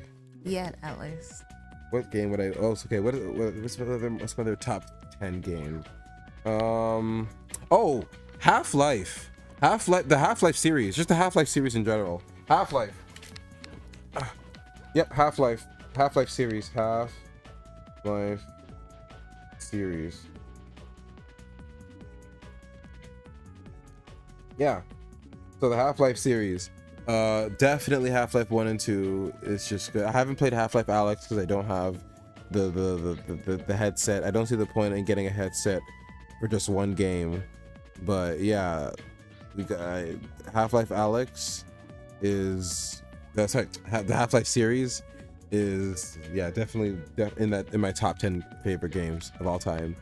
In case you don't know, AJ, the first game is about a scientist named Gordon Freeman, who is he's one of the scientists who's a part of this project that's in charge of opening up portals to another dimension. And they do it, and the portals end up bringing aliens to our world, and the government has to come in to kill everybody who was a part of the project and detain all the aliens that came out. And you put on what is called an HEV suit in the game, and you're one of the scientists who has to now get out there and to tell the truth of what happened and survive the government pretty much killing you. It's like a John Wick, Rambo's kind of story. Yeah, it seems like it. Yeah, so that's the whole thing. So, but the thing is, in Half-Life 2, it's different. In Half-Life 2, by the end of Half-Life 1, you go through a dimensional portal and you meet the main alien that's like the main alien that's controlling all the other ones. And Gordon, I think they take a liking to Gordon because of he's such a badass, and they give him a second chance. And this guy named the G-Man brings him out of this portal, and he says, yes, you have more work to do. We have work to work. We have to work together. And he gets sent out of the portal. I think it's like 10 years later, and he's on a train, and he's in this new city now. He's in a city, and in this city, in Half-Life 2, in the city, it's all ran by what I call Combine. Combine are alien cops that came out of the portal. So they now. Other species have now used Earth as their dumping ground. Now they pretty much just used Earth as like their nasty ghetto city. So Earth is now an intergalactic ghetto. Oh, just come by if you want to just do deals here on Earth. You get weapons from the Combine and then fly off to your planet. So yeah, because of like what Gordon's project did, it now made Earth pretty much like a dumping ground. And there are only a couple of survivors. And also, they put stuff in the water to make humans not able to have babies anymore. So the only humans who are alive at the point of the game are the only ones that'll ever be alive. So yeah, there's no babies anymore because of what they put in the water. And because humans need water, yeah, no more babies. And then Gordon and Alex, Gordon meets this girl named Alex because Gordon ends up talking to somebody who he met from before he went to the portal, and he recognized him. His name was Barney. Barney was a security guard at the place that he worked at called Black Mesa, and he recognizes Gordon and says, "Oh, Gordon, you need to come by and meet Dr. Kleiner." Dr. Kleiner is also somebody who was a part of the Black Mesa project, and Dr. Kleiner introduces him to Alex. Alex was somebody who is a daughter of one of the women of someone that Dr. Kleiner knows, and we have to save her father, Eli Vance, because she's Alex Vance. So the second game is about saving her father, and she pretty much stopping the Combine, the people who have taken over the Earth. It's a little bit like Sonic SatAM in a way too, because she's like, I think she was the last born one that isn't. I don't think she's I think she's immune to it. So if Gordon wants to start fresh, this is right there. So but there's a little bit of tension throughout the story too. It's also like a trip across America as well. So it's just a great game. Also, the game is on what is called the Source Engine. The Source Engine is a physics engine that Valve developed. The gimmick about this engine is that physics are very, very realistic. Like when you throw a barrel, it feels like you're throwing a barrel. When you use your physics gun, which is a weapon that you unlock in the game, you can throw things, and when you do, it's very powerful. It feels very weighty. It's very accurate to how it feels in real life. The game is very tightly programmed. So for that very thing, Half-Life 1 and 2 on that list. 10 out of 10. Sorry, 10 out of 10. The Half-Life series gets a 10 out of 10. Yeah, Half-Life series gets 10 out of 10. Both games, great games, solid games. The The combat's also very good. The weapons you get are very awesome. You get the physics gun, the gravity gun. We also got normal guns as well. It's very satisfying to shoot enemies in the game. So yeah, for that very reason, the Half-Life series gets 10 out of 10. You can switch the music up, AJ. You can turn the sound up because you're not able to hear the tutorial. Let me get some water. I'm talking so much. I don't even know what you said. Oh, saying you can turn up the volume if you need to for the sound because I know you can't hear the characters talking. Oh, it's okay. I accidentally hit the phone. I was so into hitting all the enemies that I hit the phone too.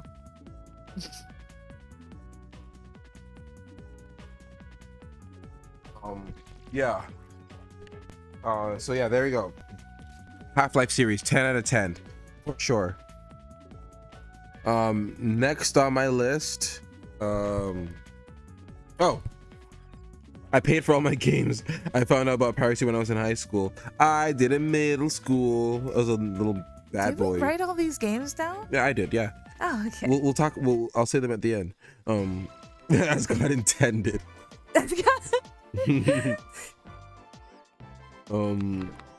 Yeah, I was in middle school, and I had CD-ROM games. Don't get me wrong. I had Rayman 2. I had some Jumpstart games. See, we didn't even talk about games like that. Yeah. You know what? It's too short to have a top 10 game list. No, it's okay. This one's like a general list of the games that we're into. Like you could show someone this list and they'd be able to understand the kind of games we like. You know what? You should have been. Just saying. But yeah, Half-Life series, 10 out of 10 so far. Next series of games that I like that I have to put on this list: Jet Set Radio and Jet Set Radio Future. Let me put that on the list. Yeah, this is my castle. Yeah, get out of here. Serious. Oh, my tongue's hot. Okay, so the Jet Set Radio series. I really, really like the Jet Set Radio series, mainly because it's just Y2K. It is. I've talked about this in other streams. It is an older brother game. Like that's the game that your older brother would have in like his Xbox case of games. Like you'd get his like his cover. One of those things that are meant for like holding your games. There are still some humans who haven't been affected yet. Oh my god, this is a story here. What's happening? Is this Avis game? Yeah. Like what? It's the third one. It's way more story heavy. Hey, you! Out of the way! Yeah. Supposed to be frightened. This dragon has Who's gonna be afraid of that thing? I know. This is good. It looks like a dinosaur. Sure about that? He looks kinda goofy. What?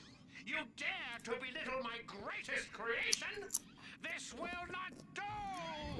We're the ones who should be saying that. You fix everybody that you've hurt right now. There's no So way threatening. that's going to happen. It's like Kari talking. I know. Everyone in the whole world. What do you mean orders? Orders from who? From Spectre, of course. Who else? Spectre? Yeah, the monkey guy? Yeah. Oh, I forgot that it was against the rules to say his name. What an idiot. Little brat. This is Like how all you're not allowed to say Muzan. Shut up. The demons can't say Muzan or they'll die. It's like a curse. Oh, it's a curse you put on them? Yeah. But I guess that will have to wait. Change the scenario. Except for Lady Tamayo. Tamayo? Alright. There's a boss? Yeah. Next favorite game for me. Yeah, the Jet Set Radio series. Yeah, it's older brother game. That's the game that your brother, not like your brother, like yours, exactly yours. But like if you were a young kid, if you were the little brother in the early 2000s, that was the game. Because I wasn't an older brother. I was the older brother. But I understand the kind of game that it is. And growing up and finding out that people call something, they call that kind of stuff older brother core. That's an actual thing, AJ. Remember I showed you that video that was playing I'm just a kid and life is a nightmare. And it was showing like images of like older brother stuff, like those the posters on the walls, and it was showing like things that older brothers would have. I remember, and I'm just like, this is what that is. Yeah, older brother core. Because I didn't know what that was. Yeah, that's what it's called, older brother core. Something like Jet Set Radio, Spider-Man 2, Monster Energy drinks, like stuff like that. Like that's like older brother Y2K core. So what Jet Set Radio is exactly that, which is why I like it so much. It just gives that feeling of, oh man, this is older brother game, and I was the older brother. I didn't play it when I was younger. I played it more when I was an adult. But yeah, it's solid. Both games are good, but like when it comes to the feel, I would say it's a learning curve. But that's the thing about most Sega games. Sega games are very like you have to learn their controls. They make you have to learn the controls. So it's very I guess you have to wrestle with the controls a bit. And Jet Set Radio and Sonic are two examples of games that are like that for their series of games. So for that, I cannot give it a 9 out of 10 or a 10 out of 10 at all. I have to give it an 8. Yeah, I give Jet Set Radio an 8, mainly because of the programming, but I mainly give it the high rating I do because the soundtrack. Oh my god, that soundtrack is replayable as fuck. You need to down every time you play the game. You have to play it again. You have to play it for the soundtrack. It's a summer game in my opinion. It feels like the most appropriate to play in the summertime. I never feel right whenever I play Jet Set Radio in the winter. It's like no. This needs to be played in the summer. So because of that feel that it has, that very summertime. Your older brother who was into like Drake and Josh, he watched YTV, he watched, like that kind of thing. Like it's that kind of core. I like that kind of aesthetic. Yeah, so Jet Set Radio series gets an 8 in my opinion. Future, for the same reasons, I like Jet Set Radio Future. I like Jet Set Radio and Jet Set Radio Future. So the Jet Set Radio series gets an 8 as my other favorite series. What other things do I like?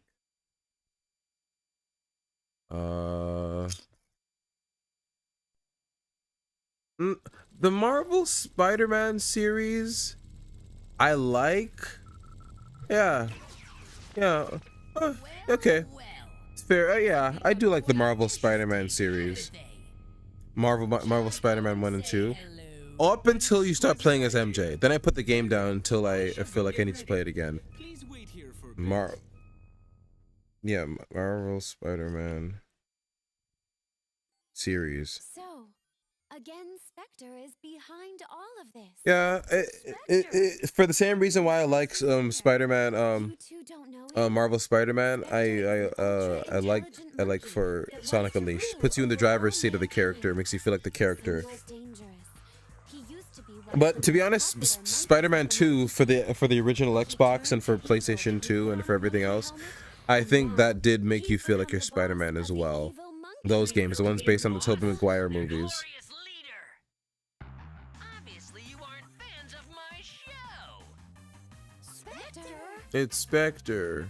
So you're the one behind all of this. Just what is it that you want? He sure changed. Yeah, look at that. He's like a little preppy boy.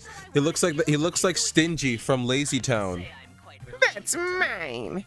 It's funny that he looks like the humans that he claims that he's more intelligent. Exactly. Why are you dressed like a human then? Take off all your clothes and let me see what you really got underneath. Fur? Yeah. Okay, why do you have to say human like that? Look, he's working with the human. I am human, yet the end of humanity. These monkeys have won me over. I am the ultimate scientist. Ooh, I'm I am 28 liking years this old, single, song though. homosexual, including His hair. little, I'm I guessing wear this is his 45 theme. pounds, I assume also so. including hair. My favorite color is turquoise, and I have an IQ of 1300. And they call me Dr. Tomoki. And don't you forget it. Little flower You're a filter. doctor? Just introduce yourself normally. Normally, cut the camera. I thought it was an exquisite introduction. He sounds familiar. He kind of sounds like the bear, the voice that does the bear for Danganronpa. I don't know who that sounds. It's Tomoki. How have you been? Oh, she knows him? Always had a good head on your shoulders. Aki? Yes. Right. Well, Spectre, we can't waste the entire day talking to these people. We have work to do. Huh? Oh, right. So anyway, relax and enjoy our show. Of course, if you insist on resisting us, we'll be glad to crush you like vermin. Ciao. Bye-bye. Bye-bye. Hey, Aki! Are you friends with that guy? Well, once, long ago. But never mind that now. We've got to capture Spectre. But that's kind of important. He's kind of the villain of the story. Were they dating? Yeah, probably. I wonder how old that monkey white really is. They probably kissed and held hands. Probably dating because she just doesn't want to talk about it. And if they were just friends, why wouldn't you want to talk about that if you were just friends? That Yakko Wacko Yahoo was apparently an old lover of hers. Sorry. Yeah, are you sorry for that botched sentence? Yeah. Please ask me if I want to go to the training room. No, I never want to go to the training room. Me neither. I never choose to go. Burns, but I'm still eating these chips. Catch 10 monkeys. Here I go. I love that sound. Oh, I love this track. I love this track. This is one of my favorite tracks in the game.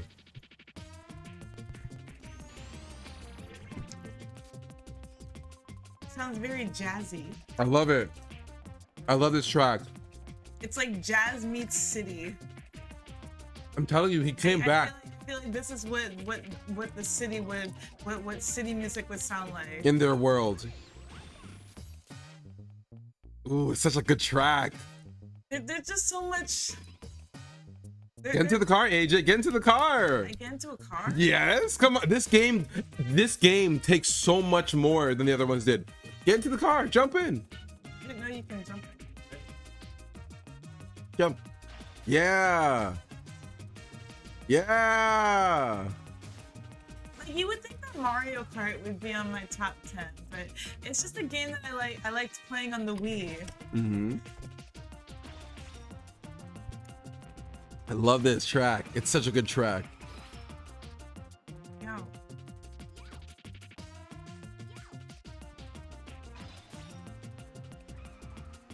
Nice. Whoa. Whoa. God, I'm awful. Where even am I?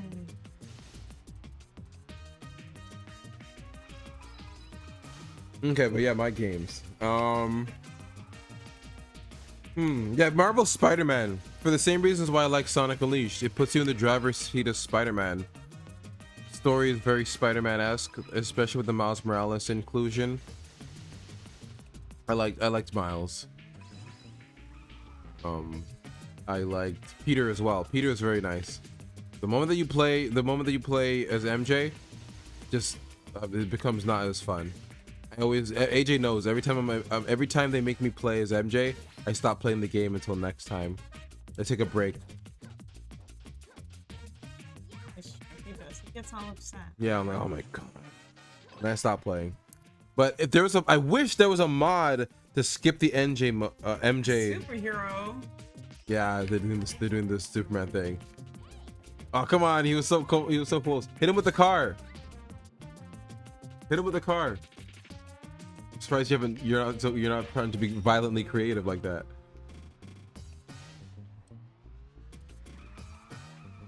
Oh, there he is. Get him. Get him. Ram him over. Oh, there he is. Yeah, no, get him. Yeah, that really dazed him. That really dazed him. Nice. I mean, it would daze anybody getting Hit by a car, even Superman. He's even Super Monkey. Okay, so we got the Marvel Spider-Man. In my opinion, and the game feel is very good too. You do feel like you're Spider-Man in this game. It's very powerful. I like the controls a lot. It's very good. They're in the other cars. You can ram them too. Yeah, that's why I just figured. Yeah. Nice. Yeah, Marvel Spider-Man, I think gets those MJ parts really bring the game down. So I'm gonna say a 7. So Marvel Spider-Man series gets a 7 in my opinion.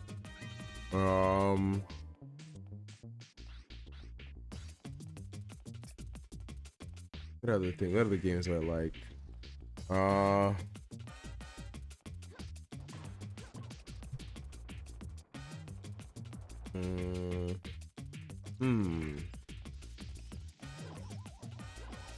Oh, I'm gonna have to put Donkey Kong Bonanza as one of my top 10 games. I finished it recently. It has to be there. Donkey Kong Bonanza. That's true. My list might change because the Digimon game. Donkey Kong Bonanza. No, even though this list is like going through the past, but no, this is a modern game that has to be on this list. This game was great. My list still might. Oh my god, I don't want to spoil the ending, but if anyone just play Donkey Kong You mean when Bazongas. thing appears and then that thing happens and then those people Oh and then my what god. you can do and then oh my god. Yeah, play Donkey Kong Bonanza. Do yourself a favor and play it. It's a great game. So it's on that list, and I'm not gonna spoil it on stream. It's still it's still a pretty new game. Donkey Kong Bonanza, and that gets 10 out of 10. 10 out of 10. It's a 10 out of 10 solid game. Let's see what else. This isn't, and I know it's another Sonic game. And it's like, oh no, it's another Sonic game. Sonic Robo Blast 2. It's not an official Sonic game, but this deserves to be on the list. This game kept me entertained through most of my teens. And because it's still going strong now and they're still able to like keep the support of the game there and the modding scene for it and everything, it deserves to be considered like an actual game. And there's a spin-off kart racer that AJ and I played on stream, Robotnik's Ring Racers. So just that alone, it's Sonic Robo Blast 2. And in my opinion, for a game that's not even an official Sonic game, it gets an 8, an 8.5. Sonic Robo Blast 2 gets an 8.5. It's just that good. It's not even an official Sonic game, and it's still able to hold on its own like that.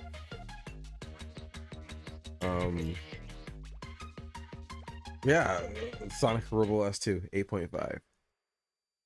Let's see. What other things? What other games? Oh, 1, 2, 3, 4, 5, 6, 7. Oh, I'm only on 7. On my list, 7. Oh my god, with all this talking? Yeah, I'm only at 7. No offense. I know. They're playing. And I gotta put the Ape Escape series here too. I think the Ape Escape series is very good. They're solid. All 3 games are solid. I love this track so much. I'm sorry, I just love it. It's such a good track. It's one of my favorite tracks. Soichi's back in this game, as you can tell. I want you to get to the Halloween level because the Halloween level has a nice spooky track that we're gonna be using during our Halloween streams. Yeah, there's a nice spooky track in this game. Ape Escape series. Yeah, the Ape Escape series, and we've been playing it, so I love this series. I love 3D platformers. I'm a huge fan of 3D platformers. This kind of shit. Just give me a character, have them double jump and throw some gadgets with them, and give an open world for them to run through. Whoa. Is it supposed to be like this? this? No, but let's just ignore Keep that. going. It's hard to ignore. Why don't we talk slow to also match it? No. Oh, okay. Instantly turns down a funny little joke. Even the music's going slow. I think you gotta break down the thing. I think it's because the game is emulating both screens. I think that's why it's emulating both screens at the same time. See, when you look away from the screen, it's not. Oh, yeah, press that. Oh, that's just to get out. Maybe I have to go through there. See, when you're facing away from the screen, it's not as slow. Yeah, it's rendering both. It's rendering both the screen and the game in real time. It's not a projection. It's actually a rendered image in real time. That's why it's going so slow. Yeah, see? Yeah, it's rendering everything in real time. Maybe have to hit it? Hit the screen? Give you hula hoop? Oh, there, that button. Oh, use your slingshot. Oh, okay, yeah, just go then. Yeah, you don't have any. Don't want to look dumb now. Wow. Or maybe use it to run. Oh, that time's up. So now we gotta play the PSP version. The version that you grew up with. Yeah. But okay, but the Ape Escape series. So okay, so the third, in my opinion, okay, well, hold on. Let me get my rating for the series first, because you're playing.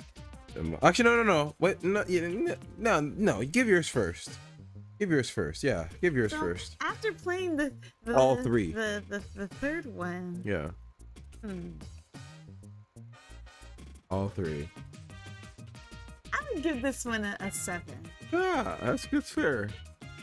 The music is it really I like elevates the music. it. Yeah. Yes, the music is really good. It's very pop like. Yes. It's very. I want to move. Very funky. Yes. You get it. You get it. And I like it. I like how it looks. It's literally like the second one, but like better. I'm sorry to compare it, but it looks like Miss BG. I'm sorry. A little. No, I'm sorry to compare. A little, yeah. I get that. That Japanese 3D look. With the characters, how their expressions look in their hair. Yeah, it looks like Miss BG. I do get that Miss BG look. Because it kind of looks like spray paint. Yeah, a little bit. Like, yeah, that's kind of like spray painted art. Yeah. Get that too. That's kind of how it looks, but it's not bad. I mean, Miss BG was bad. This isn't bad. So yeah, I would give this a solid a 7. 7. I would give this a 7. And now that you've played the series overall, you have a nice sampler. Yeah, you get to be a girl. A girl this time. Everything is pink, and I love pink. You know, despite my morbidness. 2 to me is gonna bring down the series a couple of points. So, but to me, the series overall gets an 8.4. An 8.4. I mean, personally, I won. All three, huh? I think one bring down. Whoa, you think one? What you think? You don't like one? No, huh? You still prefer the PSP version? Like one is like good for like getting into it, like being like, hey, if you want to know what Ape Escape is, play 1. But like 2 and 3 like took like a different spin to it, and they really they really played with the characters. Like I just don't really like how 1 looks. It just looks so bland compared to the other 2. I think the third one is the best one. It has that it gets that Toy Story that Toy Story feel, where the third one is better than the first. The first one. Yes. In fact, Toy Story 3 was one of the platformers that was on the PlayStation around that time. I think. No, not around that time. That was like later on. I really like the Toy Story 3. In my opinion, I think that's Toy Story. Toy Story 3 is Toy Story.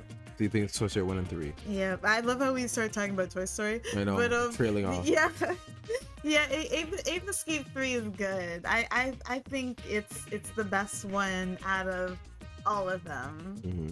I mean, I still like the PSP version, but as like a trilogy and not like a remake, I think the third one is the best one. Mm-hmm. And the second one, yeah, the second one is the second best, and the first one I feel is not the best one. Even with the music, like the music was good, but they really played around better with the music in the third one. Yes, they limited Soichi. It, yeah. They made Soichi do what they did with Gorillaz with Cracker Island, where it was very generic game music. It's like, come on, man, you guys have Soichi Terada on board. Get him to. He's a DJ. He knows music. Get him to do music. Get him to do this. Yeah, here he got to be more free and have fun with it. The third one, he really came through. I can imagine him in like his studio, just bumping and doing this, putting all the stuff together. I can imagine him doing that. It feels like he's a DJ. The first and the second one was just him getting his footing. Yeah. And then the third one, they really had it. Yeah. Yeah. That's my review. Okay, that's a good review. This break is not gonna be long at all. We're just gonna swap, right? Are we swapping, or are we gonna? What do you want to do? Up to you. Go for a little break. Okay, a small little break, and then we're gonna be playing the PSP version of Ape Escape, the one that AJ only played before playing these games. So we're gonna compare. You love to point that out. Yep. It wasn't that bad. It's gonna be a long stream tonight, I folks. liked it. I thought it was good. Yep. But we're gonna be taking a small, tiny little break. We'll be right back. We will be here with the PSP version of Ape Escape, the first one. So BRB, BRB. If you please.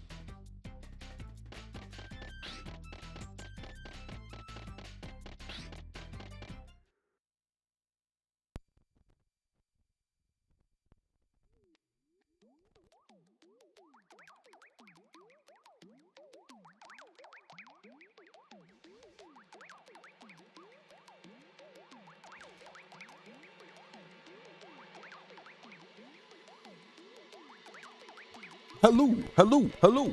It's us, and we are here back to game. Yeah. Monkeys. This is the PSP version of Ape Escape. This is the one that AJ played. Really. Yeah, and we were talking about our top 10 games. I was compiling my little list here. I found out I thought of another game series to put on the list. Or game to put on the list. Not game series, I guess, or two games. I consider them a duology. I think you're muted. Oh, muted? Really? Are we really? Oh, no, we're here. No, we're here. We're here. Yeah, we're good. I heard the feedback. We should be here. Oh yeah, did you hear the news? King of the Hill second half will be next year, along with the new season. And I didn't look at that. Us getting news here. Yeah, we shouldn't be muted. Oh, we'll be able to hear the voice acting. Yeah, but nice, King of the Hill. Bobby, we're back. I'm sorry, I want Bobby to break up with Connie. Connie, honestly, I think that I want to be with someone. See? That's tight. Yeah, it is tight. He said it's just about done. I wonder if we could take a trip in it today. Yeah. Oh, that feels so warm to hear. It feels so warm to hear that voice. And think, this was my first time playing and I didn't even know. Yeah. Spike, and Jake's with him. Spike! No! Get out of here, you two!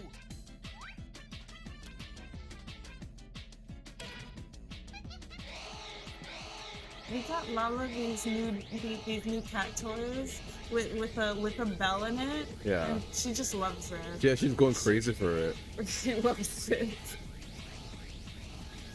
That's her playing within the background.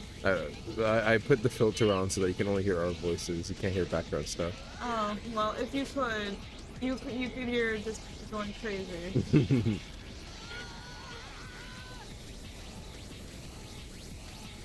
My name is Rock Lee, trained under Guy Sensei.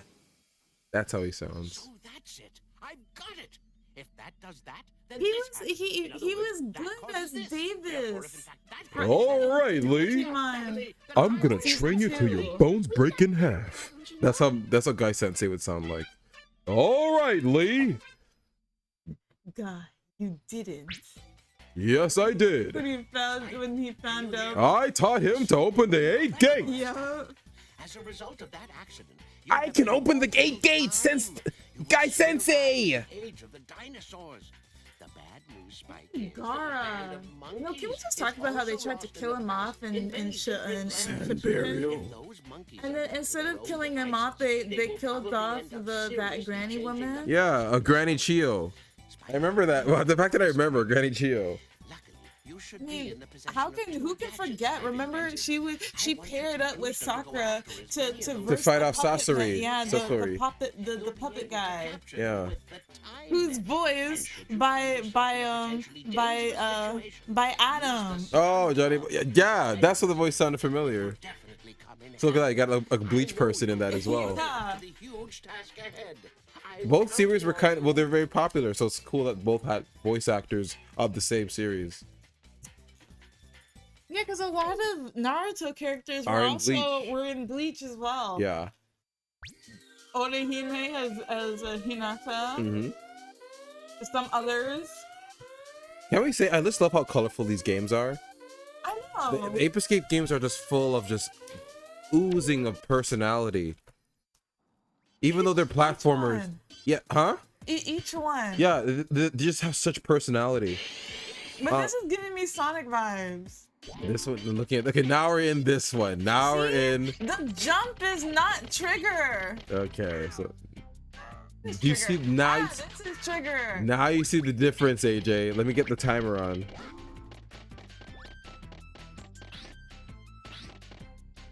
Set the timer.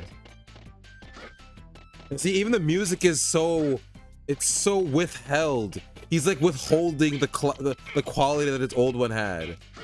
It's not the same as you could hear. Lower the music. Lower the sound like we did before.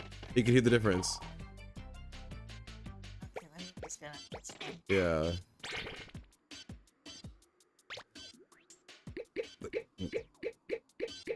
Why do they always lower the music?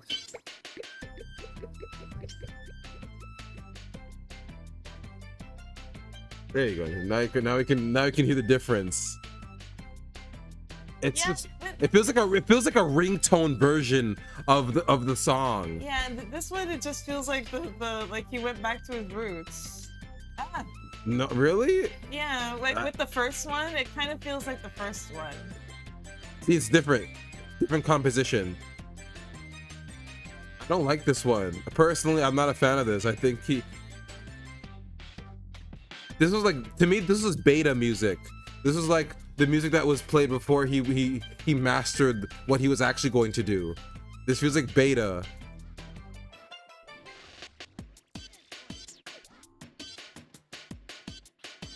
But yeah, the next game that I have in the list is the Crash the Crash of the Titans and Crash Mind Over Mutant duology.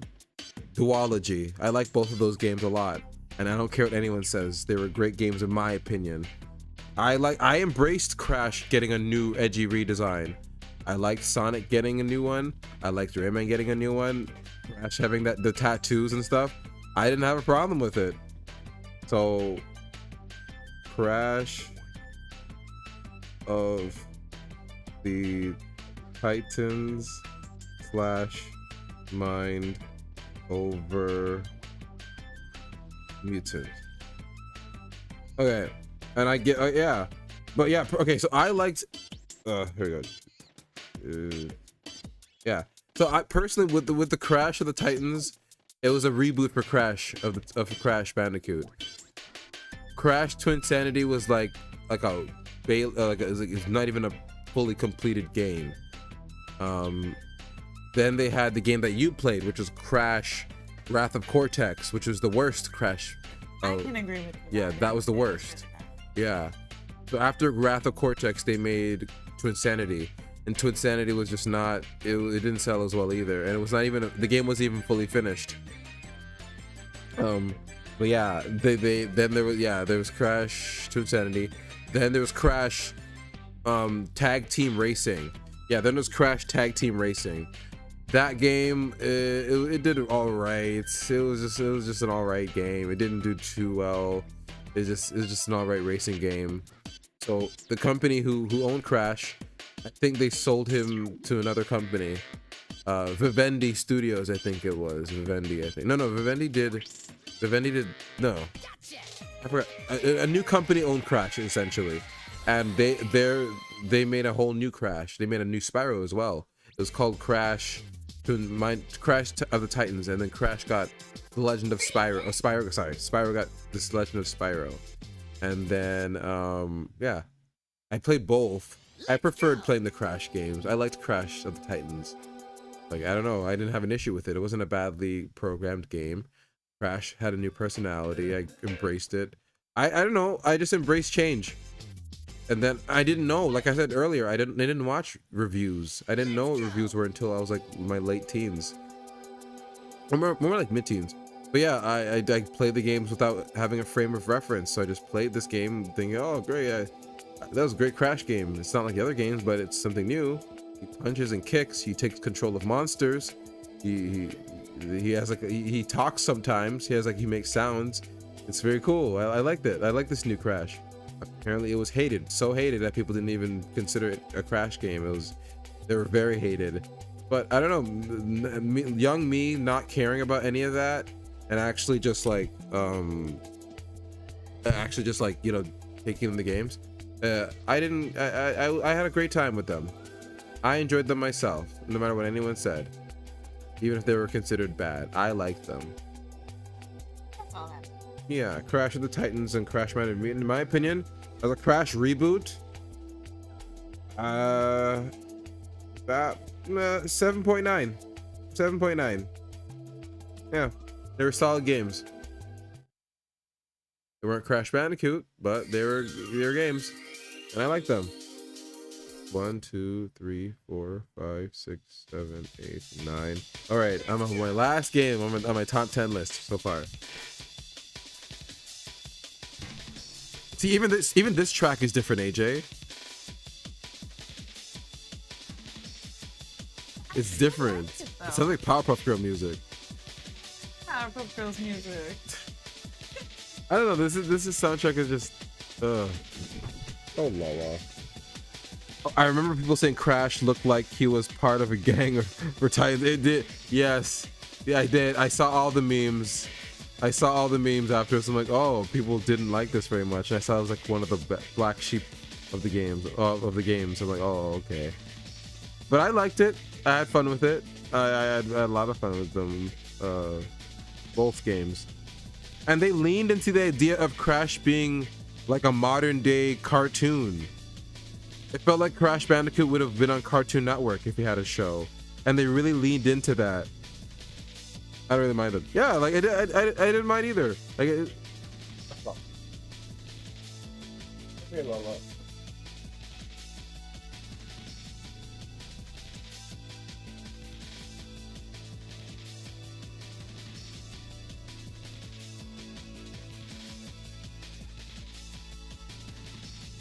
Yeah, to the stream. Come. Yes. Chat to the stream, Lala. Here. Say hi. You got nothing to say? Wow. Got nothing to say. Yeah, I personally, I felt like Crash, because when Crash Bandicoot first came out, it felt like a 90s cartoon. It was really leaning into that. In fact, when we saw that there was some leaked intro for Crash Bandicoot, and it was them doing like an animated Looney Tunes style 90s cartoon, something out of like, you know, something Looney Tunes meets Ace Ventura cartoon, The Mask cartoon kind of thing. Like it was like that. So they knew, they kind of confirmed that, oh, that was the idea when making Crash Bandicoot. I mean, the concept art enough was already enough to let you know that that was what they were going for with Crash Bandicoot. But yeah, I felt like Crash Mind Over Mutants, they really leaned into the Cartoon Network era of 2008 era or whenever year it came out. I think it was 2008 or 2009. But they leaned into the Cartoon Network era of that time for Crash of the Titans. It was very like they just leaned into that, especially with the cutscenes. The cutscenes in the game were like animated like Johnny Test after, like when they started using Flash. That's how the cutscenes were animated in Crash Mind Over Mutants. So they really leaned into that kind of. Wasn't that when Johnny Test went down? Yeah, that's kind And of. they kept, and isn't that when they kept using the sound effects, or is that when they got rid The of whip the sound effect. Oh yeah, that was very annoying. See, here's a good. Listen to this version of the track. This is a good difference. This one's different. You can hear it. You heard the other one. This is way different than the other one. It's just different, man. I'm sorry. Having heard the first version and then hearing this, it's just, I can't go to this. I get that. This feels like ringtone version of it. I don't know why they couldn't just have ripped the music and from the. Taking away.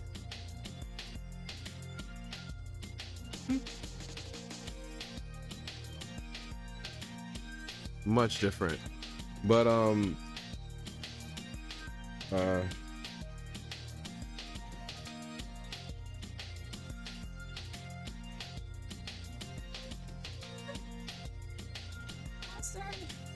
yeah, the cutscenes look like this in Crash Mind Over Mutants. They look like this. They really leaned into like the white, like this kind of cartoon. Like this would be on Cartoon Network. And yes, that is grim. That's grim. Like they would get the worst slot. Yeah. And they got the guy who voices Grim from Billy and Mandy to voice the Mask in this game.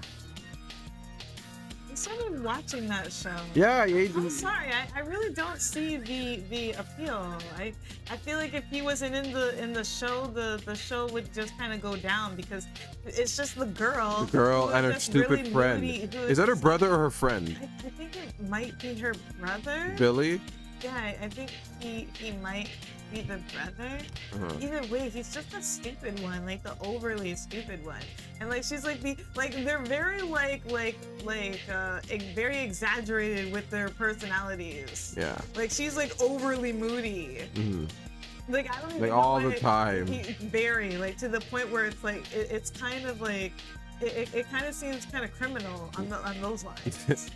Like you kind of want to like report her For being so moody. because you think like she's so moody that she might have killed somebody or will kill somebody because of how moody she is. Oh, I just realized a game we should put on my list for the final game. Undertale / Deltarune. Undertale / Deltarune. Yep. So that's my 10th on the 10th game on the list. So yeah, Undertale and Deltarune. Love those games. Solid games. I don't like turn-based RPGs. I really don't like them. But like I said about Crash Mind of Mutant, them leaning into the whole cartoon aesthetic of like Cartoon Network or whatever cartoon was popular at the time. In this case, Steven Universe. Undertale leans into that era of cartoon. The Adventure Time, Steven Universe. Huh?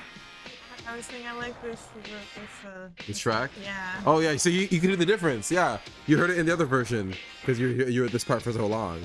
So yeah, you can hear the difference in this one one too. But yeah, yeah, I'm not a fan of. Oh my god, I'm not a fan of turn-based RPGs at all. But Undertale and Deltarune made me like them, like those games in particular, because of how well they were, polished and how funny they were.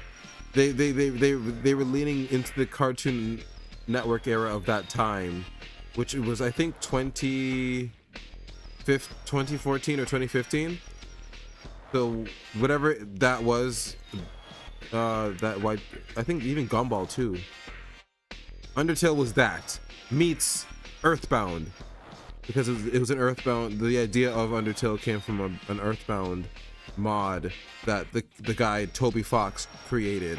It was a Halloween mod for the game Earthbound, and then from there he made his own game called Undertale.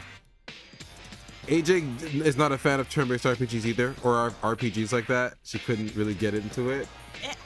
It has to be on. I have to really love the franchise, like Digimon. Yeah, but I played those games back in those times in 2015, and they were really good. It was really good. Undertale was really good.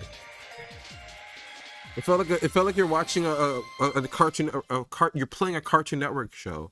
The comedy was very solid, very memey, but like in a funny way, memey, not like in a like an annoying way, memey. The characters are very lovable. It was nice. It was very nice. It was a nice experience. I played it blind, so the game messing with my save file and everything, it really took me back. It was good. It was good. Undertale is a solid game. Deltarune is pretty much the alternate universe version of Undertale. It's like another universe, similar to what Steel Ball Run is to JoJo. That's what Deltarune is to Undertale. It's just another universe. They just exist in the same. They exist separately from each other. Yeah. Yeah, it's. I like it. It's a whole universe all in itself. Yep. That's. Yeah, it's good. The story is still good in Deltarune. In fact, I need to play Deltarune. So I want to believe that Jolene exists. Well, there's alternate universe versions of most people in the next universe. I'm not going to spoil it for you. Ooh. Why do you go to the trading room, AJ? You don't need to use these. You know how to use these. I skip them because I always have to go to them. Dude, look at that. That's so bad. So it wants you to find the monkeys.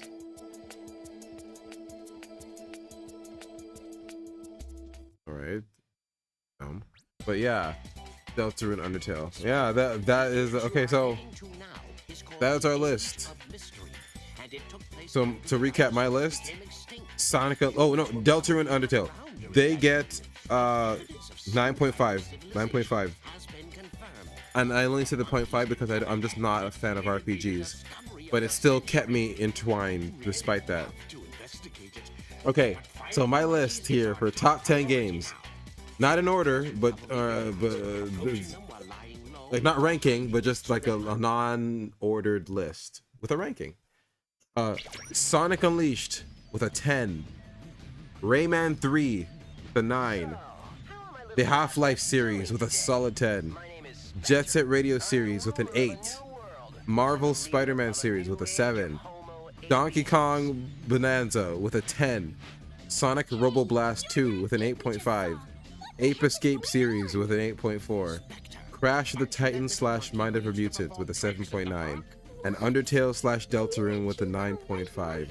That is my list. I just realized, yeah, I don't think I did give anything a 10. Yeah. That would be a 10 in my book. You can change them up. You can change up your score.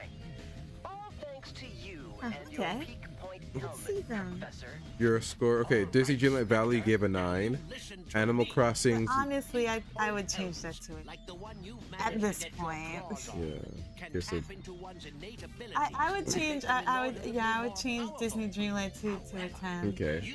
Even though my favorite character isn't in the game, I don't want to say his name because if he's not in the game, I'll cry. Aww. So I'm waiting until he comes into the game. So I'm hoping that he comes into the game because then it'll be it'll just be super ranked. But yeah, I'll leave it at 10 because it is really good, and I do love Disney, and it is everything Disney, literally, even Star Wars. But I'll give it a 10. Okay. Now, Animal Crossing's New Horizons, you gave a 9. You know, I'll change it to a 10 too. Because, Damn. Okay. yeah, it was a good upgraded version to New Leaf. And New Leaf and New Leaf wasn't bad. It was just very Sims like, where they cared more about the talking to the NPCs and like that type of like farm like game, sim like game. That's the only reason. But New Horizons kind of like abandoned that. So yeah, I would actually change that to a 10. Okay. I really like the decorating aspects of it too. So yeah, they really upped the game. I don't know how they could up the game further. I mean, other than adding other mechanics that weren't in Horizons. But I mean, even Horizons didn't really need like other like mechanics. Like it doesn't really need the stuff to be put like on an angle. It would just be nice. Or like houses at the side, like to like the left or right instead of just how it is. Because you can't go the other ways. It's just one way. Yeah. So it would, yeah. Other than those things, yeah. I really don't know how they could, how it could be better. But I'm still excited for the next one. But yeah, I would put Horizons at 10. Okay. Grand Theft Auto San Andreas, you give a 9.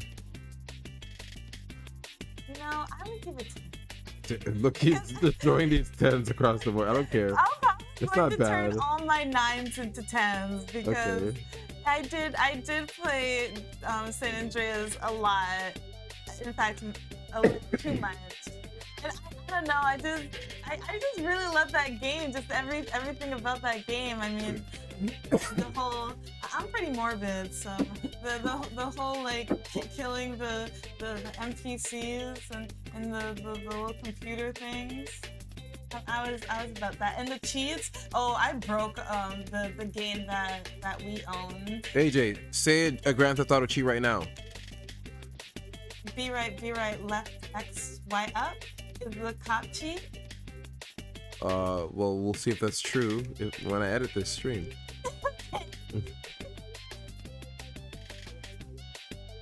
I'm sorry, this version of the song is just so ringtone version of it. See, I would make one of these my ringtone. Like it. Maybe I'll make one of these my ringtone because I've been needing to change my ringtone for a while. Because it sounds like Rayman. No, not for text. Oh, well, I would say you should choose that because I always think that you're playing Rayman. This one sounds like someone's going wow wow wow wow wow wow wow wow wow. You know, Ow ow ow. I shouldn't talk about ringtones because my ringtone. Remember, I had the siren. AJ has for me. It was a cop siren. I remember for when I get mail before I changed it. It was the cop siren. So every time it sounded like the cops rapping. For me, whenever AJ and I are whenever whenever I call her, it's set to Sonic Underground. With the people singing. Sonic Underground. It's like, oh my god. It's not the instrumental. You know what? I'm gonna change it to the instrumental. Oh, I don't know why I have it with the people singing. I'm so dramatic. Why can't it just be the outro? Because the outro is just an instrumental version, like a fast version of it. Because I like how the opening sounds. Is there even an instrumental version of the opening? I'll find it. Okay. Well, let's recap your list. The Warriors, you gave a 7. Honestly, I was so cute. Okay. Craftopia. Not because it was like that. I mean, I did play it a lot, but I mean, it was a gang, pretty much a gang violence game. Yeah. That's pretty much what it was surrounded by. And I was so young when I played it, so I didn't even really understand what I was even playing. It's like, so I would still give it a 7, but I would still leave GTA at a 10 though. I would give that a 10. San Andreas. Yeah. Okay. Craftopia, you gave a 6. Yeah, I would leave it at that because it was poorly optimized. Yeah. And it's supposed to be played on the PC. Ugh. Yeah. Brute Force, you gave an 8. Oh yeah, I would still. It was a good game, but you know, because it was on Xbox original, those graphics. Yeah. Sonic Adventure 2 Battle, you gave a 9. Oh, I would give that a 10. Whoa, look at that. She's giving a Sonic game a 10. A lot of people do. A lot of people consider it the best Sonic game ever. I don't. Honestly, I don't. I would say so. Out of all the Sonic games that I played, because that wasn't the first Sonic game I played. I first got into Sonic with the Sega version. Yeah. So I played those ones first. And then I played that one, but after playing that, I would have to say that it's a solid 10. Okay, nice. It's pretty good on all fronts to me. I'll always accept Sonic love. Of course. Mortal Kombat, you give a 9. Yeah, I would still leave it at a 9. Sim series, you give a 9. No, I would give it a 10. Whoa, Yeah. 10. Even if you can walk up a stairs that has no walls, but there's modders to fix it, so I guess that gives it a 10. Yeah. It's very mod friendly. It is. It's what got me into modding. Yeah, so it's mod friendly. Skyrim, you gave a 9. You know what? I would give it a 10. You played it all because COVID, I AJ. did, and it's pretty. It has a lot of playability. I played that game so much. It deserves that 10. Okay, so this whole stream, AJ and I have been compiling a list of our favorite games of all time alongside a ranking. It was very extensive, and we are not going to go through the details of them. But here is the list. It could have been longer. We compiled it down to 10, but it could have been 15. You know what? Next time we should do 15. We'll do 15 next time, but here's AJ's list. Disney Dreamlight Valley. AJ gave a 10. Animal Crossing's New Horizons. She gives a 10. Grand Theft Auto San Andreas, she gives a 10. The Warriors, her Xbox original, she gives a 7. Craftopia, a 6. Brute Force on Xbox original gets an 8. Sonic Adventure 2 Battle gets a 10. Mortal Kombat, a 9. The Sims series, a 10. And Skyrim, 10. Now my list of games. Oh, let's give a little clap for AJ's list. AJ's list, that was good. That was a solid list. That perfectly captures your personality, the kinds of games you're into, and your whole style. That was a good list. That was a good list. My list, similar to yours, explains my personality very well. Sonic Unleashed, 10. Rayman 3, a 9. The Half-Life series, a 10. The Jet Set Radio series, 8. Marvel's Spider-Man series, 7. Donkey Kong Bonanza, or as we call it, Donkey Kong Bazongas, a 10. Sonic Roboblast 2, an 8.5. The Ape Escape series that we're currently playing, an 8.4. Crash of the Titans / Mind Over Mutant, 7.9. And the Undertale / Deltarune Duology, a 9.5. That is a list. That is a solid list of the games that capture us and what we like. We'll add next time. We'll add 5 more to this list. Yeah. And we'll add 5 more again. Oh, we were saying during our break, maybe we'll do a tier list stream. Top 100 games. Oh my goodness, I don't think I've played 100 games. I don't know if I played 100 games. Oh my god. You know what? We should find a website that has like an archive of like games. We should sign up and then we should see how much games that we've played. We can technically do that with our SNES, Sega Genesis, Game Boy Advance, and Game Boy Color streams. We should start doing that. We should start tallying down the games that we've played so far and see when we get to 100. Yeah. Okay, we'll start doing that. We'll start tallying up the games that we play. This stream has been fun. I've been so chill. It's been so chill. Not as crazy and wacky like normal. See, here comes the violence. We were so behaved. You were so behaved until now. At least you want to play a game to break into a car. AJ and I found wow. I found this. AJ and I were talking the other day about old PC games, and I was talking to her about Mugen.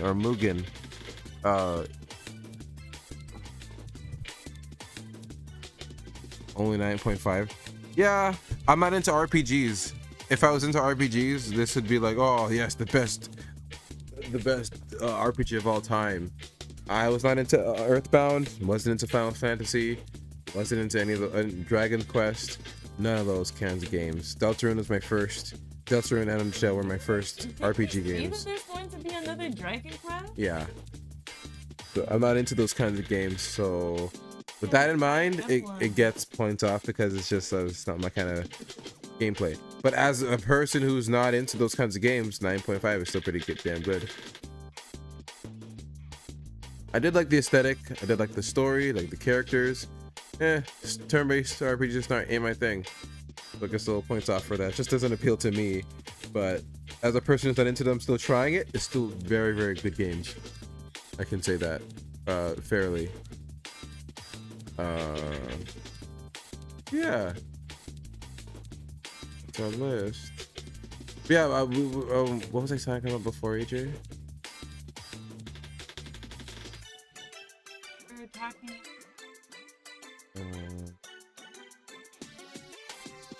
I can't remember either. Damn it. You were talking about it earlier. That's fair. That's more than fair. That reminds you of that interaction in Jake and Amir. Oh, I thought you were talking because the same thing happened in Bob's Burgers. Anytime that happens where someone says it's fair, we always say that's more than fair, and we do it for two different reasons. AJ's reason is because of Bob's Burgers. My reason is because of Jake and Amir. Because in Jake and Amir, the character Amir always has weird friends with weird names, and the character Jake almost never believes that they exist. So for the first time in the show's history, one of the friends actually shows up, and he has a weird name, which is Lawrence. So the friend Amir, the friend Jake, takes his time to say, "Okay, who named you Lawrence?" And the guy, the weirdo, the friend that he finally gets to meet says, "A fisherman found me when I was 19 years old. He named me Lawrence, and he raised me." And Jake says, "You know, at the age of 19, you probably should have been fully raised." And then the guy tries to argue, "Yeah, but," and then Jake instantly cuts him off saying, "and raised." And then he's like, "That's fair. That's more than fair." It's like, that whole interaction kills me every time I hear it. A fisherman found you when you were 19 years old. He named you Lawrence and he raised you? Like, it's just so wild. Good names. What do you mean? He made me Lawrence. Like, it's just, that whole interaction kills me. And see, I remember because of Bob's Burgers, because of the episode with the dinner coughing. theater, where Teddy's all like, where Bob's all like, well, if you know. Teddy, Oh, thanks. I know. Thanks. Yeah, those are we said all those are great choices. Thanks. Thank you. Yeah. Yeah, but where Bob was all like, well, if you find yourself, you know, watching the show, you might as well, you know, eat and buy a ticket. Because Teddy was talking about why would I want to buy tickets for the show if I just want to eat the food, and Bob was saying, well, you know, if you find yourself doing that, you might as well just watch the show. Watch the show. Then Teddy was all like, that's fair. That's what. So it's funny to see, like, the two, we like that quote for two different reasons, and they're both so absurd.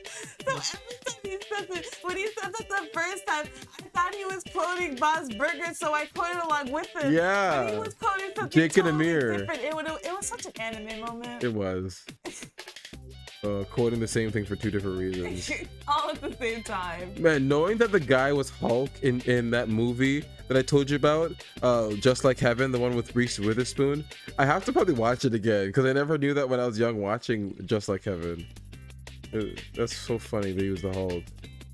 The first time I got into Hulk was the game. Oh, that was called Ultimate Destruction. On the GameCube. It's funny when you and I were talking about Godzilla. I said Godzilla Ultimate Destruction, but that's not what it was called.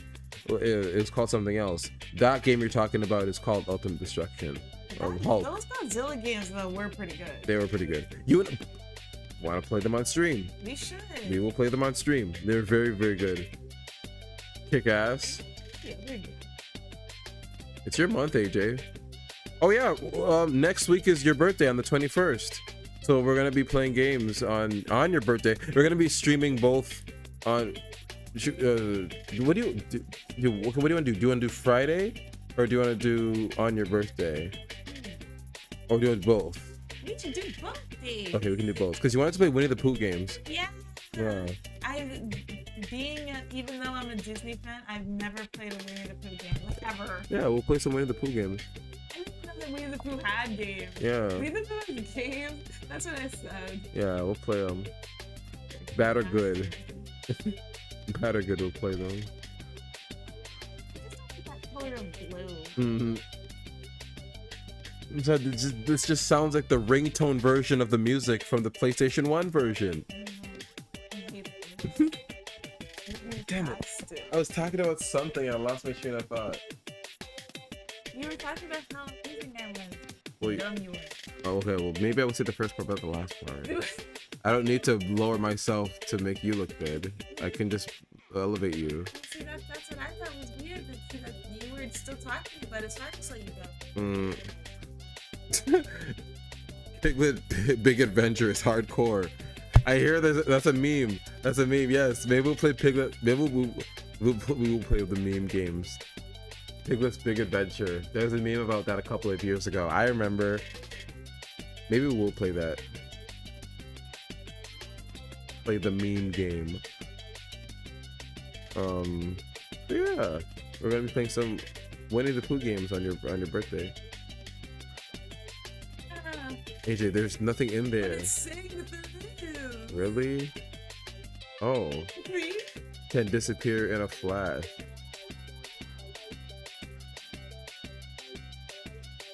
It's so weird. If it was that one, it's gonna be so funny. No. Is it that one? Wow. That's so weird.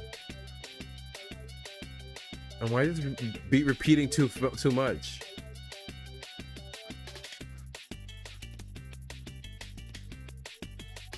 Like this. How?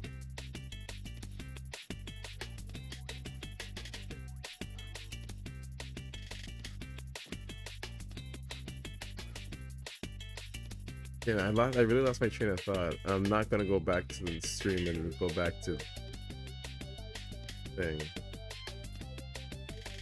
What video game currency do you like collecting the most, AJ? The rings, coins, the fruits in Crash Bandicoot. It's rings because I had to for Sonic.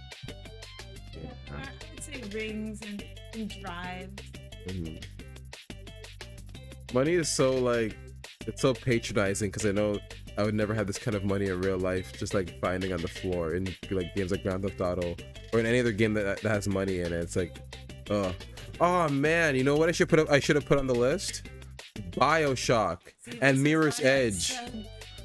We have to do a top 15 list. We will. We'll do a tier list. We'll do a tier list stream, like a stream just dedicated to us going to the tier list website and just putting whatever games we want onto the stream. Onto the thing, yeah. We will do that. We'll have a tier list stream. With this list and then with any list, yeah. Movies, anything. Because we play so much. Okay, this might be 10. What are you doing? I'm collecting Wumpas. Oh my god, do you remember that? Please, there was this video, AJ. There's this really funny video of this guy doing this guy. I think it was called My Drunk Friend at 2 o'clock in the morning, and the friend was just doing a cappella of the game that he was playing, and it was Crash Bandicoot. He was doing the music, the game sound effects, and like any kind of cutscenes, all at the same time. It was like do. Every time he'd collect a Wumpa, he'd be like do.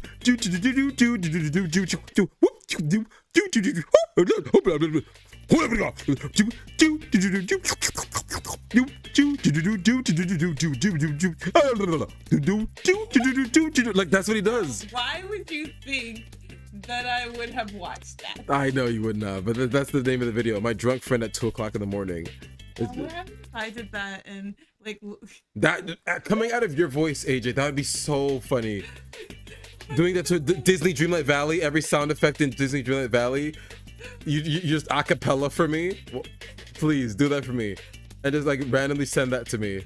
That'd be so funny because that literally is what the video was called. My Drunk Friend at 2 o'clock in the morning. I should do that one. That's a good video. Highly recommend. Highly recommend. It's a good video. Yeah, I was talking earlier about Siva Gunner. I like those guys. Those guys are really good. I like musicians that can be funny, and the Siva Gunner group can be funny. They basically do audible YouTube poops. They meme with music. I like it.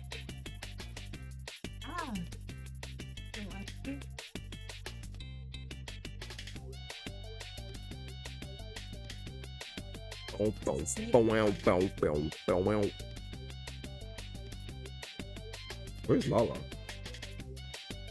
Lala. Oh, right here. I'm wondering where she was.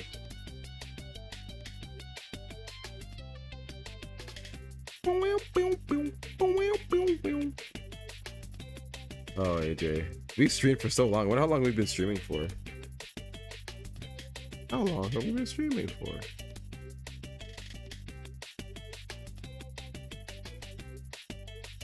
We were streaming for 6 hours. Damn. 6 whole hours. Hey, Homer. We've been streaming for 6 hours, Homer. Yeah, me and Lenny been streaming. Homer, why did you come stream with us? I was too busy talking to my wife. Here. I'm sorry. I need to end off this call now. End the call right now and get back under the sheets. Yes, ma'am. You like me so well. Honey. Why does every single time I do a Homer and Marge thing, it always goes sexual? Well, I'm sorry. I believe that because they're such a good couple, they would make such good love.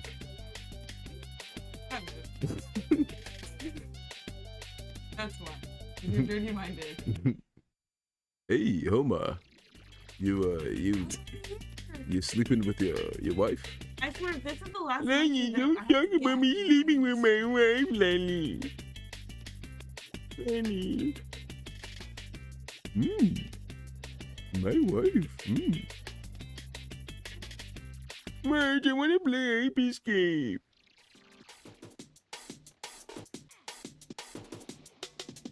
You're not allowed to play Ape Escape.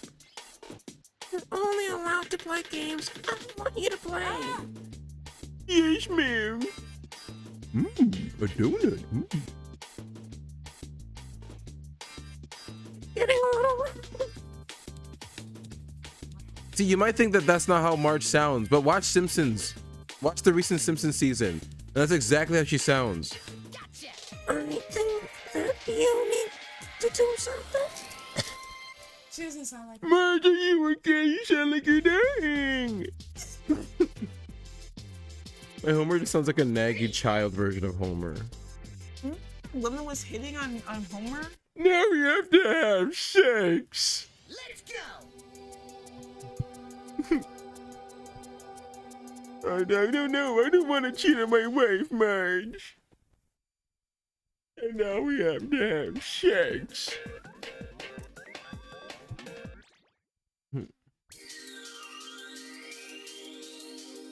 Cool. Not in the last level.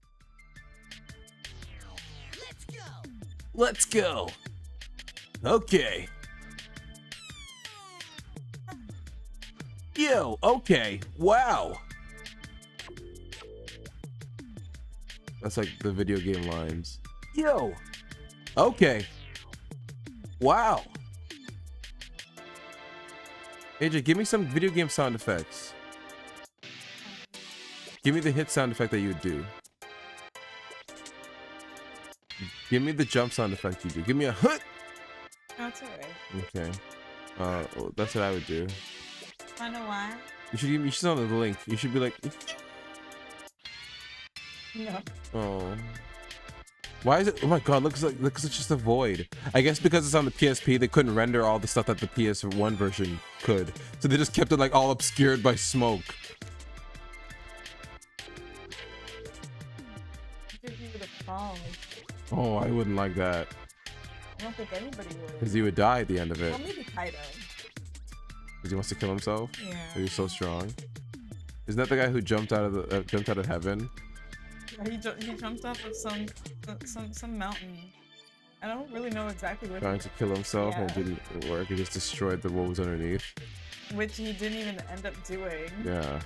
And then I think he ended up capturing Kid after, so that happened. We're One Piece chatting for the We have to uninitiated. watch that. We do. again. We have to watch We One have to Piece. get back AJ and I would watch One Piece every morning. It was like our little routine.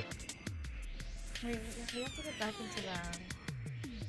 You were listening to me watch Bleach. Yeah, I was a secondhand watching it with you. He was not into it.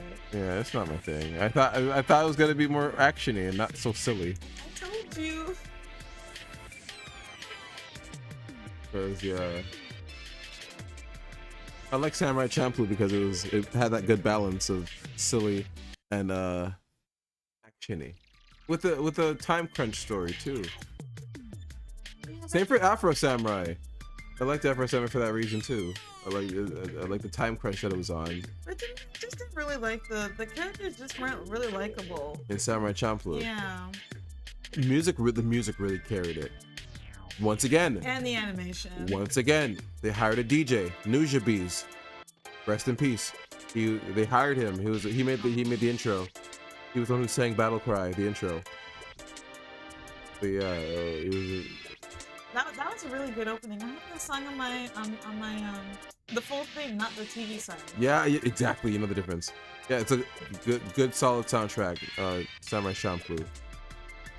Japanese hip hop. That's what the soundtrack was. Japanese hip hop.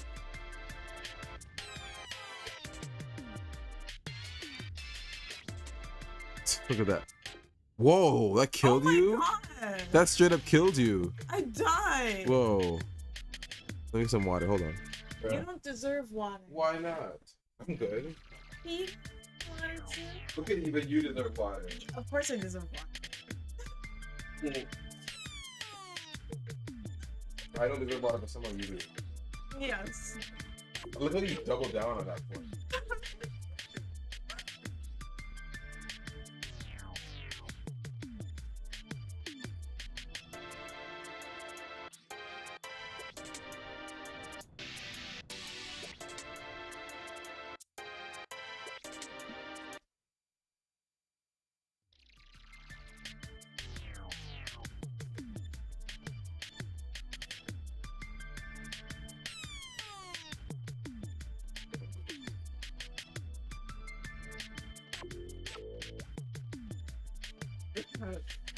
I know the sound effect, right? Yeah, that was a weird sound effect. It's in the original one too.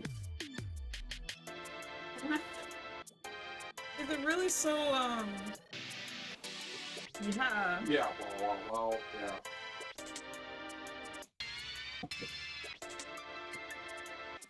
Sorry, this soundtrack is so much better than the second one. Yeah, I think the third game had the best soundtrack. I love the goofy sample.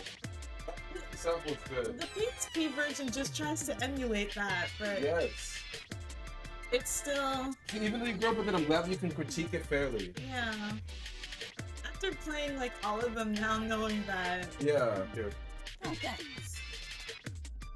it just tries to it tries to emulate the other ones. Mm-hmm.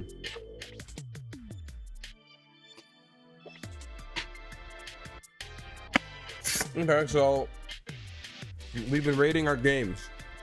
Why don't you rate these chips? Oh, yeah. It's just don't give them.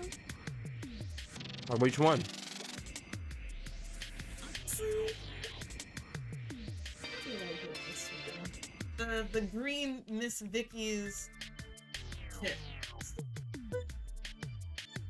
I mean, all Miss Vicky's taste like barbecue. It's like that's their base. Mm-hmm. But this mix, the jalapeno? Spicy, yeah, Jalapeno? Yeah, it's not bad. It's just very. It's the first time I'm eating a jalapeno chip. Mm-hmm. Very spicy or hot. Yeah. Yeah, spicy. Has some kick to it.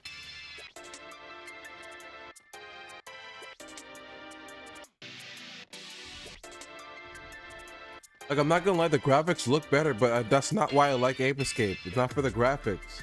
I like the low graphics that it had in the other one.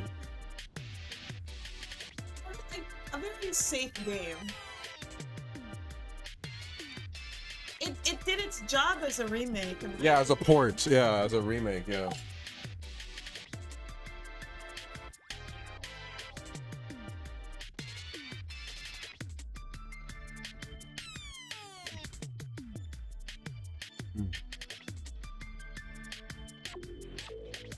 That sound. But I'm sorry, it just looks like a JRPG on PSP. That's what they made this game look like. Oh, come on. Oh, AJ.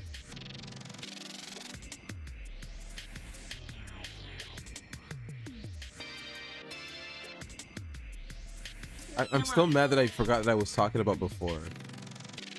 Why? I knew I was happy with that. Damn it.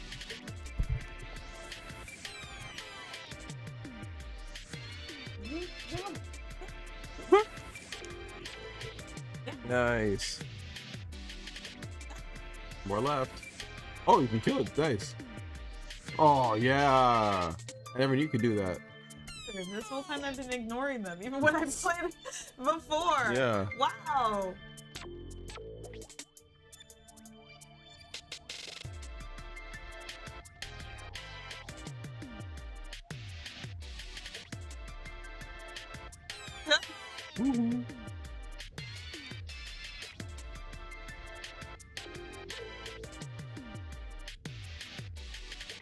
Next time we'll probably rate our favorite movies next time. That's gonna be hard. We'll come back to you in time. Well, we don't have time. We have a couple of minutes before we have to call it a stream. 9 minutes till we have to call it a stream. Yeah, I want to remember before then. Damn it. Oh! That was a good jump. I think I would make it.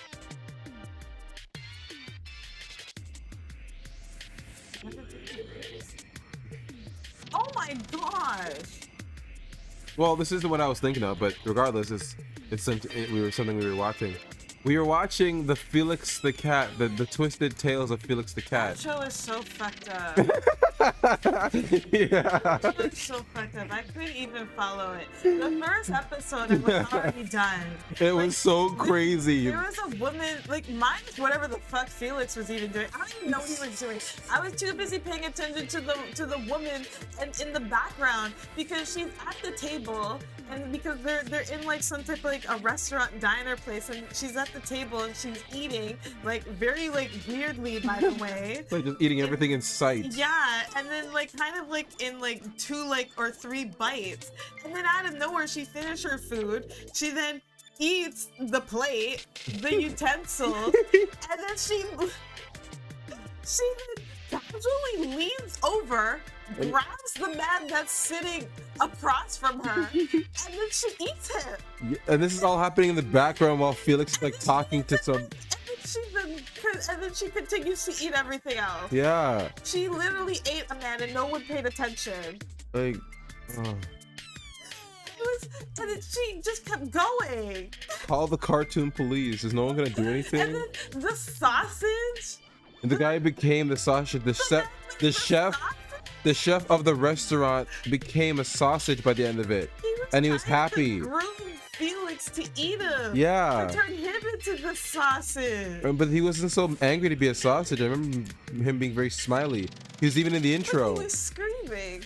But even in the intro, right, he was like, no, the chef guy. Yeah, I don't know what's wrong with him. He was like, yeah, like looking all crazy. Yeah, like down like the conveyor belt, and like I don't even know if the conveyor belt was moving, but he was just happily laughing, moving on the conveyor belt as a sausage. There's never been any kind of normal Felix the Cat media, in my opinion. I've never seen Felix the Cat ever just be, oh, it's just a story about a cat on an adventure. It's just never just been that. It's always been something weird or some kind of like parody of something, or they just go on acid. Yeah. But yeah, it was Twisted Tales. I only got to like episode 5 before I said, yep, I think I get it. We fell asleep, and then when we woke up, we were on episode Yeah. like 11. Yeah, it was playing. 11. It was playing while we fell asleep. I don't know how that affected us subconsciously, but I know it has. I mean, I think I'm okay.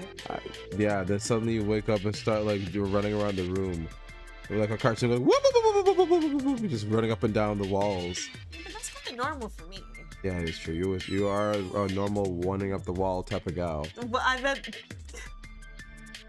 You're balls to the walls, lady. I don't have that. I know. A monkey. A monkey, get him. That's the monkey. Get him. Pet him, and then get him. Oh. You can't pet him if you're falling down a precipice, AJ. You know, you shut up this. You. You can't pet monkeys if you're falling down a quagmire.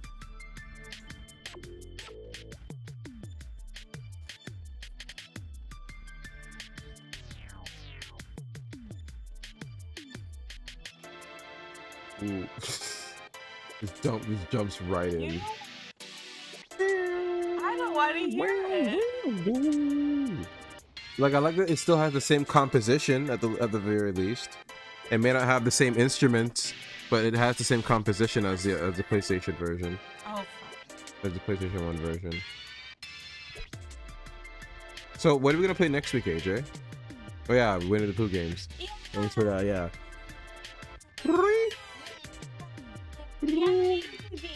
Okay.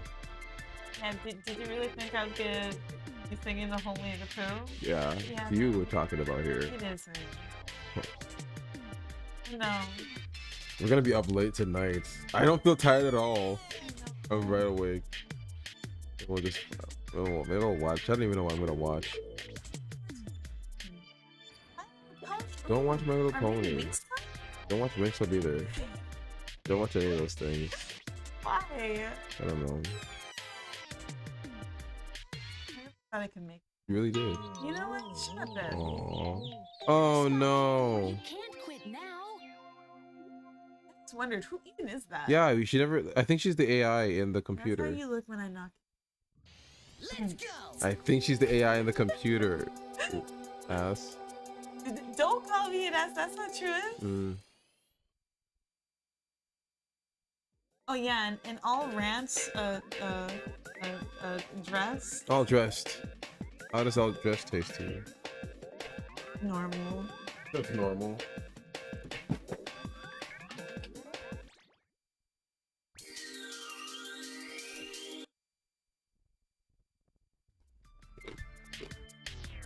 When I was younger, I used to do those monkey dances. Mm.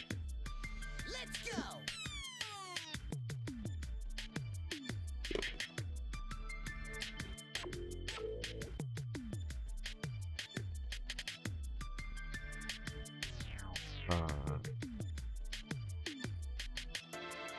What do you think that too? It's just been a chill night. I'm just like sighing in like contentment or contentness. Not contentness. Contentness. Because I'm content with everything happening right now. I like this has been a great stream.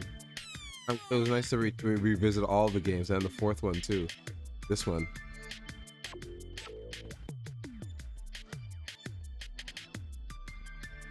Goodbye, goodbye, good friend, goodbye. I love watching that show. It's not Brand the Big Blue House. Yeah.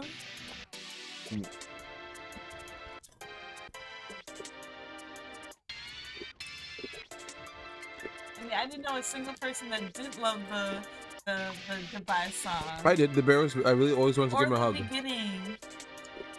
I always wanted to give Bear a big hug. He looks so huggable. He did. And you know, he'd be the kind to be like, "Oh, you're hugging me, huh? Okay," and he'd just hug you back, and it'd feel nice and warm. You're like, "Oh." See, I would rather get a hug from Bear Than Barney. But yeah, I knew it. I knew it. I knew it. I knew it. Oh. Because I know you, kid. Oh, you shut this. Mm.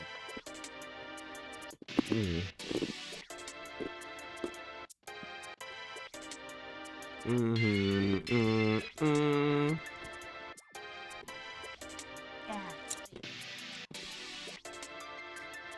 Mm-mm-mm.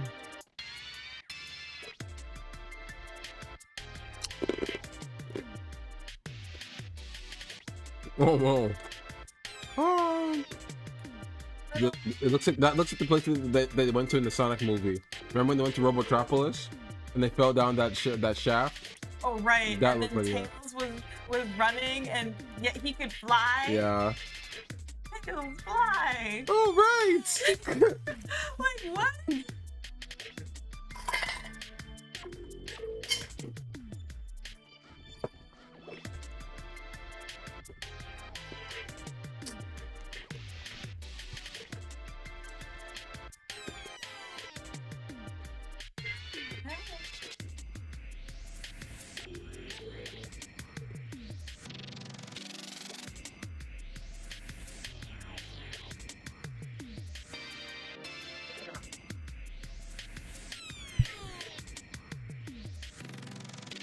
All right, time's up. Ah, okay. All right, so that was the Ape Escape trilogy Honestly, with the PSP version. after playing Let's this, talk about it. after coming back to it after such a long time, it took my job. It did its job. It was a remake. I thought it was good. It leans more towards on the first one than the other two, but they tried to emulate the music from the third one. I feel it really tried to keep that upbeatness. I feel. Mhm. I like it though. I still think it's good in my opinion. The third game, then the second game, then the first game, then the PSP version is whoa. The third game, the PSP version, the second version, then the first version is how I would rank it. You don't. That's your least favorite version, though. The How? It has such good music. it's good, but I don't know. I just the third one, even though I played it for that little hour, I thought it was still good. In my opinion, better than the first one, and even the second one. Well, it's a bold statement. I mean, my list was pretty bold itself, so I can't say anything. But that was the Ape Escape trilogy. I'm honestly, this was great. This has been a nice chill stream. It was nice to come back to these games. We fixed the issue with our CRT not having audio coming out of it, so now we can, as you can hear, the audio can be heard. Yeah, we everything went great tonight. Everything went with the well, you know what I mean. But as you can tell from the slurring of my words, we need to hop off and yeah, call it a stream. I'm gonna make a bowl. I'm gonna make dumplings. I want dumplings. All right, just eat them right after. All right, later days, folks. Later nights, everybody. Later nights.